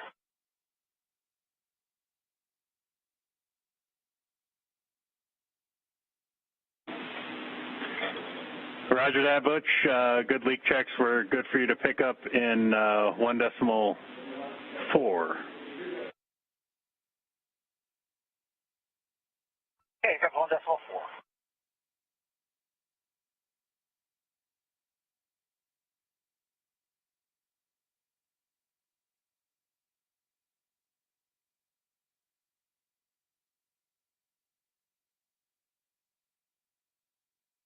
All right, Houston, initial hatch leak check is complete.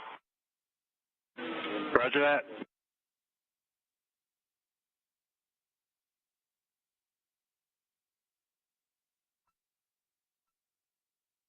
And we'll stand by until you verify that the India's power down is done.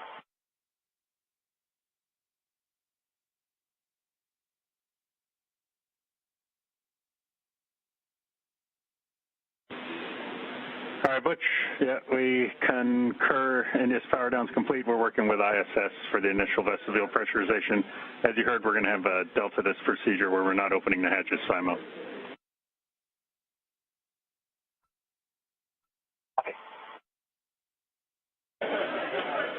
Station Houston on the big loop for TC. You have a go to perform step 3 in 1.302.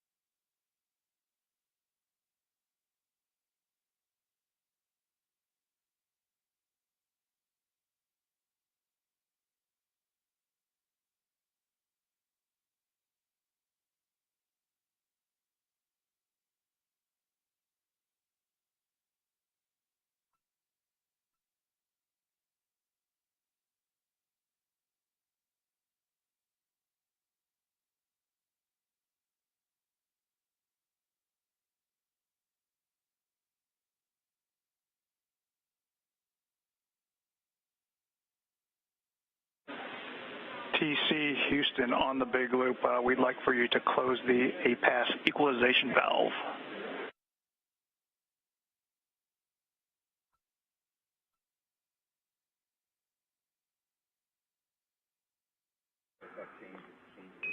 Starliner Houston, air to ground 1.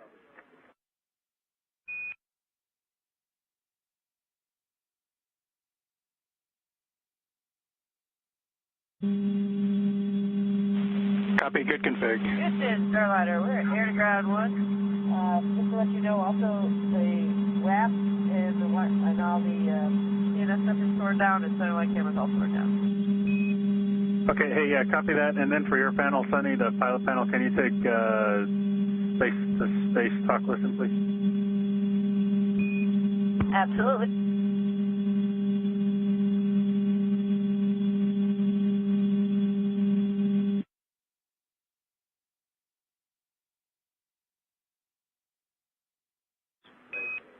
Deal complete. Okay, yeah, copy that. Thank you. We just get a hum because we got the big loop configured. Figured we'd move over to air to ground 1 just for a little bit to declutter the loops. No, we're not per timeline. So if you take a look at your timeline, we were calling up centerline camera WAP, and then you got all your suit off and those activities. You can reference your plan on the tablet. Just curious with the centerline camera, before we turned it off, did you guys catch a last battery reading, or maybe you saw something right as we got close?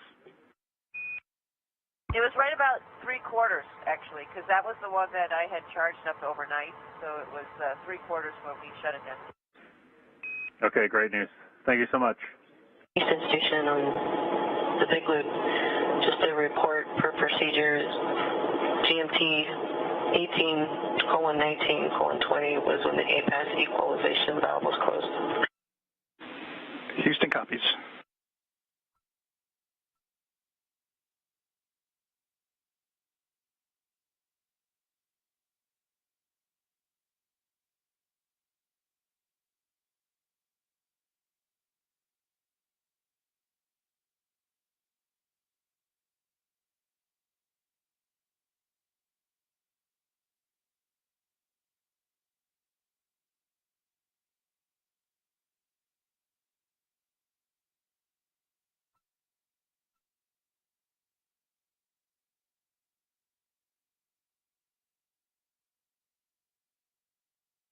And Neil, when you guys are ready for those comm checks, let us know. Also, we're just standing by for that as well.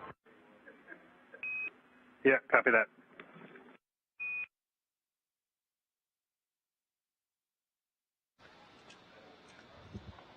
Hi, everyone, and thank you for joining our continuous coverage of the CFT, the Crew Flight Test mission to the International Space Station, the first flight of astronauts aboard Boeing's Starliner spacecraft. I'm NASA's Leah Cheshire. We saw docking of the Starliner spacecraft to the International Space Station at 12:34 p.m. Central Time.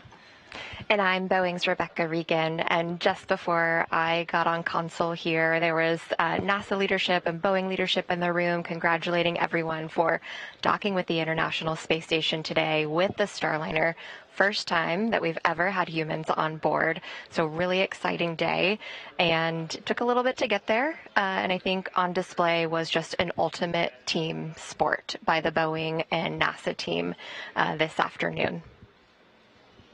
Absolutely, and not to mention the hard work and efforts of our two crew members aboard Starliner itself. That's NASA astronauts Butch Wilmore and Sunny Williams. They are still in the Starliner capsule. We have confirmation that hard capture is complete, so the spacecraft is securely attached to the Node 2 forward port on the International Space Station, and teams are continuing to work through the steps ahead of hatch opening. We anticipate that hatch opening to come in about an hour, 2:20 p.m. Central Time. This view on the right-hand side of your screen, NASA astronaut Tracy Dyson is working to prepare the space station side of the hatch to open and welcome the two new visitors to the orbiting laboratory.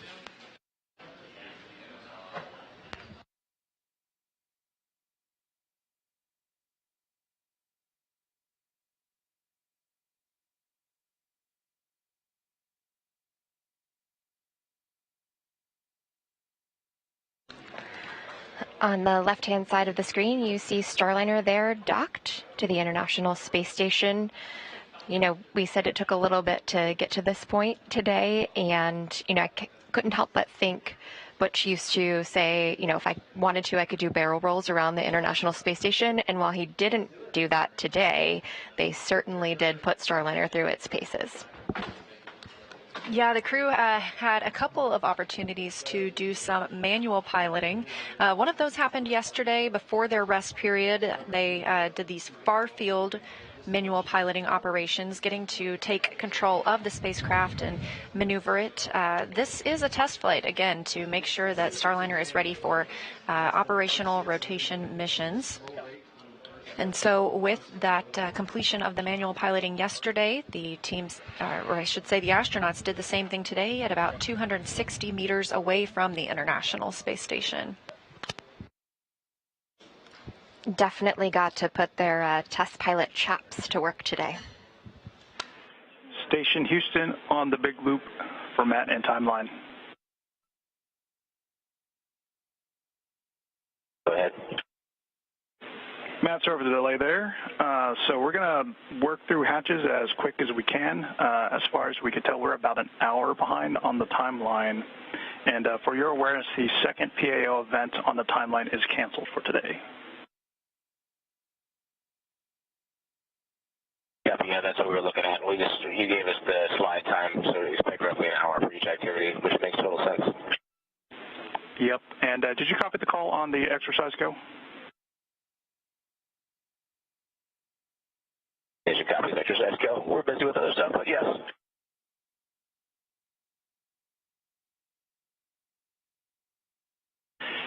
And also, Houston, for SA, both Node 2 cameras are mounted and loaded for PO if you want two different angles.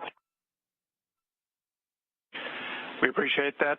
We'll take a look. And Matt, one additional thing for you. Depending on how things look like at the end of the day, we may slide your wake-up time to the right by an hour tomorrow. Station copies. We're so happy to have them aboard.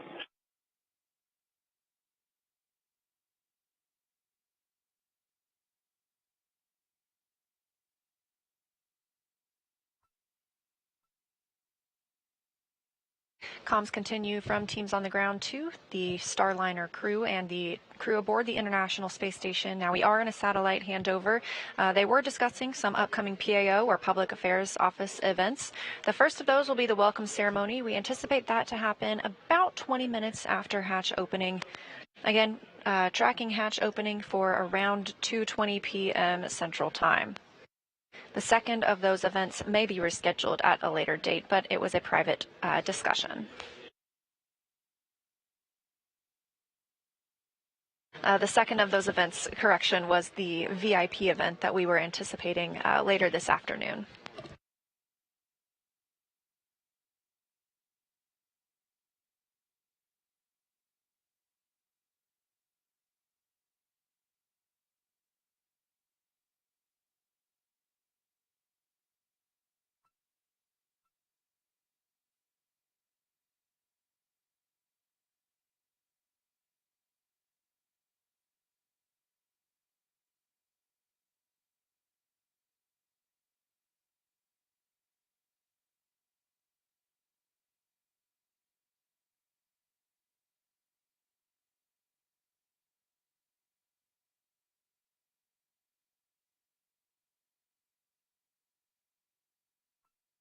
We previously heard the call that the crew is go to resume exercise on the International Space Station. This is something that they are asked to stand down from when it comes time for a spacecraft to dock or depart. That's so that there aren't any loads imparted on the space station as any crew members are moving.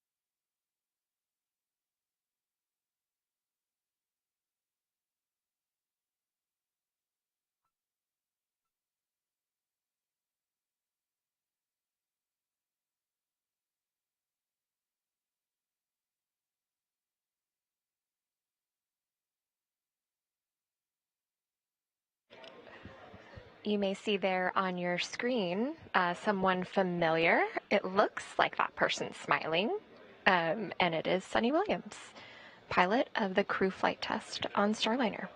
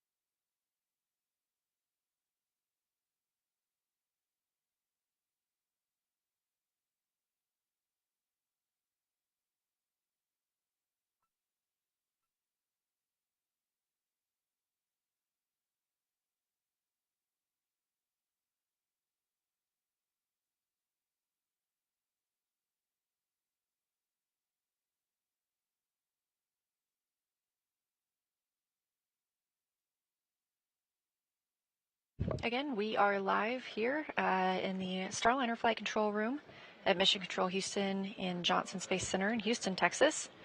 And the view on your screen is of Starliner on its crewed flight test to the International Space Station with NASA astronauts Butch Wilmore and Sunny Williams.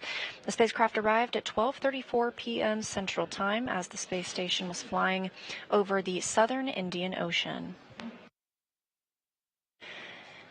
Crews on both the Starliner side and the space station side are starting to walk through their procedures for hatch opening. We're expecting that to come around 2:20 p.m. Central Time. It would be followed shortly by a welcome ceremony for the two visiting crew members. Part of that preparation ahead of Hatch opening is vestibule pressurization. The vestibule is the space between the Starliner spacecraft and the International Space Station. Of course, this was previously exposed to a vacuum, the vacuum of space, before Starliner docked.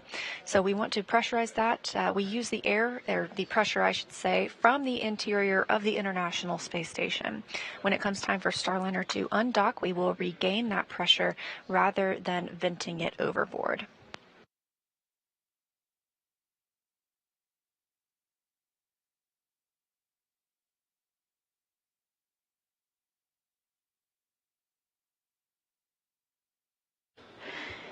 So as Leah mentioned, as we docked to the International Space Station, we were flying over the South Indian Ocean, and so much synergy there for Sunny in particular. You know, she chose the gravity indicator, a narwhal, to bring awareness to research in space and research in the oceans. She says they go hand in hand.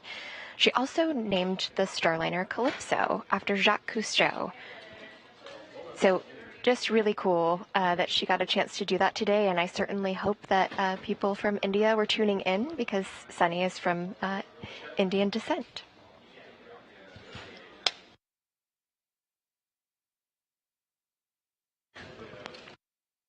And on the right side of your screen, you saw a glimpse of NASA astronaut Matt Dominic and NASA astronaut Jeanette Epps as they prepare to welcome Butch and Sunny aboard the space station. Both of these crew members arrived earlier this year as part of the Crew 8 mission. It's both of their first flight to the International Space Station.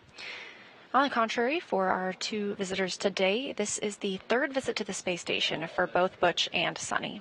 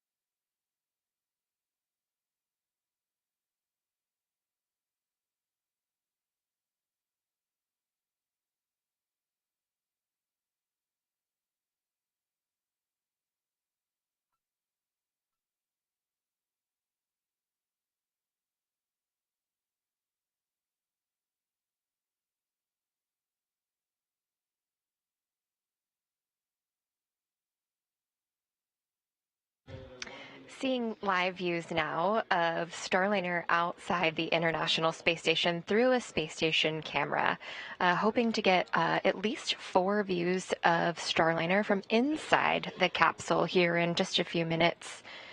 Crew's getting ready, and we'll open the hatches and cross over soon. So if you all tuned in to coverage as they were making their way to the International Space Station, you may have heard Butch say a couple times that they had donned their fancy sweaters. So I'm very curious to see what they're wearing as they cross the hatch today.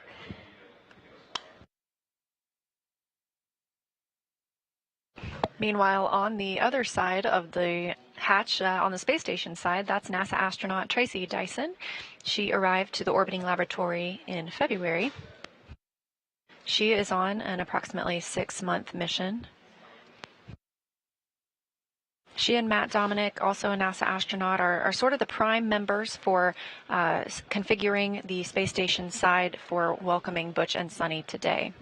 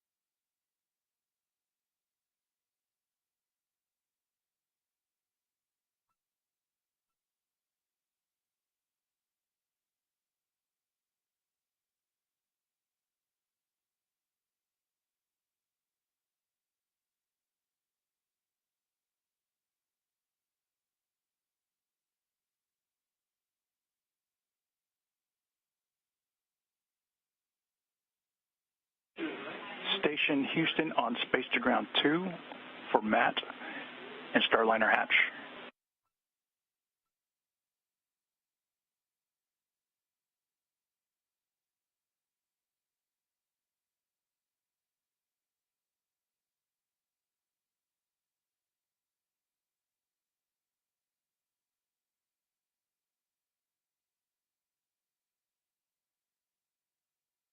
Go ahead, for Matt.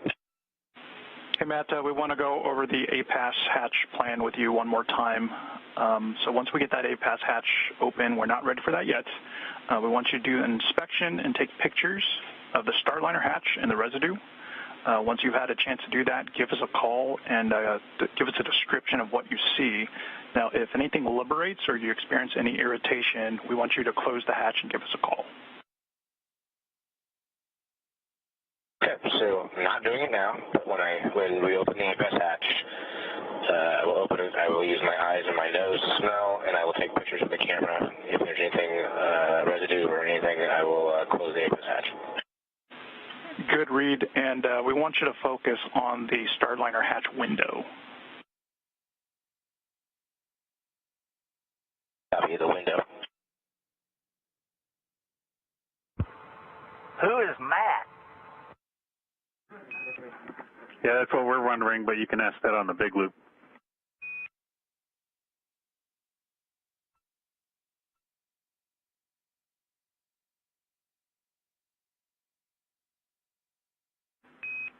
Who is Matt?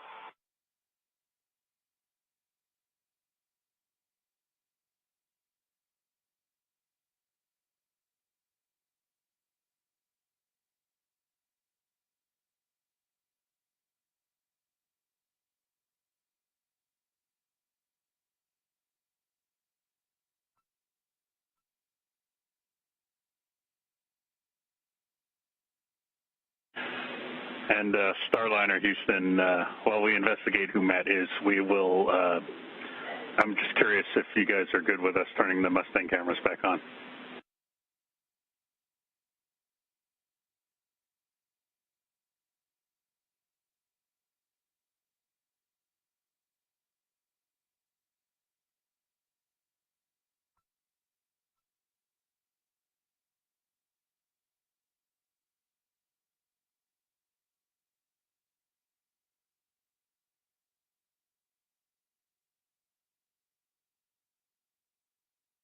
Give us a few minutes for Mustang. We'll call you. Yeah, no rush, no rush.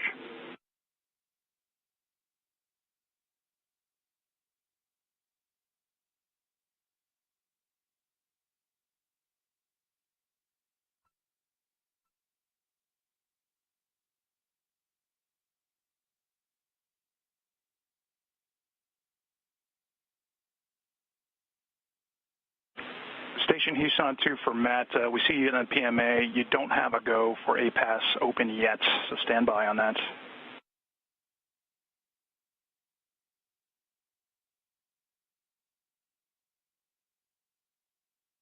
Houston, Matt on 2. I am not opening the hatch. I'm just setting everything out, so when the time comes, we can move quick. Houston copies.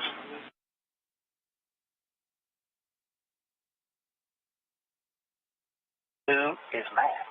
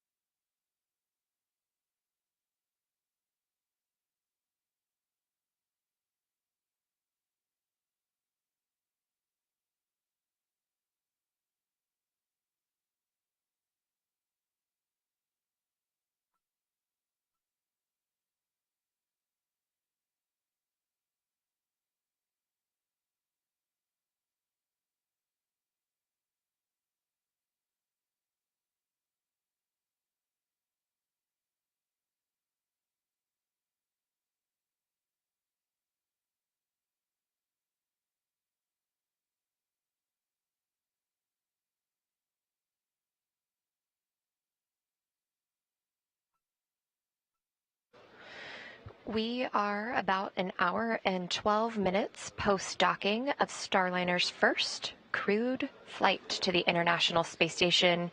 On the left hand of your screen there, you see Starliner, and you may see a little black line, or maybe a bigger black line on the thermal protection system of Starliner.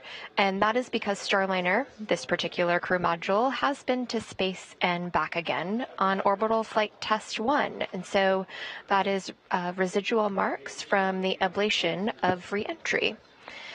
You're also seeing the horizon there underneath Starliner, a beautiful view. And we're going to go ahead and toss it over to Gary Jordan in the International Space Station control room, who will cover what's going on the right-hand side of your screen. Thank you, Rebecca. Yes, we're here in the International Space Station flight control room, working hand in hand with the teams in the Starliner flight control room down the hall.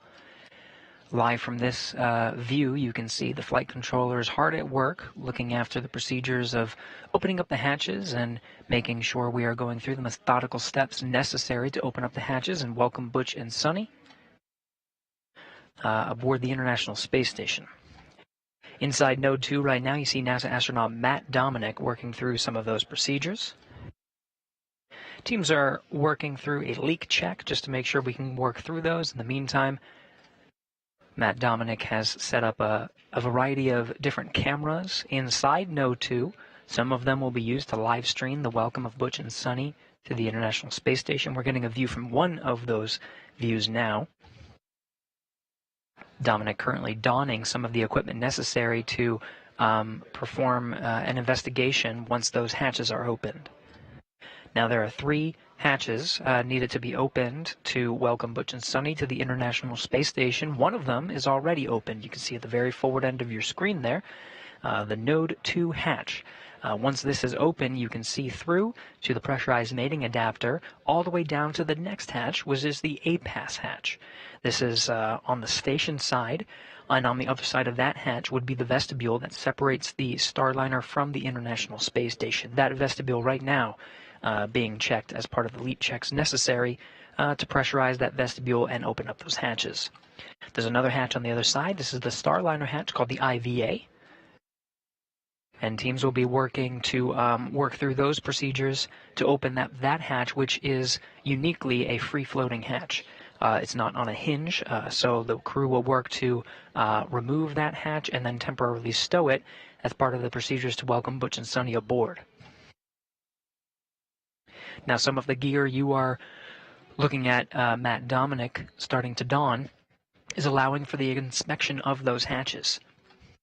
As part of any normal procedure of opening up the hatches, just to make sure it is truly safe, the crew inside the station dons some goggles that have, and you can see the headlamp to illuminate some of the working space that's necessary to look for any foreign object debris or anything that is part of the hatch opening sequence to ensure there's nothing obstructing the various hatch components, and we can ensure a good sequence of opening up those hatches.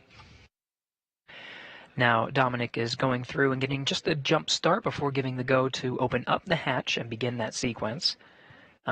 Just making sure he's got the necessary gear. In the meantime, NASA astronaut Jeanette Epps appearing in the foreground and working with Dominic there in the background, who will be leading the steps necessary to open up the hatches. Some of the reports you've heard on the big loop include inspecting some residue that was reported on the Starliner forward window. This is on the IVA hatch. With you on one. That we haven't skipped over anything. I know we're a little bit behind the timeline. Well, as far as I can tell, it's got almost everything squared away. Is there anything in particular you were looking for? No, just wanted to make sure that that there's nothing we've missed. Well, you know, what would be nice are some tablet battery percentages.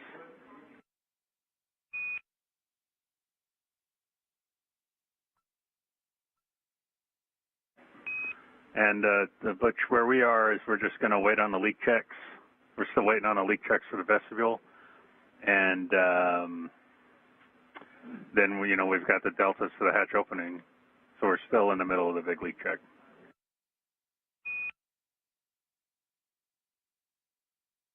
Okay, number 9 is 22, number 12 is 35.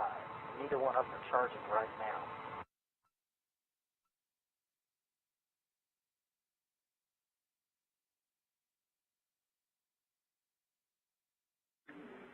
Okay, roger that. The voices you're hearing as part of that communication is that of Neil Nagata, the Starliner Capcom, over in the other room, speaking with Butch Wilmore on the other side of that hatch. Just as we are seeing.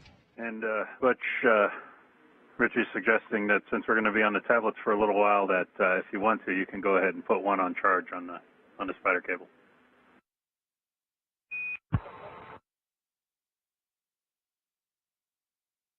Okay, yeah, we'll put 12 on it. Roger.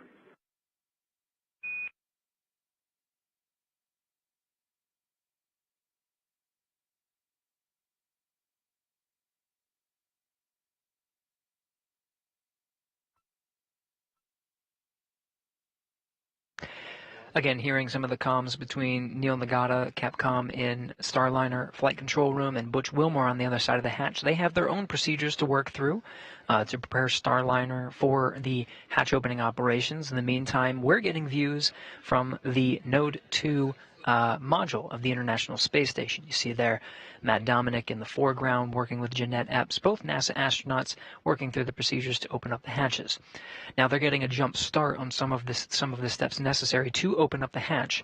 There are a couple of steps ahead. As you can see, they have these cameras set up to allow us to have some wonderful live views from inside in preparation for those hatch opening steps. But once Butch and Sunny enter into the International Space Station. On air to ground 1, Butch and Sunny. Be advised, we're going to swap S-band strings so CDH can do some file manipulation on the DRM. I'll let you know when we're on string 1. That's for S-band, space to ground. And we copy.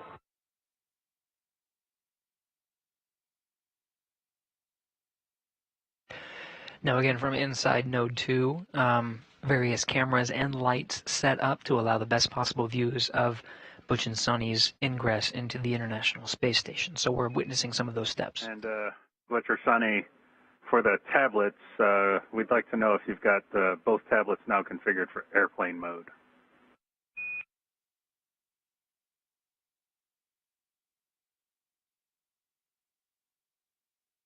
That's affirmative. Roger that, thanks. Quick question. Yeah.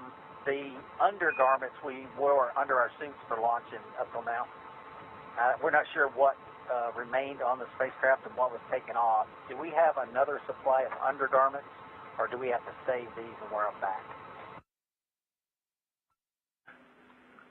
All right, we're going to check on that.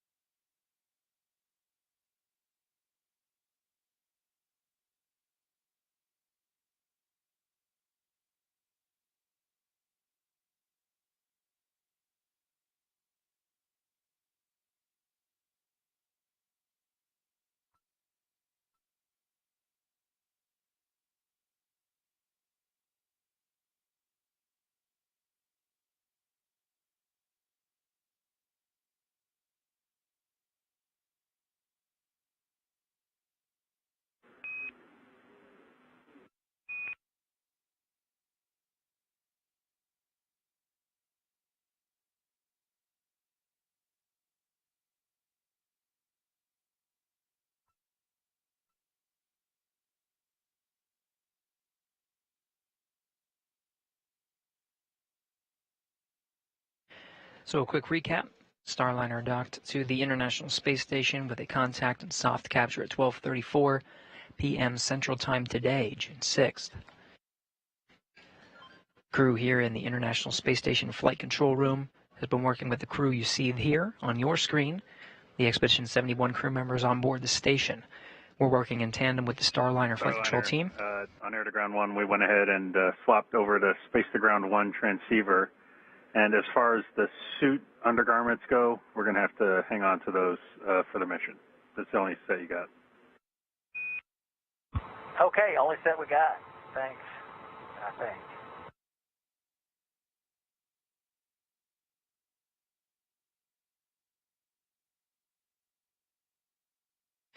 We're hearing some of the steps from inside the Starliner capsule, from inside Calypso. Butch and Sonny both working through the steps necessary to prepare Starliner prior to the hatch opening sequence, and the welcome by the Expedition 71 crew you see here on your screen inside the International Space Station. The steps needed to prepare are not too different from preparing for a long journey.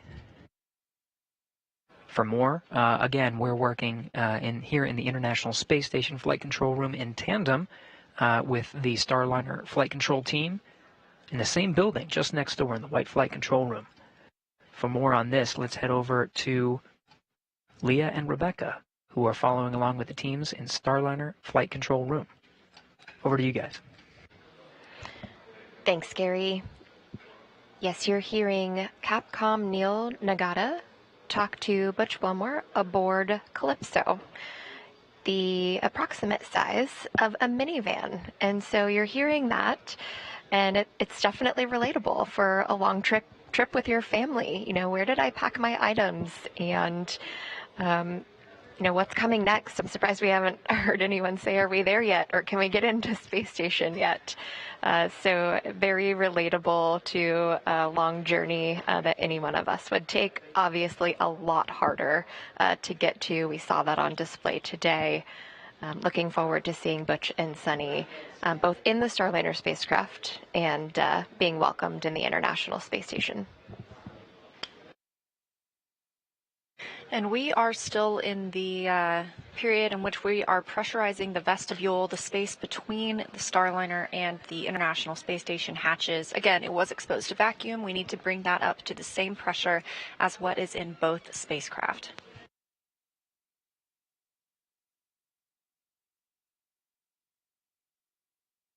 But to take a look back At the timeline of our mission so far, launch occurred yesterday at 9:52 a.m. Central Time from Space Launch Complex 41 in Florida. The OI burn, or the orbital insertion burn, occurred about 30 minutes later, that coming at about 10:23 a.m. Central Time. Since then, Starliner conducted a few more maintenance burns overnight, and then this morning got back into its burn plan with the NHPC-1 burn coming at 7:52 a.m. Central Time. That's a height adjust burn, followed by the NHPC-2 burn at 8:14 a.m. Central Time. Both of those good burns and just fine-tuning our approach to the International Space Station. The TPI, or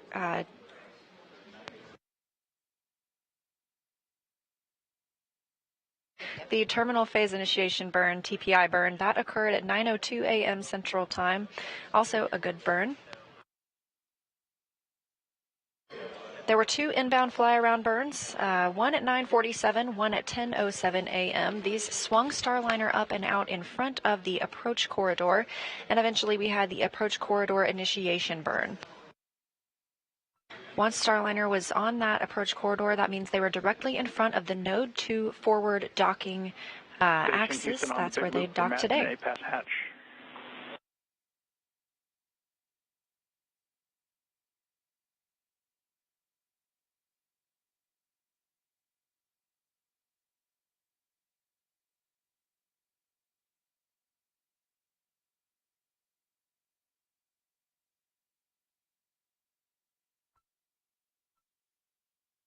Go ahead. We could give you a go for step 5 and 1.302.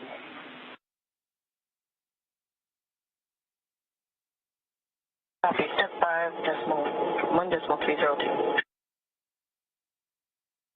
Good copy. You're going in.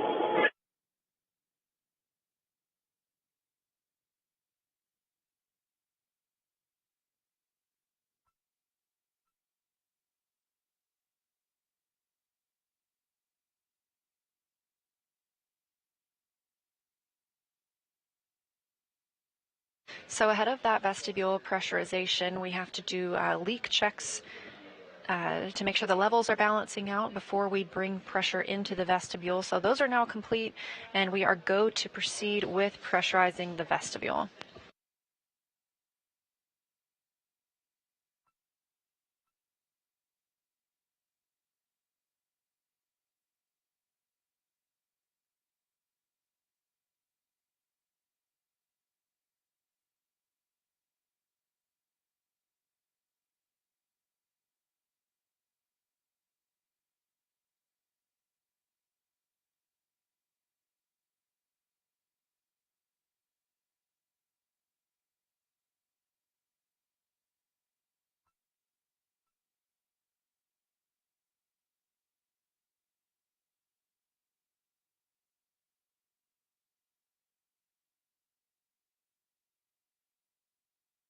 Houston, Matt on 2, APAS equalization valve is open, looking for your go in 5.2.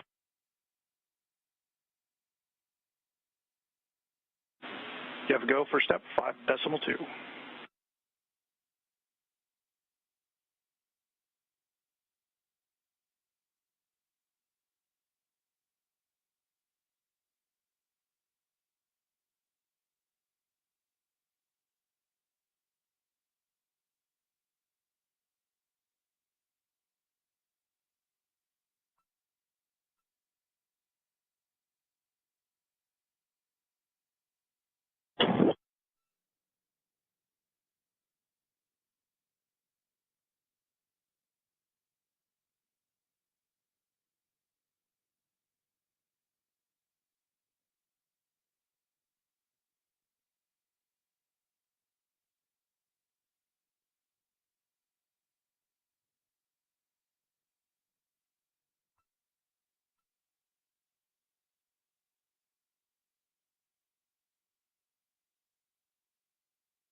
Houston, Matt on 2, how copy? Matt, we didn't get anything if you called down earlier.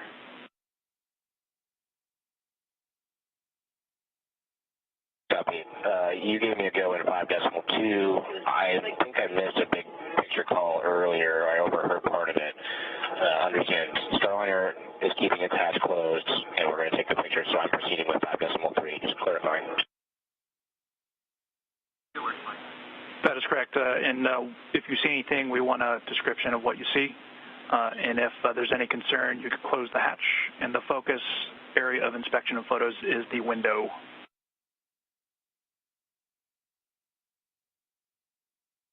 That makes total sense. I was just making sure 1,000% we were skipping that FTC call from Mission Control Starliner. Thanks.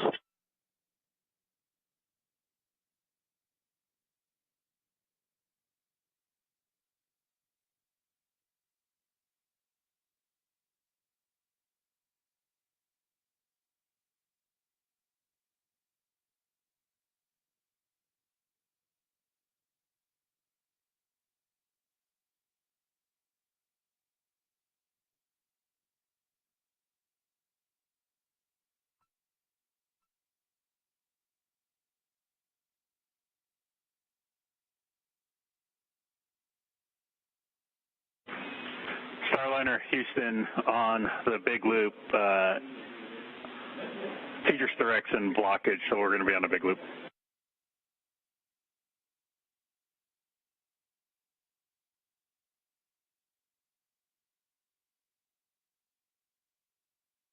Starliner copy, big loop. All right, Butch, hey, we're ready for you guys to pick up in 1.302. It's going to be step 6.3 only, prepping for hatch open.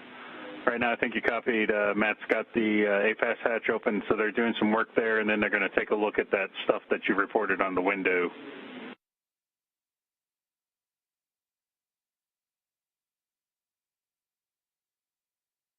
Okay, well, that's 1.302, step 6.3 only, and who is Matt? Still working on it.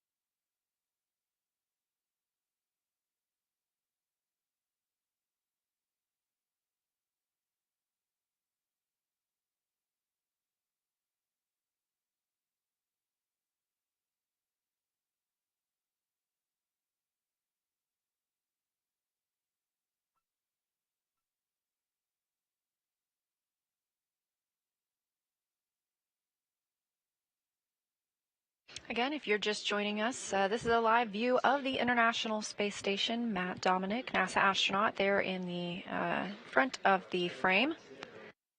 He is working to bring on board the new visitors to the space station. That would be NASA's Butch Wilmore and Sonny Williams, who arrived on the Boeing Starliner spacecraft at 12:34 p.m. Central Time.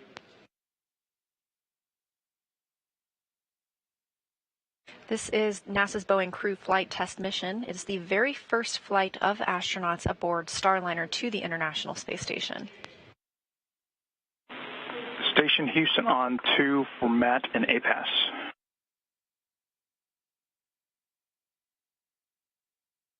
Go ahead. Hey, can you confirm for us where you are in step 5?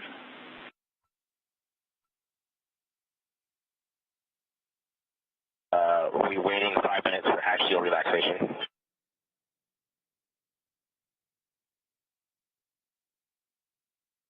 Specifically 5.5. Okay, copy. Thanks for the confirmation.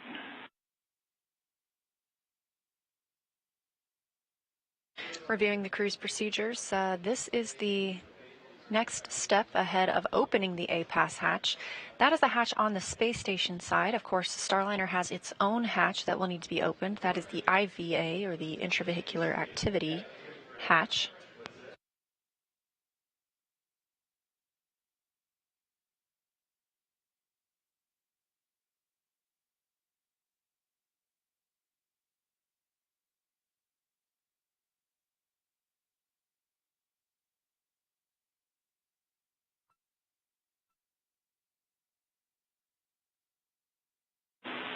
Station Houston on the big loop for any available crew. Looks like there's an MV over one of the IMVs going into Columbus. We'd appreciate it if you can move it. It's over the IMV. The valve part.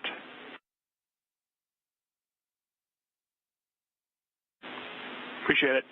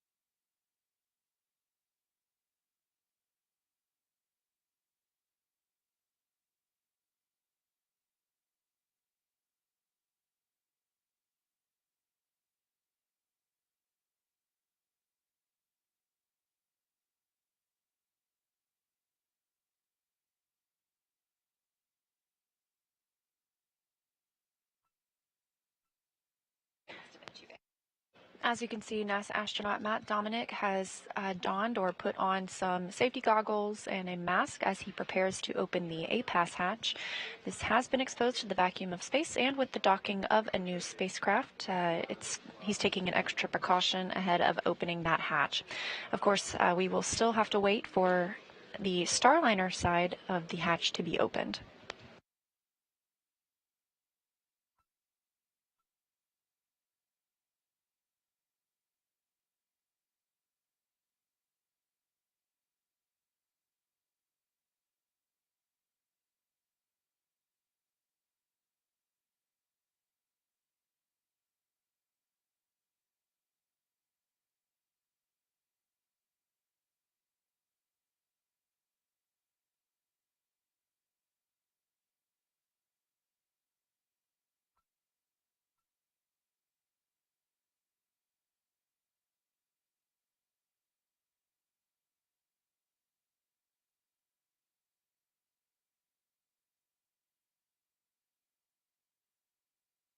Matt Dominic, NASA astronaut, has opened the APAS hatch. He will go in and take some photographs of that space between the APAS and Starliner hatch.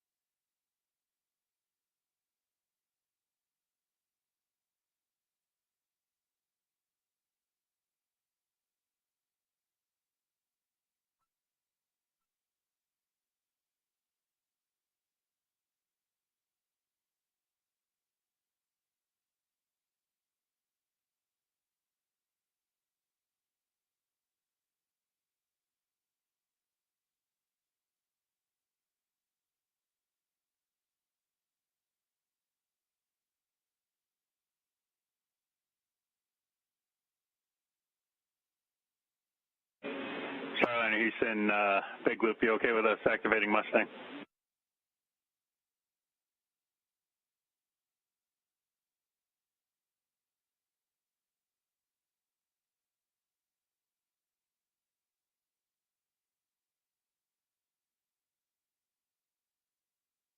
Yes, we are now ready for Mustang.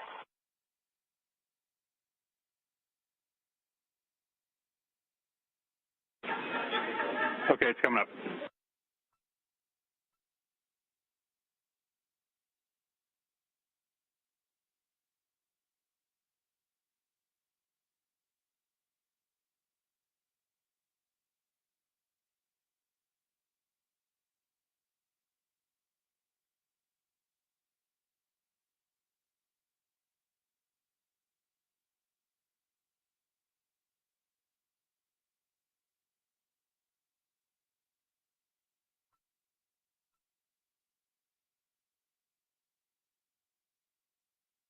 Houston, Matt on 2 for inspection. Go ahead, Matt.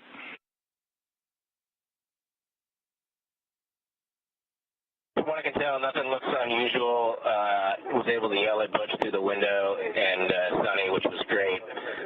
Now that we have light in there with the helmet lamp, neither Butch nor I can see anything of interest on the window. It looks nominal.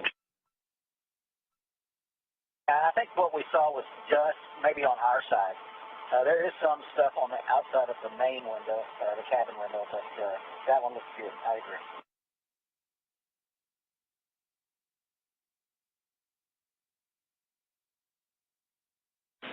Copy that, Matt. Great news. Thanks. Those words coming from teams on the ground to Matt Dominic and Butch Wilmore aboard the International Space Station and Starliner, respectively. They were looking to see if there was any residue on the small window that is on Matt, you go ahead and continue with the rest of step 5.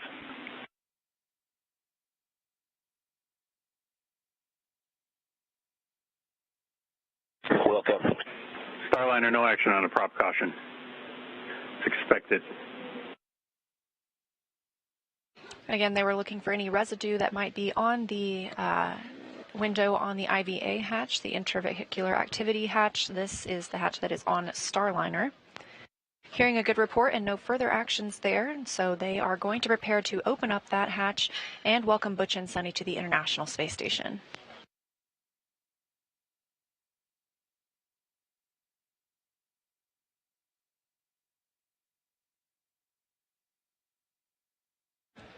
This will be Butch and Sonny's first time opening Starliner's hatch in space, but they have had plenty of practice here on Earth.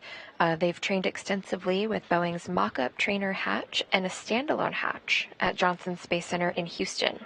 They've also worked with the pad abort vehicle hatch in Florida, which is very bulky and very heavy. And your report about your window, I can give you a go now for step 6.2. In addition to the go for step 6.3 that I gave you a few minutes ago, but stand by for the next go.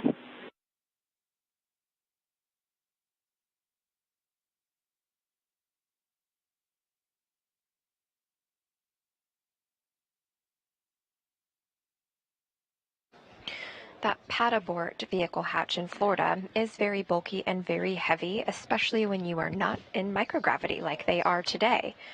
But the Starliner flight crew integration team, made up of mostly human factors engineers, came up with a way that allowed Butch and Sonny to train with the bulk of the hatch without the 100-pound weight of the hatch by using a 15-pound foam replica that helped validate hatch stowage and moving about the Starliner cabin.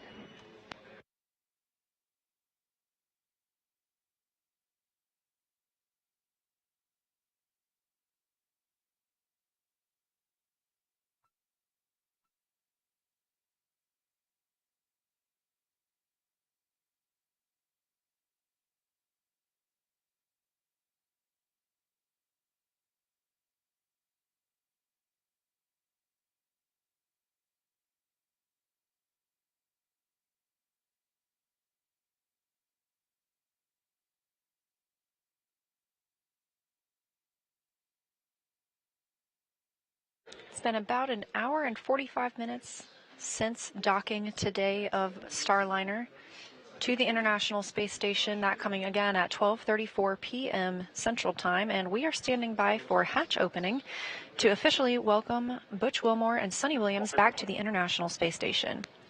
This is the third flight to the space station for both crew members. I'm sorry, Butch, didn't quite copy that. Did you say 6.2 complete?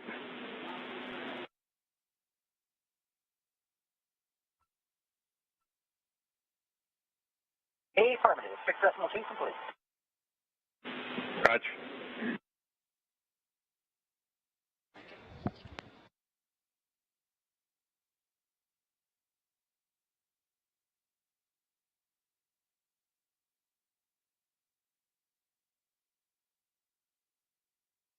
You can turn down the cabin test some if you'd like. And no action cabin temp. Hi, I didn't copy your last, though.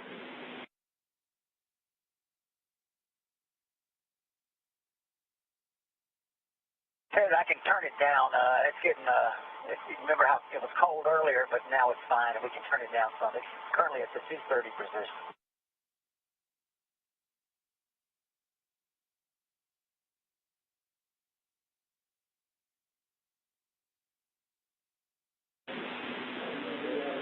All right, Butch, your discretion on the temperature.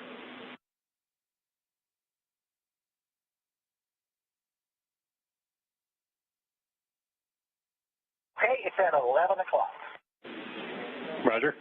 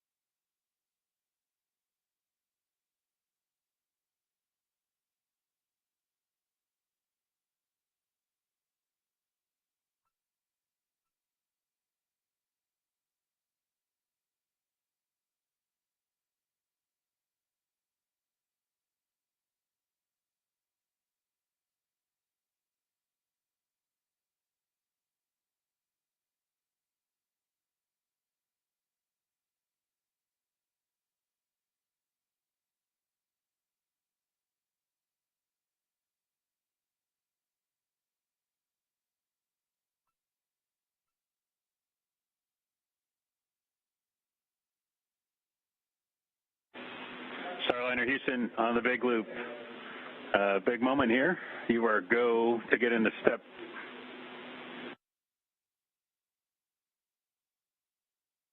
All right, no action message. You're go to pick up in step 6.4 and through the rest of step 6 to open the hatch.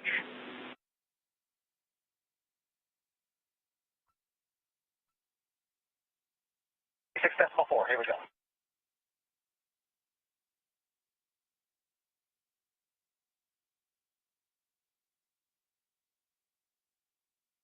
We are standing by for the opening of the Starliner hatch.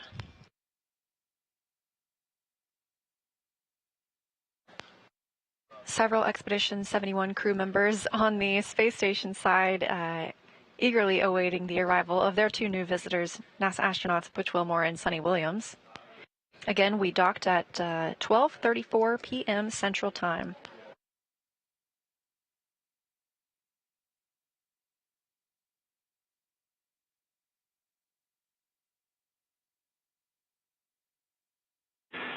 Station Houston on the big loop. We're about 1 minute out to a handover. We'd like to hold off on ingress. We'd like to get this on video.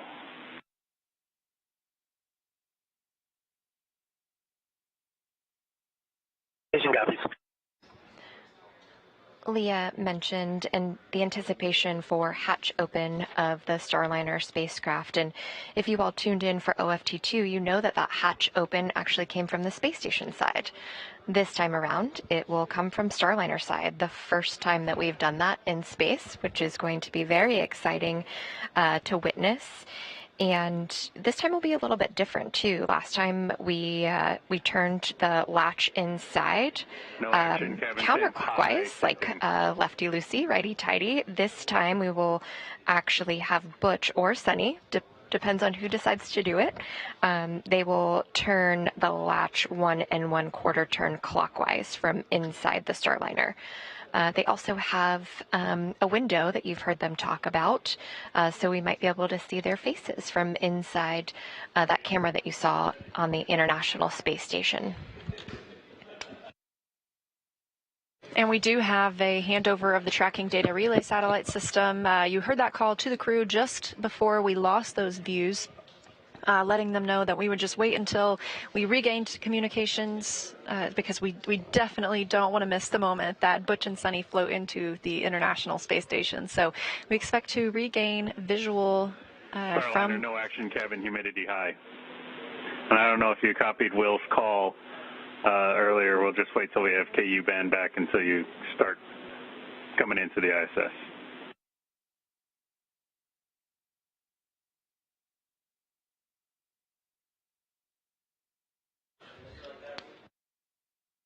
That's Capcom Neil Nagata speaking with the Starliner crew, letting them know we are standing by for hatch opening. And we have regained video. With KU and video. With the exception of crew sleep, Butch and Sunny have been very busy aboard the spacecraft. And I know that our Starliner and Boeing and NASA teammates here on the ground just can't wait to talk to them about their experiences, so that we know how to make adjustments for future missions, longer duration missions to the International Space Station.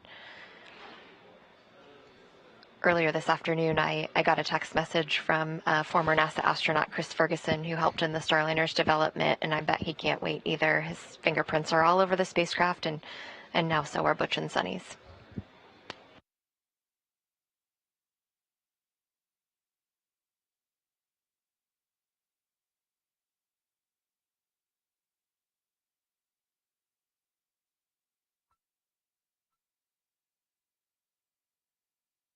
Like Rebecca mentioned, teams will be looking for feedback from Butch and Sunny on how their flight uphill went. This is a crew flight test, so there have been several demonstrations that have happened so far and will continue throughout the docked time frame and during undocking and landing.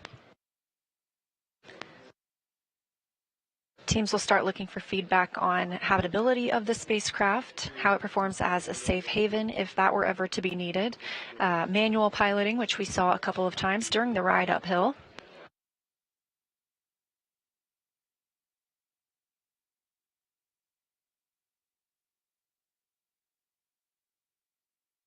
And once the hatch is open, we'll be waiting to see the bell on the space station side be rung to welcome 2 new visitors to the International Space Station.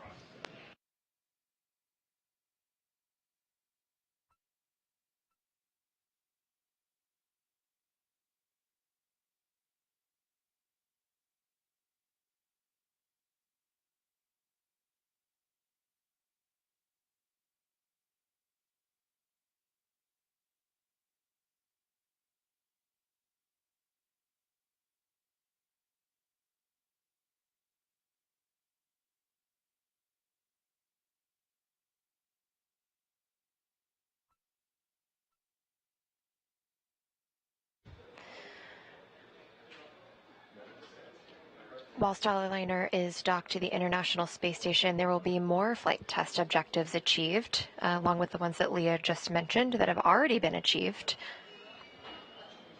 as well as operational capability checkouts. Those are things where the crew gets to interface with the Starliner and we get to check off some more items. This is a primarily crew interface test, so we're looking forward to hearing more about their experiences. But in terms of flight test objectives, they will establish joint ventilation with ISS, recharge Starliner's batteries, verify telemetry paths and file transfers, transfer cargo to and from the ISS, including a urine processing assembly pump that Starliner actually we were able to put into the Starliner while it was at the launch pad because it was a need for the International Space Station. So proving the flexibility of not only the spacecraft to fly cargo, but also of the team. A lot of teamwork went into that across the NASA and Boeing community to get that pump up. And I believe they're going to be working on that pretty quickly aboard the International Space Station. And while Starliner is on the International Space Station, when we docked earlier and confirmed that we were hard mated, the umbilical started receiving power from the space station. Starliner will also be put into a quiescent mode to minimize the power it's taking from the space station during its docked time frame. It can be turned on very quickly if that were to be needed.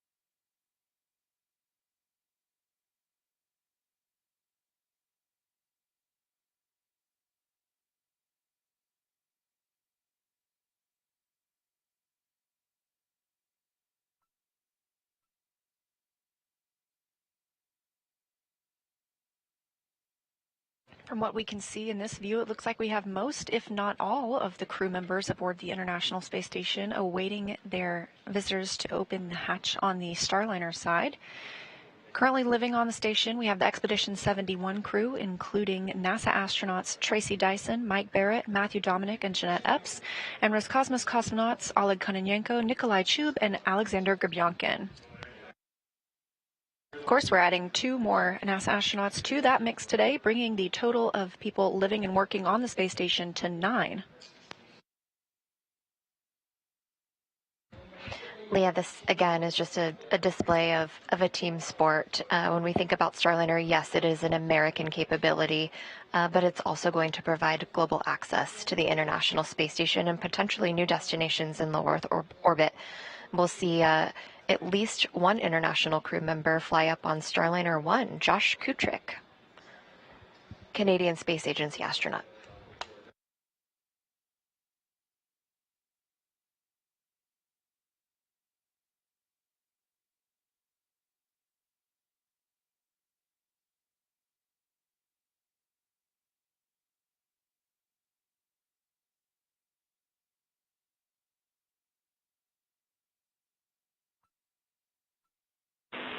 Station Houston on the big loop, just for status. CFT crew has just opened up the IVA hatch equalization valve.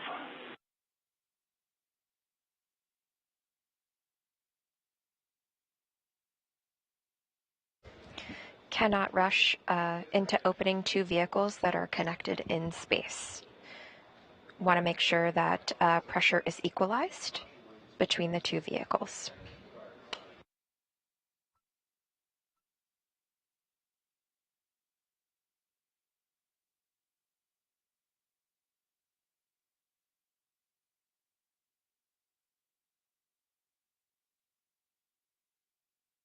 All eyes on the IVA hatch. Maybe they're not in a rush.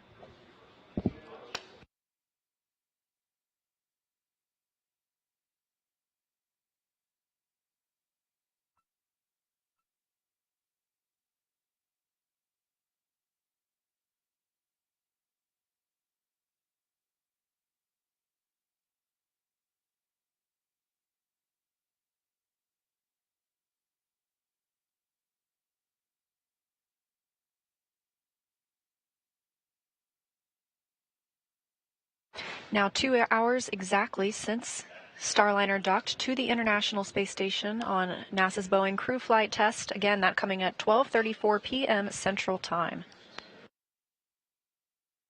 We are just standing by for Butch and Sunny to float in as the first crew members to fly aboard Starliner.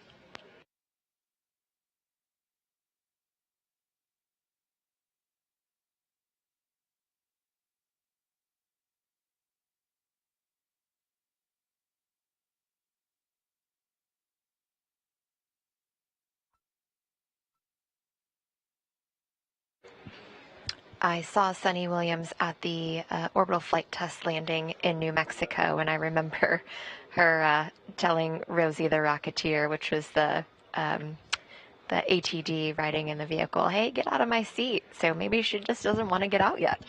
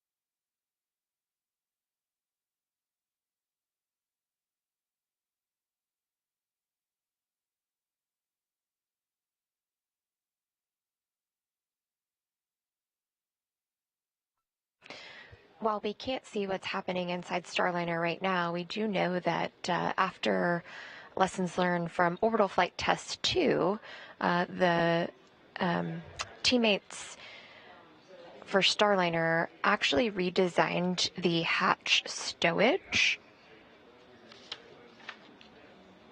procedures and the straps. So basically modifications to securing the mechanism. So it floated around a little bit more than we anticipated for OFT2. So they went from 2 anchor points to 4 anchor points. So could imagine maybe they're working on that right now. So the hatch is likely out of the way and they're working on stowing it. Yes, it's definitely not as quick as the movies when you watch spacecraft arrive to another orbiting laboratory and as well as aboard a visiting spacecraft to make sure everyone arrives and leaves with what they brought up or what they needed to leave on board. I do remember Sunny saying during one of their free flight downlink events where we heard the audio saying that she promised the team she was going to clean up after herself, and Butch was modeling that for her.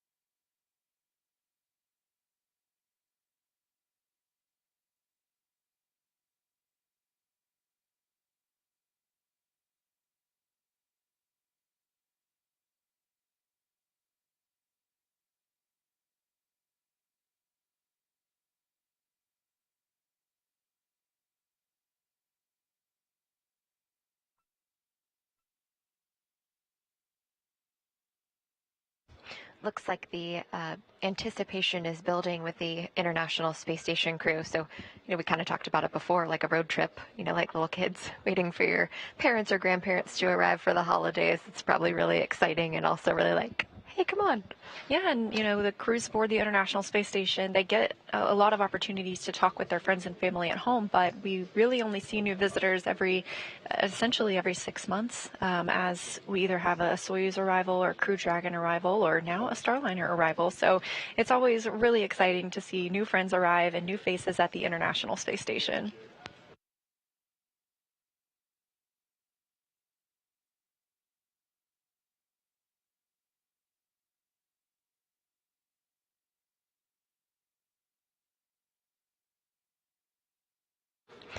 NASA astronaut Jeanette Epps seen in view on the left-hand side of your screen, and she actually trained to be on the Starliner 1 mission.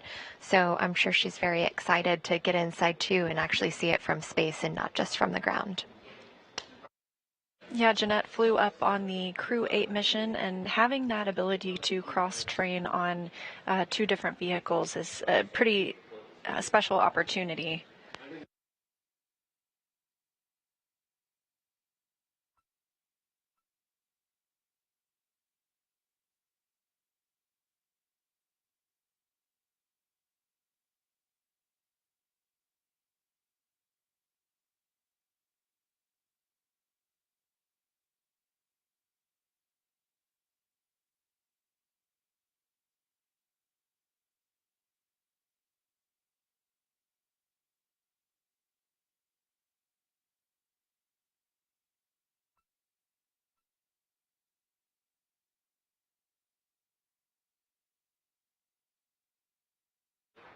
Hey, Butch and Sunny put in a lot of work to get here, so they deserve to take their time. We're looking for a grand entrance.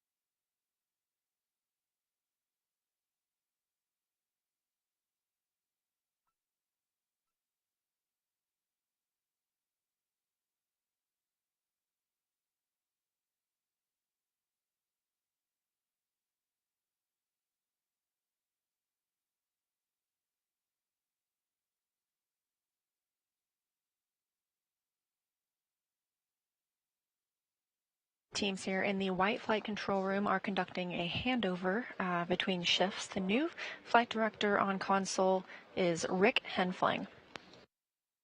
We are still standing by for Butch and Sunny to float from Starliner into the space station.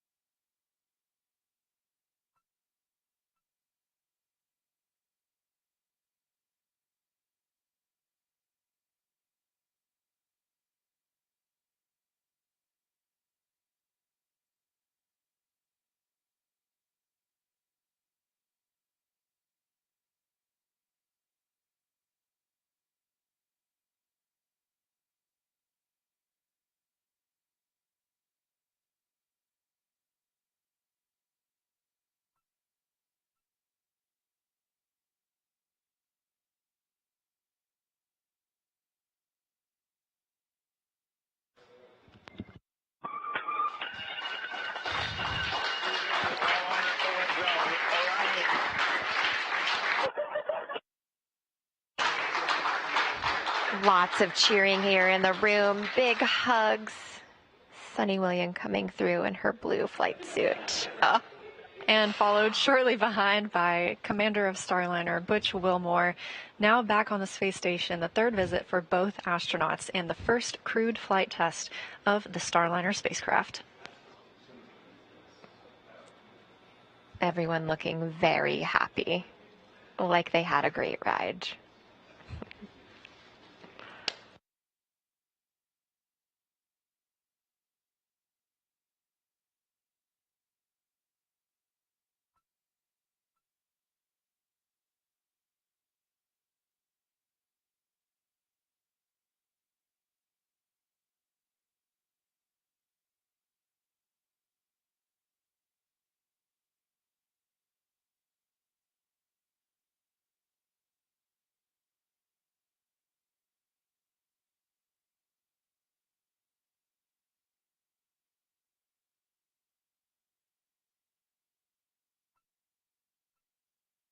And the ingress or the entrance of Butch and Sunny coming at 2:45 p.m. Central Time. Again, their arrival to the space station today at 12:34 p.m. Central Time, bringing the space station total crew right now up to 9 people.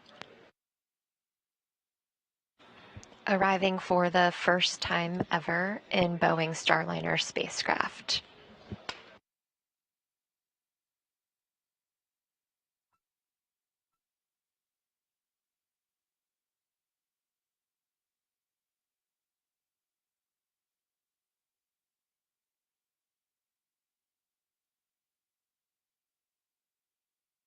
I can imagine they're very happy to see people without masks. You know, they've been in quarantine since a couple of weeks before the first launch attempt in May, finally launching, earlier this week on June 5th, docking on June 6th. And so big smiles there. I'm sure seeing those not behind masks is probably something they're really excited about. And again, that launch coming yesterday morning at 9:52 a.m. Central Time from Space Launch Complex 41 in Florida atop a United Launch Alliance Atlas V rocket.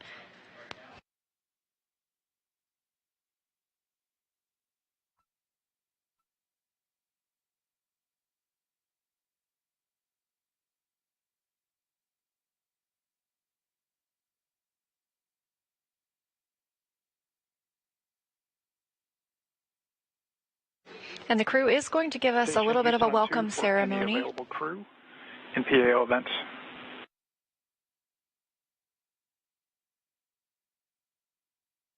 Go ahead, Houston. Hey, we'd figure Butch and Sunny want to take a quick break here, so you guys let us know when you're ready for the event, and whenever you have a chance, we'd like to do a quick voice check. Okay, we'll get that set up. Thanks. Yeah, Houston, you want, which camera you want the microphone on? Are you using both cameras or just one?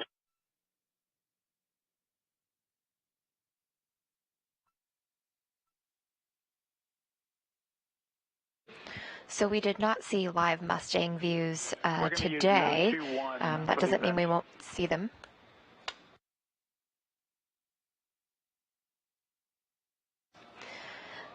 But teammates here in Mission Control were working an issue with an IP address. So very similar situation that you might have at home, but we will get to see that.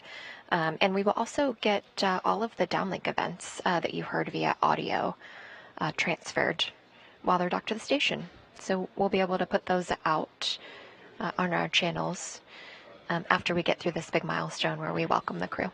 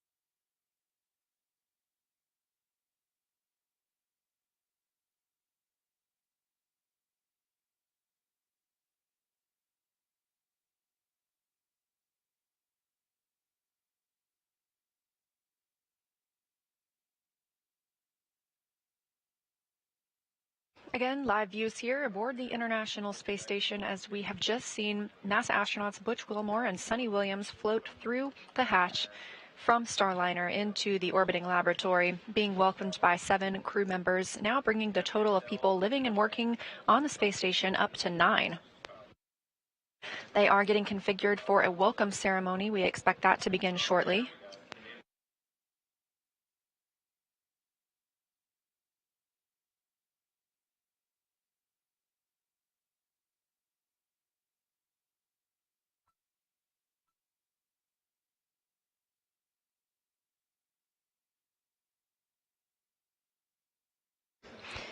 You heard over the big loop that Butch and Sunny wanted a bit of a break, maybe to stretch their legs a little bit. It was a more than 25-hour trip to the International Space Station, and they were in the vehicle for a couple hours before launch as well on June 5th. And with the arrival of Starliner today, we have 6 spacecraft docked to the International Space Station. That includes, obviously, Starliner, SpaceX's Dragon from the Crew 8 mission, the Northrop Grumman Cygnus, 2 Roscosmos Progress resupply spacecraft, and 1 Roscosmos Soyuz spacecraft.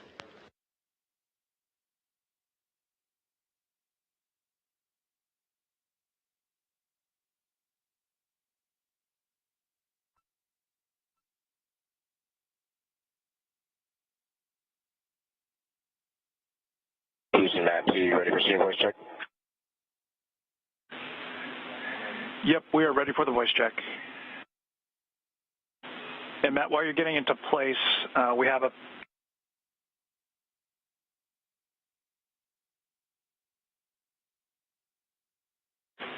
Matt, can you give us a full 10 count, please?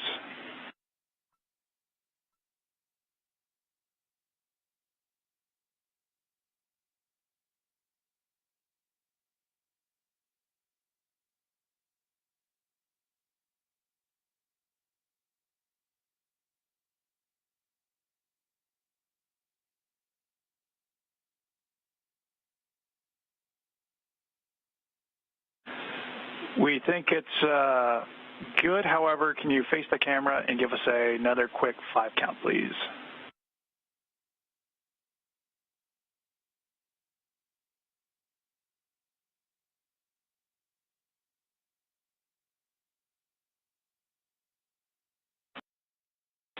Good. Voice count. Just a heads up, we're about 7 minutes out from a teacher's handover. We're going to start the PAO event after that handover at about 20:02. That's if you're ready. Copy. Let me see where people are at, and I'll let you know start time.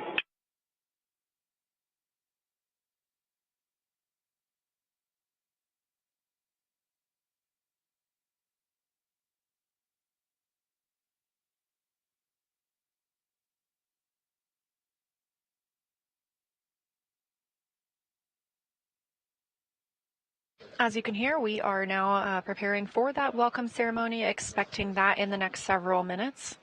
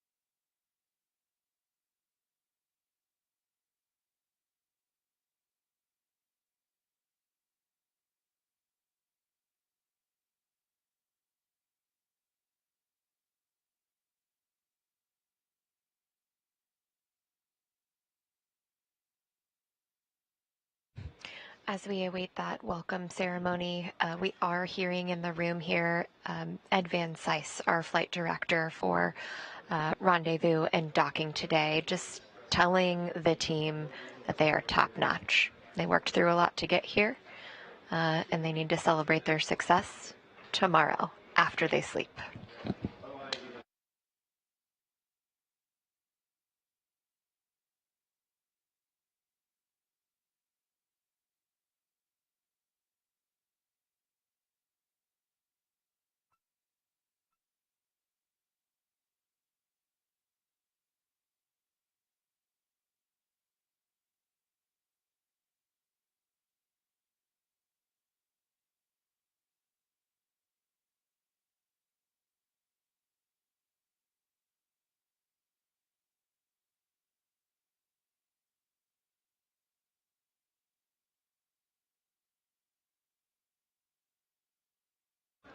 Here in the room celebrating today's successful docking and seeing the crew come into the International Space Station is Starliner 1 pilot Mike Fink. And we actually have a couple pictures of him here in the control room today wearing his flight test orange tie. He also has on some socks. Well, actually, here you see him doing his Iron Man pose. If you follow him on Twitter, it is Astro Iron Mike.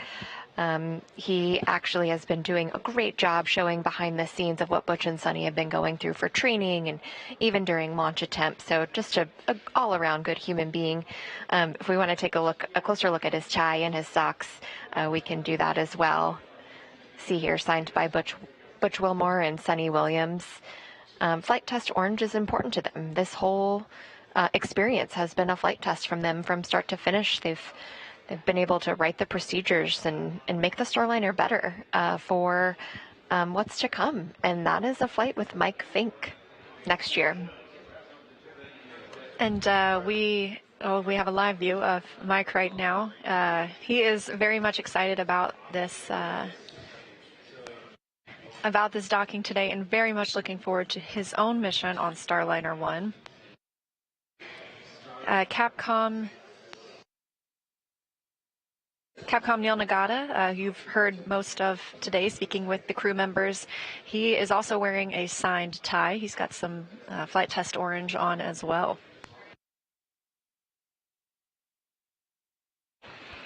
We see Butch and Sunny floating in another view here. And what I love about Sunny is she is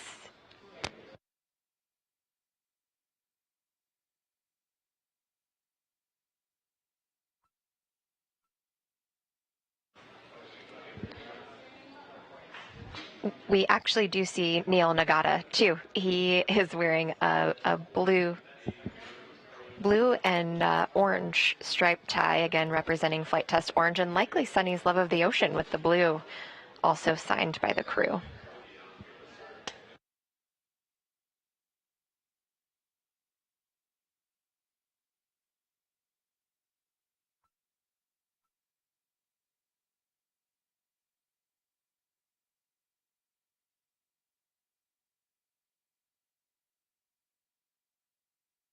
And a brief satellite handover while we are setting up for this welcome ceremony with Butch and Sunny. We're standing by to regain those video communications, planning on starting that welcome ceremony here shortly.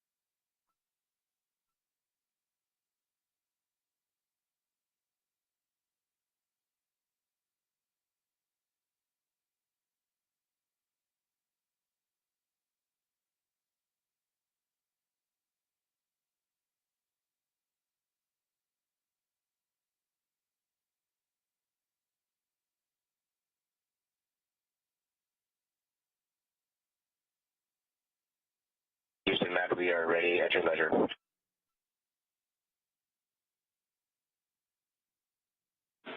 Copy, Matt. We'll give you a second to get into place.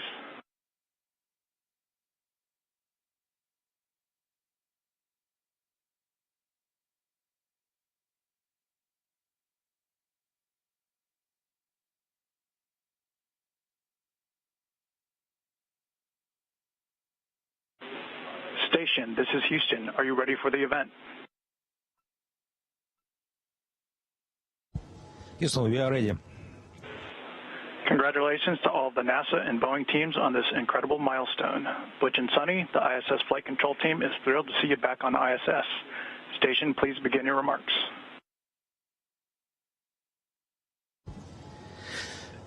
Butch, Sunny, we are glad to see them all here in International Space Station, and we want to congratulate the whole team in different mission control center for launch, for docking, and of the end, we are very happy. Yes, indeed. Yeah, we are thrilled as well. I'm not sure we could have gotten a better welcome. I mean, we had music, we had Matt was dancing. It was great. What a wonderful place to be. Great to be back here. It feels like, I mean, obviously, Sonny and I have been gone for a little while, but it's very familiar. There's only one problem. Matt is in my crew quarters. So I don't know what we're going to do about that. But, hey, thank you all for the great welcome. And thanks to ULA, got us going. Boeing kept us going. Mission Control MO kept us going and got us here. What a great, wonderful team effort. I mean, team. This organization, these organizations are the epitome of teamwork. And it is a blessing and it's a privilege to be a part of it. It's just amazing. Yeah, and I just want to say a big thanks to family and friends who've lived this for a long time. And I think you're glad we're not with you anymore.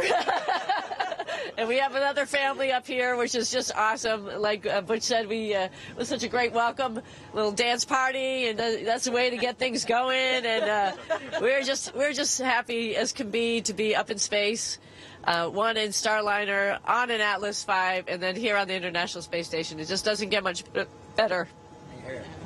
Yeah, we're ready to go to work for the international partners here. Whatever it is you got us to do, we're ready. All right. Yeah. We're ready. Thank you all so much. All right. That concludes the welcome ceremony. Station, we are now resuming operational audio communications.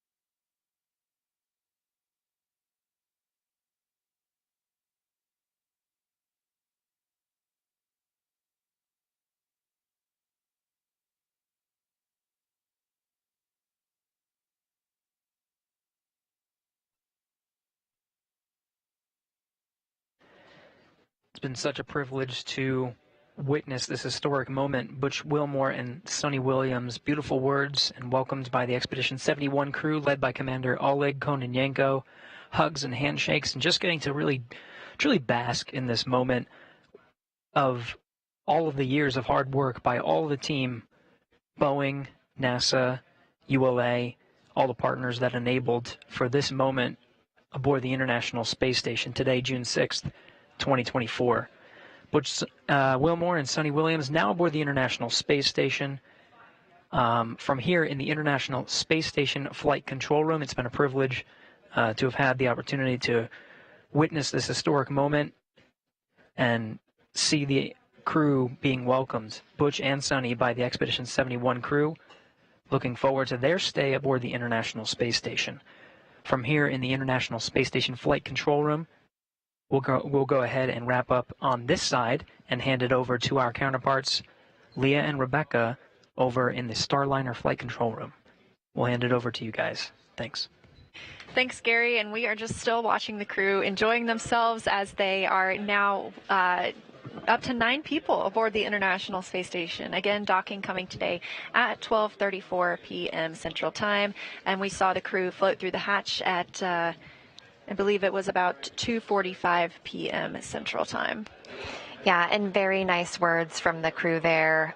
Butch saying that ULA got them going, Boeing and mission operators kept them going, which was really exciting for the team to hear, I am sure, once they made it to the space station, especially for the Boeing team. They helped build the International Space Station and helped maintain it. So I'm sure that just like hit them right in the feels.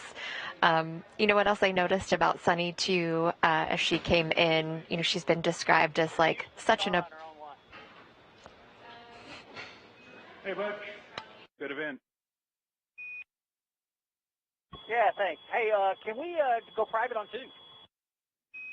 Hey, Ryder. Yeah, let's get that. We'll get that squared away. Okay, yep, we're standing by.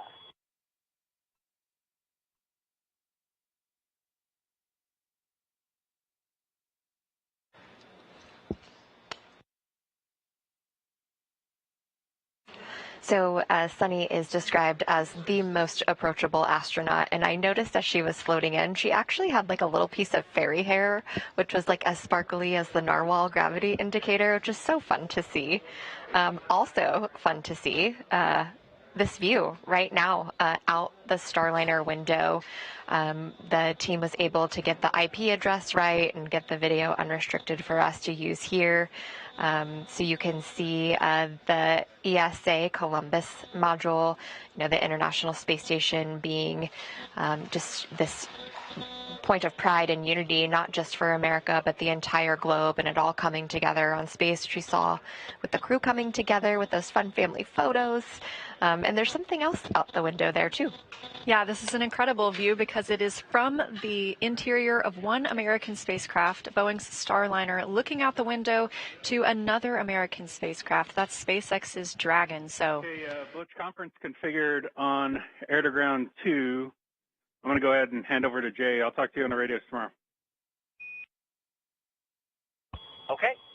Actually, if you can stay, it won't take long. I don't know that you have any example or extra remarks, but maybe stay for the conference real quick. Okay, I'll punch it up.